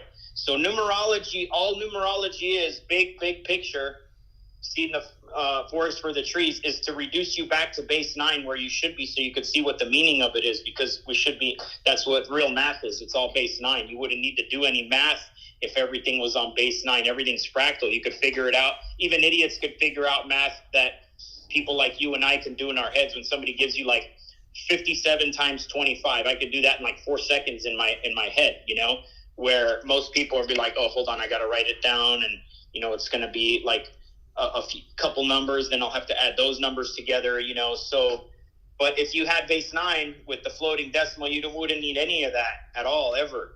So, this is why we're not levitating around and teleporting around and, doing all this shit, because our science is all fake, because it's based on base 10, which is, you can't figure nothing out with that other than how much money you need to pay for some shit. You know, that's all base 10 is good for, and for figuring out stupid, you know, mathematical things in our head real quick, you know, but you wouldn't even need to figure it out in your head if you were back on base 9. So, not to beat a dead horse, but that's what's going on there. Let me see if I got anything else written down. You were talking something about the Eiffel Tower, but all I got written down here is Eiffel Tower 13 moons, because I don't know if you've ever pulled up, if you go like on Google Maps or just put up a overhead view of the Eiffel Tower, and you'll see that it's 13 moon sigil. There's a circular street around it, so it's like on an island, and then 13 streets come out of it, and then there's another circle within that, so it's like concentric circles with 13 rays, you know, almost like sun rays coming out of it. But, you know, that's their 13, the real, you know, zodiacal calendar with their 13, 13 symbols. So that whole, the Eiffel Tower being an antenna is kind of like, I mean, that is exactly what it is, but it's not like I mean, I'm sure they got some radio and TV and stuff like that mounted on it, but it's, you know, from the research that I've done, that's the center of where they're pulling in all the evil energy on the earth, from all the churches, from all the Catholic churches that have antennas set up on the top where they're harvesting the energy. You know, you have where the people sit is all set up in columns and rows, and, you know, they're paying attention, meaning they're paying forward their spiritual energy by paying attention or spending their time looking forward. So energy goes where attention, you know, energy flows where attention goes. So everybody's looking forward at the black magician on the altar. The black magician, or, you know, the priest or whoever you got up there, Pope or whatever, says the magic spell from the book. And then the energy is altered on the altar, and it goes up, you know, the steepest part, the tallest part of the church is right above the altar always. And then the energy is all collected there and sent up into the ether and then collected back at the Eiffel Tower. And there's some stuff underground that goes on there. And I think the Louvre is also connected, which is a glass pyramid, people don't know.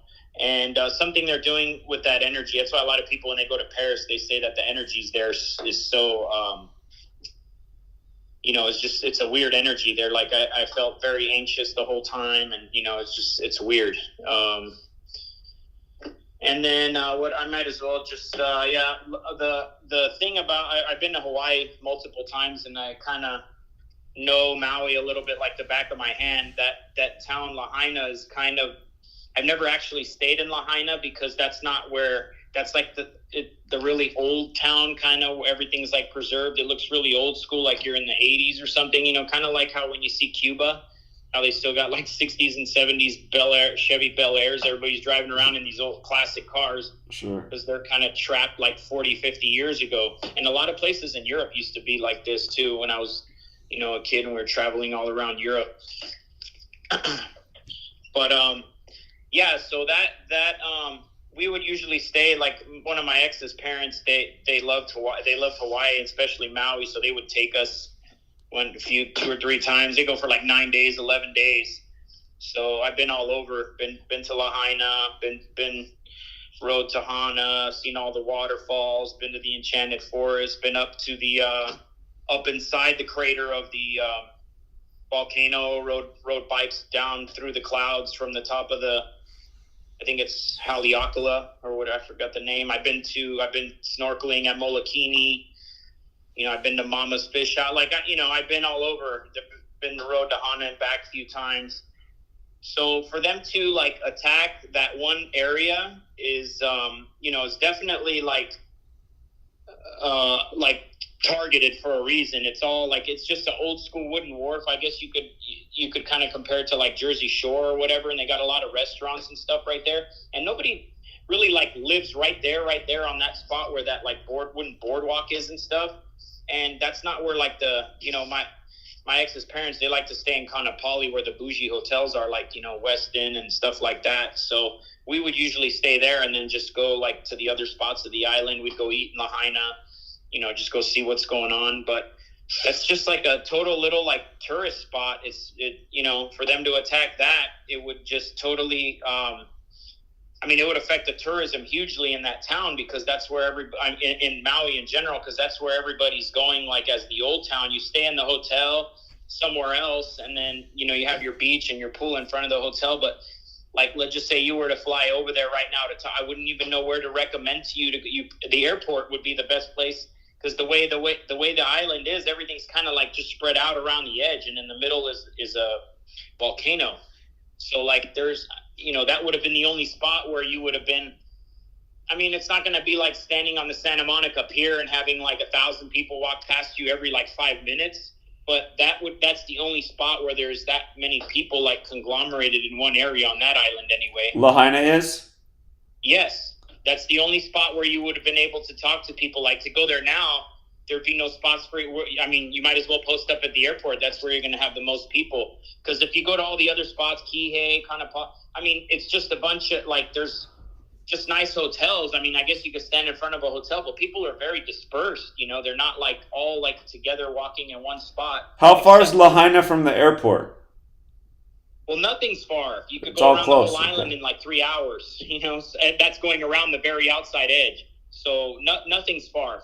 30 minutes, maybe, not even. It's everything. The thing is, there's crazy traffic on Hawaii at certain times of day. They only have like a road that's one lane each way on some of the spots, and then if there's traffic, there's just nowhere to go. There's no alternate routes. There's no nothing. It's just bush on both sides. I see. So. And for it to catch fire too, it's right up on the water, and there's no there's no reason why that spot would catch fire other than the wooden wharf. But you know how hard it would be to set the actual wooden boardwalk on fire. Even if you poured like gasoline on the top and just set it on fire, the gasoline would burn and go out. That stuff is like weathered. It's weathered, and it's not like you're just setting fire to like. Putting some wood in your barbecue outside or whatever and lighting it on fire. It would be really hard to set that place on fire.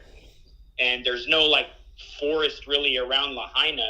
It's literally right up against the water. So that's like the last place that would catch on fire if it was legitimate, So yeah, it's it's obviously an attack for whether it's. There's a lot of stuff talking about how it's going to be the first smart island, and they're going to do 15-minute cities there. And governments have been known to attack their own people that live on the island portions of the nation because they have nowhere to go. Look at the example Australia's given, the Commonwealth Communist island of Australia. What's happened there since 2020? They've gone more communist than anywhere else. Canada would probably the only one going. Out of the Western world anyway. Canada would be probably second place, but not even like Great Britain and stuff has been as bad as some of the crap they got like in Australia, so which is owned by Great Britain. And those people actually over there in Australia have a very unique situation because the original people there, not the Aboriginal, but the original people there still actually own the land, and it's some kind of weird thing that the British Royals wrote up in order to kind of control the land, but they're the only ones on earth that still actually on paper control their own land, and they're just giving the rights for this company, the British Crown Corporation, to run some type of, but they could call it at any time and it's not theirs, whereas America and all these other places are straight up already owned, been given up on paper. So I think that's probably why they've attacked Australia so much. So, and now looks like they're about to vote on that now. Pretty soon, they're trying to merge these tribal people and this new agenda by. I'm sure they got some infiltrators in the amongst the tribal people who are now the representatives of the tribal people who are going to sell their land out to the cabal, since it's the only place that they.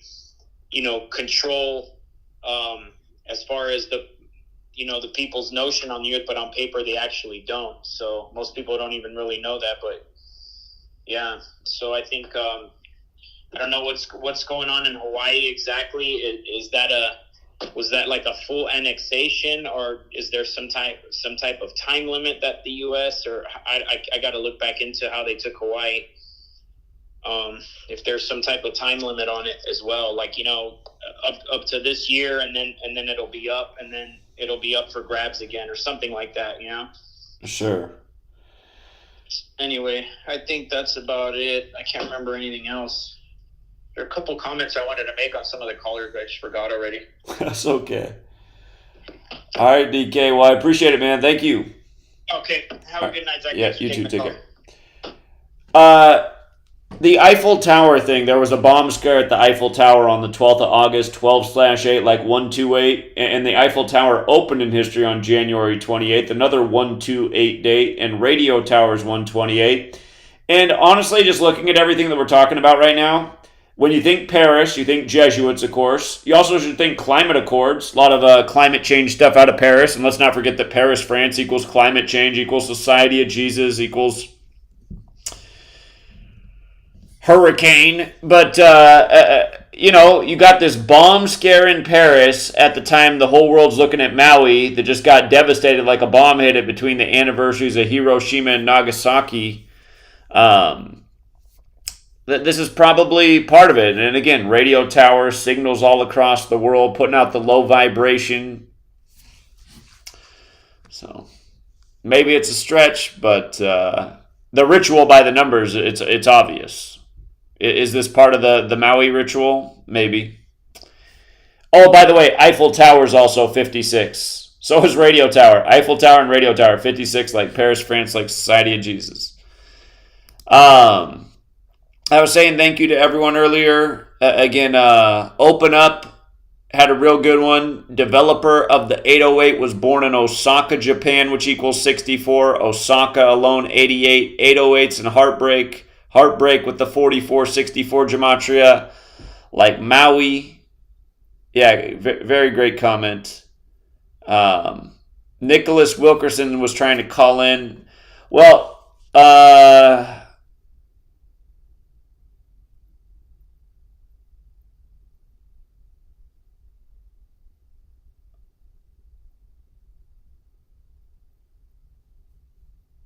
oh, shoot.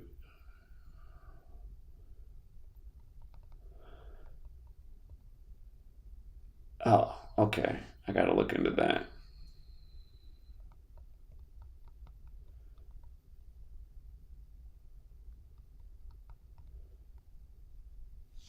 Okay. Got a text message. They can call back if they want. But yeah, the 213 number, I lose that number after 9 p.m. on the West Coast, midnight on the East Coast. I only have that for the 3 hours that my show's slotted. And then I do have my 509 cell phone number. Again, if you want to call in, I don't know if I have that line open right now, but when I'm not doing the 213, the 509 number. All right, here, I turned it off for you, Nicholas Wilkerson. If you want to call the 509 number, if you know that one, you can call in now. The line is open.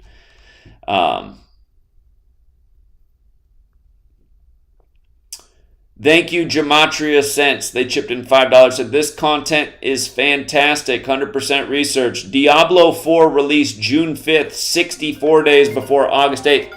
It had the early release on June 1st, which was 201 days after the post birthday. But yeah, I think that was the main release date was 6/5. Interesting. Diablo 4, 4 days after Obama's birthday. Shoot. Hold on. I'm getting two calls here. 732, you're on. Yeah, we're talking about... by the way, are you Nicholas? Are you Nicholas by chance? I'm not, so if he does call in, you can just hang up. I don't know what his number is, but go ahead. Oh, okay. Sorry about that. Tupac Amaru Shakur. Tupac Amaru is a Peruvian king. Okay. And, I just kind of think that there's tribal elements to hip-hop, and there's also tribal elements to Hawaii. And so I looked into the last monarch of Hawaii, and it's not 128, but it's January 29th is when our reign started. and it's a 201 number in base 8. Right. And I think if you measure from the release of Moana until the fires, it's like 35 months or 350 weeks, I think. And I think it's either The Rock equals 35 or it's like something to do with fire. Okay. But yeah, I tried calling in earlier. It's a little fresher in my mind. But I think that when there's massive fires, they definitely connect to something like hundreds of years ago. Every time, like the Notre Dame fire was, connected like through that number. What was it? 666 years after it was created. Sure, it was a big ritual sync with the Pope. Yeah, I recall. Yeah, like I think you've said it, but like how the first 144 digits of pi add up to 666. Right. So I just noticed over the last 3 or 4 years, every major fire story has involved the number 666 one way or another through, the numbers 144 and 36. Huh. Like the studio or the Pier 54 in California, that was I think that was the 144th day of the year. And that's when I first started looking at that because, that's when that number 144 was really, being delved into through the Jesuit order. And I just think it's 666, hell, fire. Right. It's all there. Yeah, I get it. All right, well, I appreciate it. Thank you for those observations. All right, have a good night. Okay, somebody's trying to call in from the 480. I'm guessing maybe that's Nicholas. All right, Nicholas, the line's open.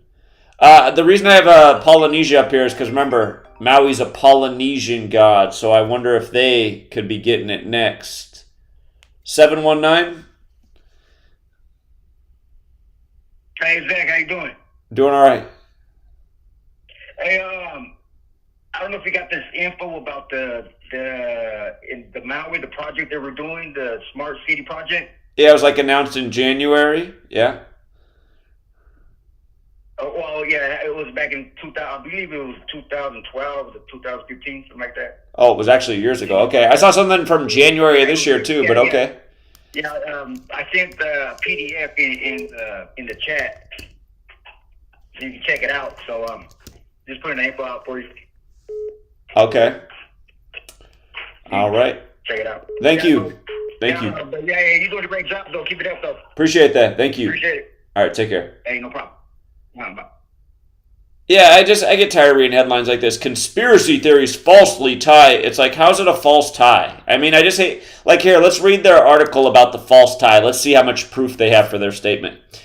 Claim, Maui hosted a conference about making the entire island into a smart city in January and will host another summit next month about using artificial intelligence to govern the island, proving recent wildfires were deliberately set to transform these ideas into reality. Hold on, we got the 480 call first. 480? Hello? Hello? Hello, hey, this is Nick. Yeah, what's up? What's up? So I was I just like to know some stuff about Forrest Gump, Tom Hanks, and Katrina, and it all like links together with that. Okay. With everything. Okay. So Tom Hanks and Forrest Gump. So Forrest Gump came out on July 6th, and Katrina happened on August 23rd. Here, just pause real quick. Pause before you go with your idea. Again, you guys, I brought up this point about Forrest Gump before. Go back and watch that movie. He's talking about all the different kinds of rain in Vietnam. And again, the U.S. military admitted to weather warfare in Vietnam. He doesn't say weather warfare, but it's obvious what he's talking about with all this different type of crazy rain that can happen. They're alluding to the weather warfare thing. But go ahead. Yeah, so from August 23rd to July 6th when Forrest Gump came out, that's 318 days. And 318 area code is in Louisiana. Okay. Which is also, with that. And then Led Zeppelin came out with something in the levees breaks, and that's when, one of the major things happened in Katrina. When the Levee Breaks, and that song was released on 11/8 in 1971, which is like 8/11, reversed. Mm-hmm. There's just a lot of that type of stuff going on there. And then, sorry. I don't know. I lost all my. I'm sorry. I lost some of the stuff I had on here. That's okay. Down, but basically all that stuff links together. And yeah, I have a whole bunch on here, but I can't find it right now. I'm sorry. So, No, that's fine. That's fine. No, it's good. And then New Orleans is New Orleans is 126. Like Kobe's. When he died, 126.45. Well, and remember, New Orleans, Louisiana's 83, like flood, and Genesis 8:3 is where the biblical flood ends. Yep, and also Louisiana's just is 101.38, and then 142 and 61. Mm-hmm. So just all those numbers are all just linked together, and then the 43 connection on Tom Hanks, which is also 43rd president. With that, Bush was president then. Yep, absolutely. All right. So yeah, that was basically, it wasn't too much, but just there's just a lot of it. Just going back to Led Zeppelin, there's just a lot of stuff that's all linked together and all that. Absolutely. And all that stuff. The Led Zeppelin song, actually, because we're bringing this in, right? The Led Zeppelin song says when the levees break, go to Chicago, like from New Orleans to Chicago, and then you got Obama and Kanye, and they're factoring in with this weather warfare thing. So, yeah, there's a bigger loop here. All right. Appreciate that. All right. Yep, you're welcome. All right, take care. Bye. All right. Let's see. All right, we got to Nicholas, and thank you, Rumham, for becoming a subscriber. I appreciate that. Thank you again, John Mendoza. Appreciate it. And Gematria, since I was reading their comment when we got the call, but again, Diablo 4, it was synced with the New York, smoke out, and again, now 4 days after Obama's birthday. 407? Yeah, what's up, Jack? It's opened up from the chat. Hey, how you doing? Yeah, great comment in your donation. Thank you. Yeah, no problem. One thing I forgot to add, did you go over the 8 holiday in any of your previous videos? Did I go over what? August 8th, national holidays. Oh no, what are the holidays on that day? Yeah, the one that I found interesting was Dying to Know Day, which is all about fostering deep conversations about thing which is death. And they gave a brief explanation of it, that it originated in Australia by the Groundswell Project. So, of course there's something more with that, but I was just looking at the national holidays and I thought it was interesting that one came up, Dying to Know Day. Sure. Interesting. I'll have to look more at that. Yeah, but great stream today, and great streams as always. I think the connection you guys made with the 808 is really good, so I'm going to share that part with people who love Kanye West and show them how it's connected. Doesn't it make so much sense? 50th anniversary, 50th state, 808 connection. Again, the destruction between the anniversary of the Japanese bombings of Hiroshima and Nagasaki and the 808 machines from Japan. It's too much. Yeah, at this point, nothing surprises us, but it's just, it's the same thing. So, interesting. Mm-hmm. All right. Well, I appreciate it, friend. Thank you again. Thank you. Good evening. All right, yeah, you too. All right. I think we're going to leave it there, True Seeker. We went more than an hour over time, and I've been streaming like crazy lately, putting in hours upon hours. But yeah, thanks to everyone who participated in the show, who hit the like and the share. Thanks to Jonathan for coming on. And of course, everybody else. Oh, hold on. We got to get one more. We got to get the Cam Newton connection to Hawaii. Okay, hit us. Yeah, this doesn't have anything to do with Cam, but 808s and Heartbreak came out 169 days after Kanye's birthday. How many? 169. 169, square root 13. Okay.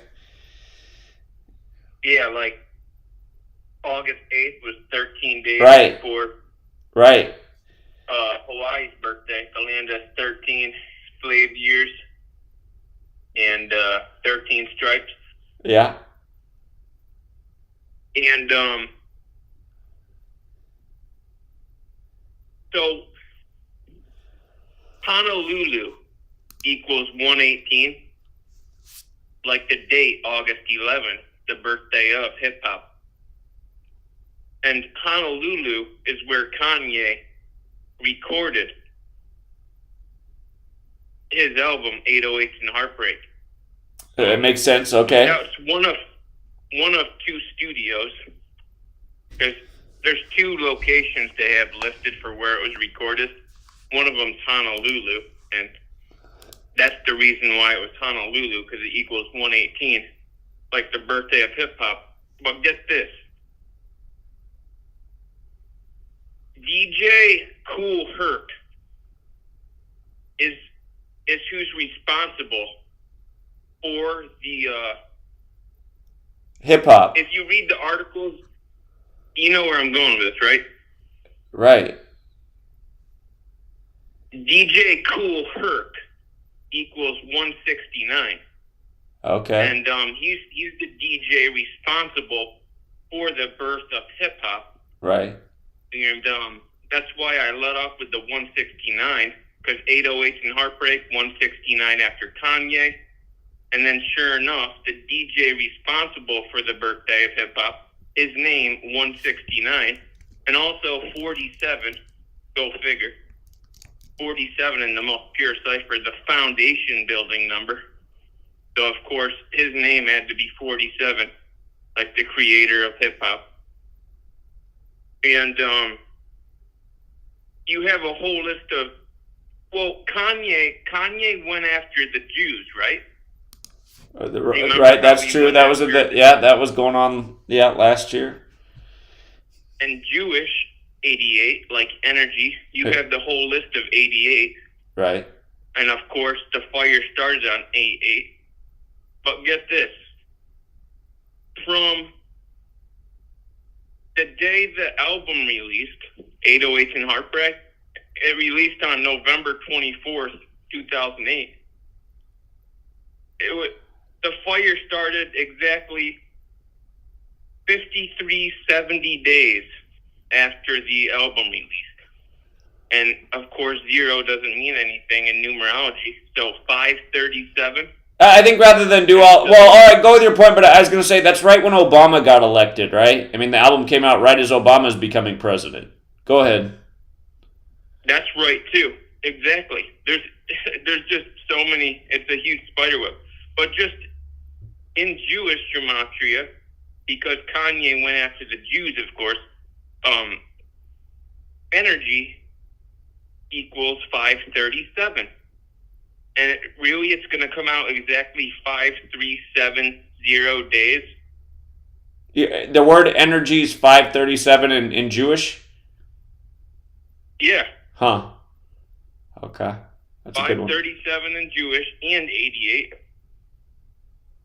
But, 5,370 days the fire starts after Kanye releases 808s and Heartbreak. Yeah. That album came out 20 days after Obama was elected. Amazing. Yeah. So I just wanted to add to that, and it's just amazing how perfectly synced up they have. Here's the pop quiz. The album is 52 minutes long with a heart on the cover.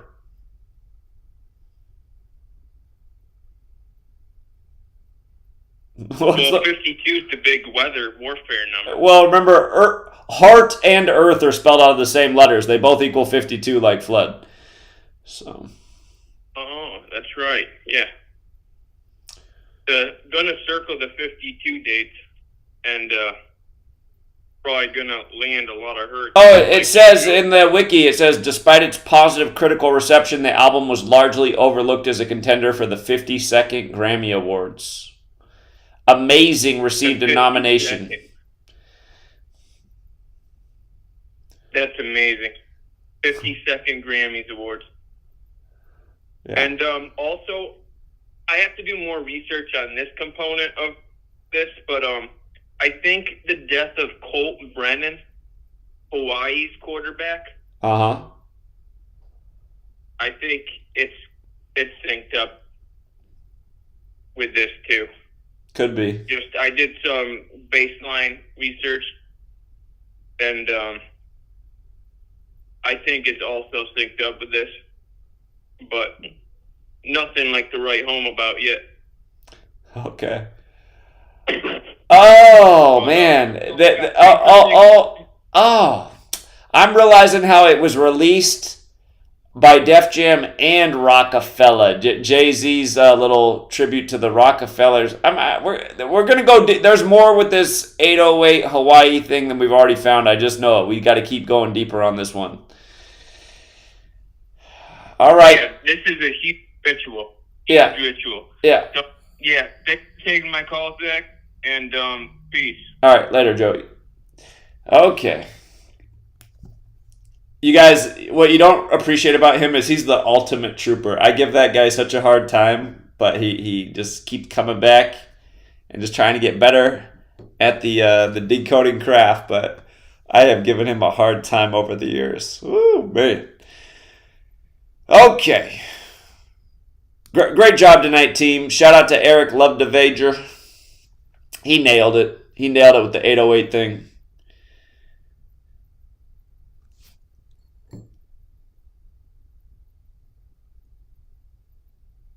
Hold on, we got a call from Seattle. What's up? Yo, Zach, how's it going? Hey, what's up? Not too much. I'm going to keep it quick. I know it's toward the end of the show. I know you've been covering the Maui stuff. So just to make it quick, there was a guy named Mike Morales on YouTube. Might have mentioned to you before. He exposed how the Paradise, California fire really started. He had access to open source satellites. Everything's time-stamped. I still have the video that was removed from YouTube. I need to email it to you. And the 1970 Department of Agriculture and Forest Management, they had a little declassified, unclassified document stating using forest fires as a military weapon.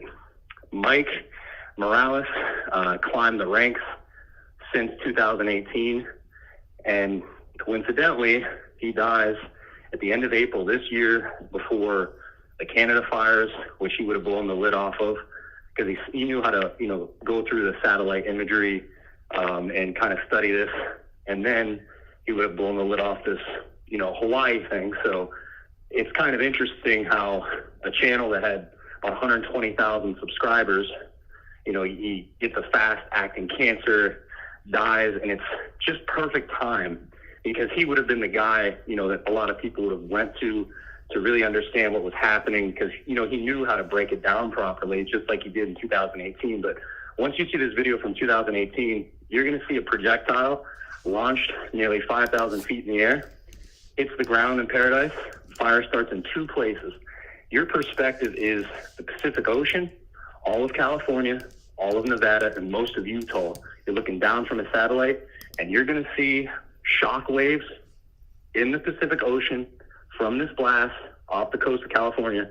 And when the shock wave reaches LA, the fire instantaneously starts in LA. And what's crazy is this is like maybe a 3.5 minute clip, not trying to say any 33 type crap, but it's a short video, and my dad, who just eats what's on fucking CNN, just eats it up. Excuse my language, but I show my dad this video, and he says, "This video's doctored." I'm just like, oh my God, dude. So I need to get you this video, because when you couple that to the declassified document of them saying we are going to use forest fires as a military weapon, to what Mike exposed, which kind of made his YouTube career, and unfortunately he's no longer with us, that's the evidence.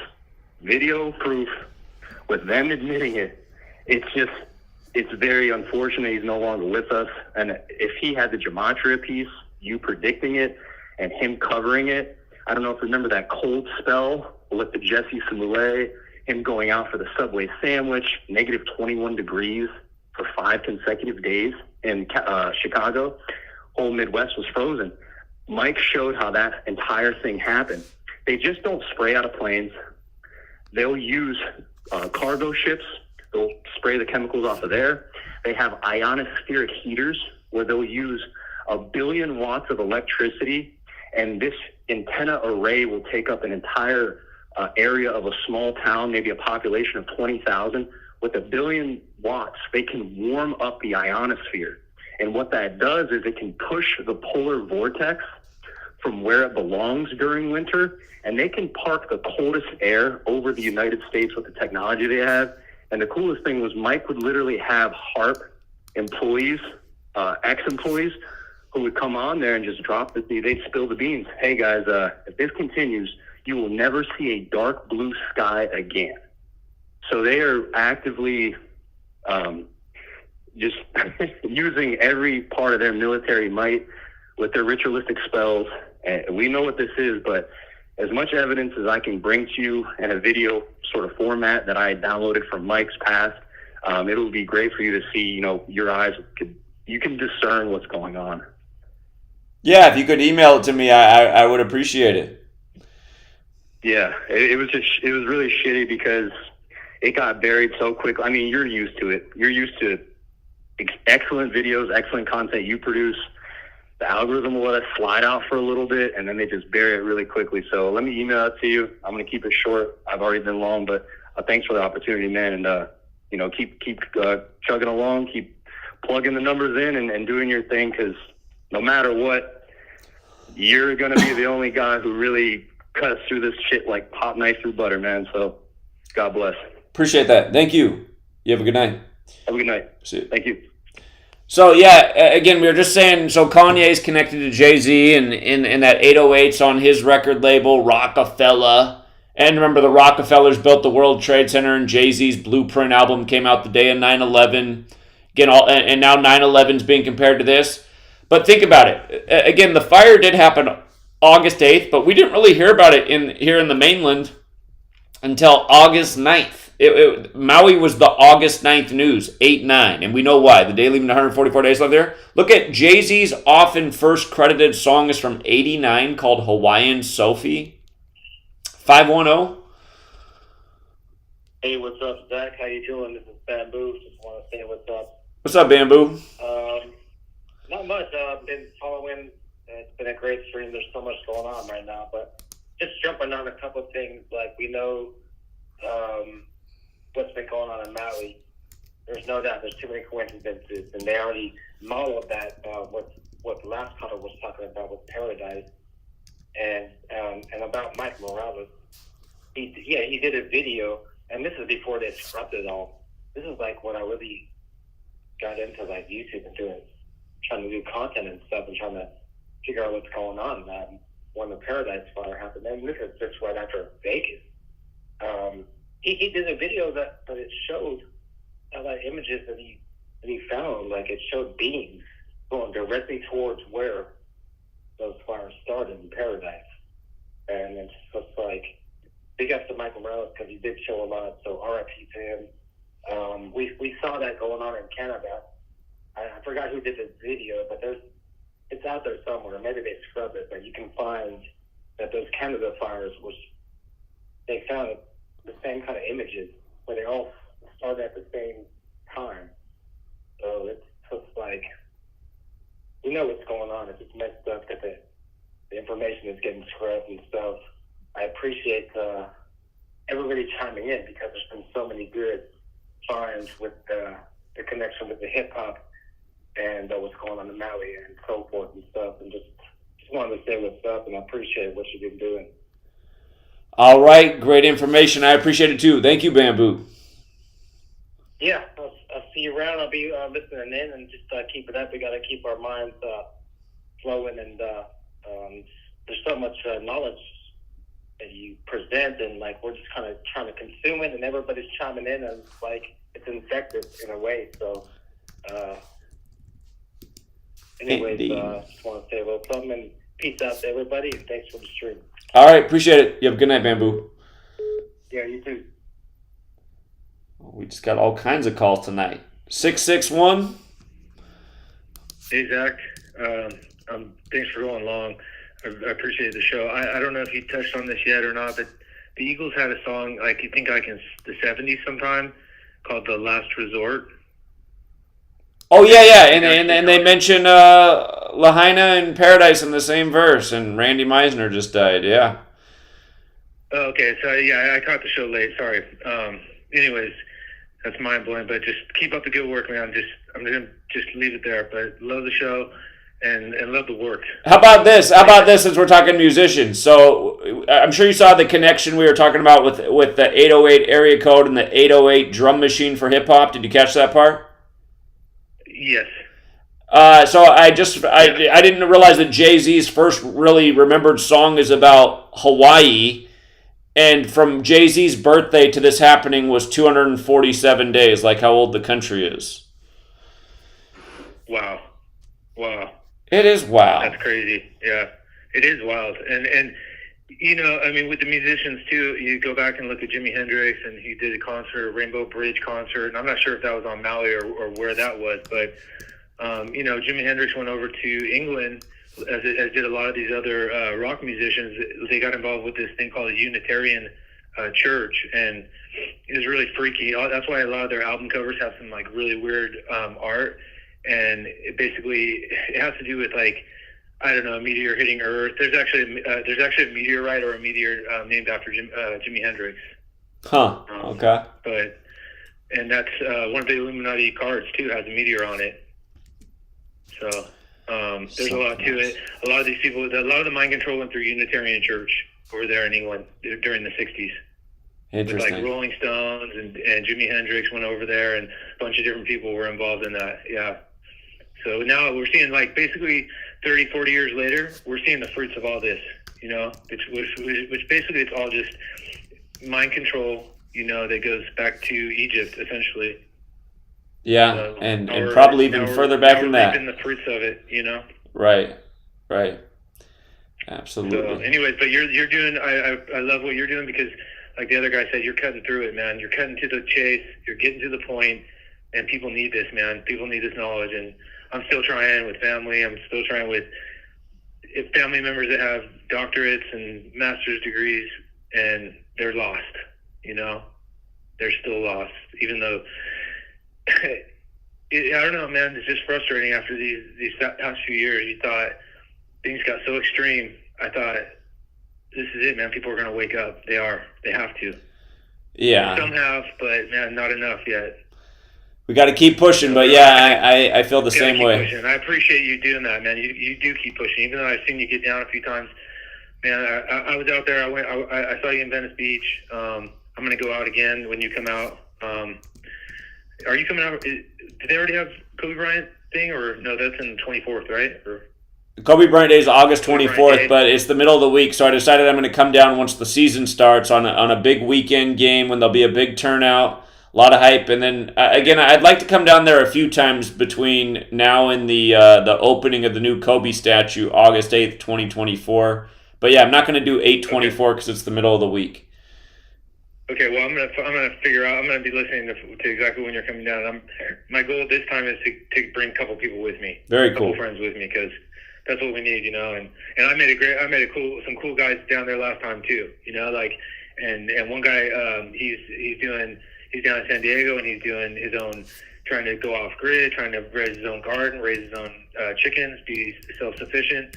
And we were talking about that because, you know, I kind of have that in common. And I just say that this is what we need to do, no matter what, man, to the bitter end. That's it. I don't care. We have to get together. We have to go out. We have to support this kind of work. And hopefully you can combo with other people that, you know, have different angles. Like these guys are talking about the weather guys, you know, and stuff like that. But the problem is I think your side and our side, people that are aware of this knowledge, are willing to listen. But can they listen? as well and accept it and go, this actually reaffirms what you guys are saying. It's not cutting you down. It's not, you know what I'm saying? Like, I get that vibe, like, sometimes with YouTube and with all the truth movements, like, some people are afraid they're going to get undercut or one-upped or something, and that's not what it's about. It's about, dude, we're in desperation times now. You know, this is like getting down to the wire. Well, yeah, it's been a countdown. It was already looking bad 10 years ago. It looks a lot worse now, so. Yeah, Indeed. but I'm long-winded. I'll let you go, man, but thanks a lot, and have a great night. All right, appreciate it. Take care. All right, man. Okay, bye. Remember, Obama turned 62, right? Obama turned 62. This happened in Maui on Kanye's 62nd day of his age. See, it's starting to make more and more sense. Jay-Z in Gematria is 62, right? His first big song's about Hawaii. Obama's from Hawaii. You see how it's all little pieces of the puzzle. Obama and Kanye with the Chicago connection. I see what they've done here. 619, all their little Illuminati puppets. 619. Hey, how's it going, Zach? Yeah, what's up? Hey, I was the guy in the chat talking about the Nike SB. Okay. So it's a lot of things that's tied into that. So what kind of caught my attention was on that Saturday to release 8.5 of the Nike SB. When I went to the store to pick up my shoes, there's a shirt that came out with the shoes that the manager told me that they had to recall the shirt. So the controversy with the shirt was that the shirt was in blackface. So it had some characters on skateboards in blackface, so they recalled the shirt. So that kind of got my attention a little bit. So the whole shoe, it has so many hidden details on the shoe. On the back of the shoe, in print, if you could bring it up, it says Nike CSC. So I threw that into the calculator, and 3 out of 4 ciphers, it matches up with Maui and Kill. You there? I'm getting the shoe up here. Okay. Oh, okay. And also, inside the shoe, it has a quote. It says, we are the ones that we have been waiting for, which the guy who designed the shoe, he said that was a quote he put in there from Obama. I also looked into the quote a little bit deeper, and that's a quote. That's a book written by Alice Walker. She was born in 1944. So you got Obama, the 44th president. You got Alice Walker, who wrote the book. She was born in 1944. You got the shirt that was recalled with the blackface on there. Blackface, if you put it in the calculator, it equals 44. The shoe came with 2 extra insoles. So this is like the first shoe that ever came with a total of 4 insoles. So it has 2 that come inside the shoe, and then an extra 2 on the outside of the shoe. It has like a beach vibe to the whole shoe. It has palm trees. The 2 insoles that are inside the shoe, it gives me a vibe of like a thermal shot of a forecast. The guy, I went and looked up the details and design for the guy. So it's kind of like a double design. What he's given up is about the Crenshaw Plaza sign, how it deteriorates. That's why it has like a rusted look on the shoe. With me, I was kind of getting a vibe that it's like a Hawaiian vibe, maybe Hawaiian shirt, or even it can be like green with blood. And on the bottom of the shoe, it has some blocks, like some little brown-skinned kids building with some building blocks. And it says CSC in the blocks. So you got a blue block going over the top of the red block, which I was figuring like, water on top of fire. And then you got the green block on the other shoe, and there's the individual grabbing at the green block, like, land maybe. But, when I put the numbers, the Nike CSC in there, I was like, man, it's too crazy for the 3 out of the 4 ciphers to meet up with Maui and Kill. Those are and then, the Obama and the 1944, just a lot, that was tied into there. It's a lot of like hidden secrets in the shoe. Sure, and again, Nike's another one of these major companies, and I'll have to look more at it. It's very interesting. Yep. Okay. That's how I was trying to get some confirmation, because I've been I'm in the tennis shoes and stuff, but I'm also in the Gematria, so I've been kind of tapping in. I always know that these big companies always got something going on. So it's crazy for that shoe to release on that Saturday, and then on 8/8 you got the fires in Maui. I was just in Lahaina like 8-9 months ago on Front Street, so I kind of know how it's set up and everything. And it was just misbelief that how a wildfire would hit that town, which is mostly just buildings, a street, and then water. You know what I mean? So I've kind of been looking into it, but that I for sure think that shoe and that release with the recall of the shirt has some type of ritual with the whole ritual that's going on. You know what I mean? With that whole Hawaiian vibe thing going in Maui and stuff. Sure, it's very possible. The rituals are big, so. Yeah. All right, that's all I wanted to tap in for real quick. All right, I appreciate it. Thanks for doing the research and the call, and thank you for the donation as well. Thank you. Yep, all good. Thank you. All right, take care. Okay. Yeah, I got to shut it down there, you guys, because we've gone over an hour and a half extra time, and I've just been streaming nonstop. There's been so much to talk about. But yeah, I'll do a shorter video to summarize this hip hop thing, and hopefully that video inspires some more finds. But yeah, we definitely put some more pieces of the puzzle together tonight. So good job, team. Thank you, chat. And yeah, we'll leave it there for this evening. Till next time, True Seeker. Don't forget to hit the like on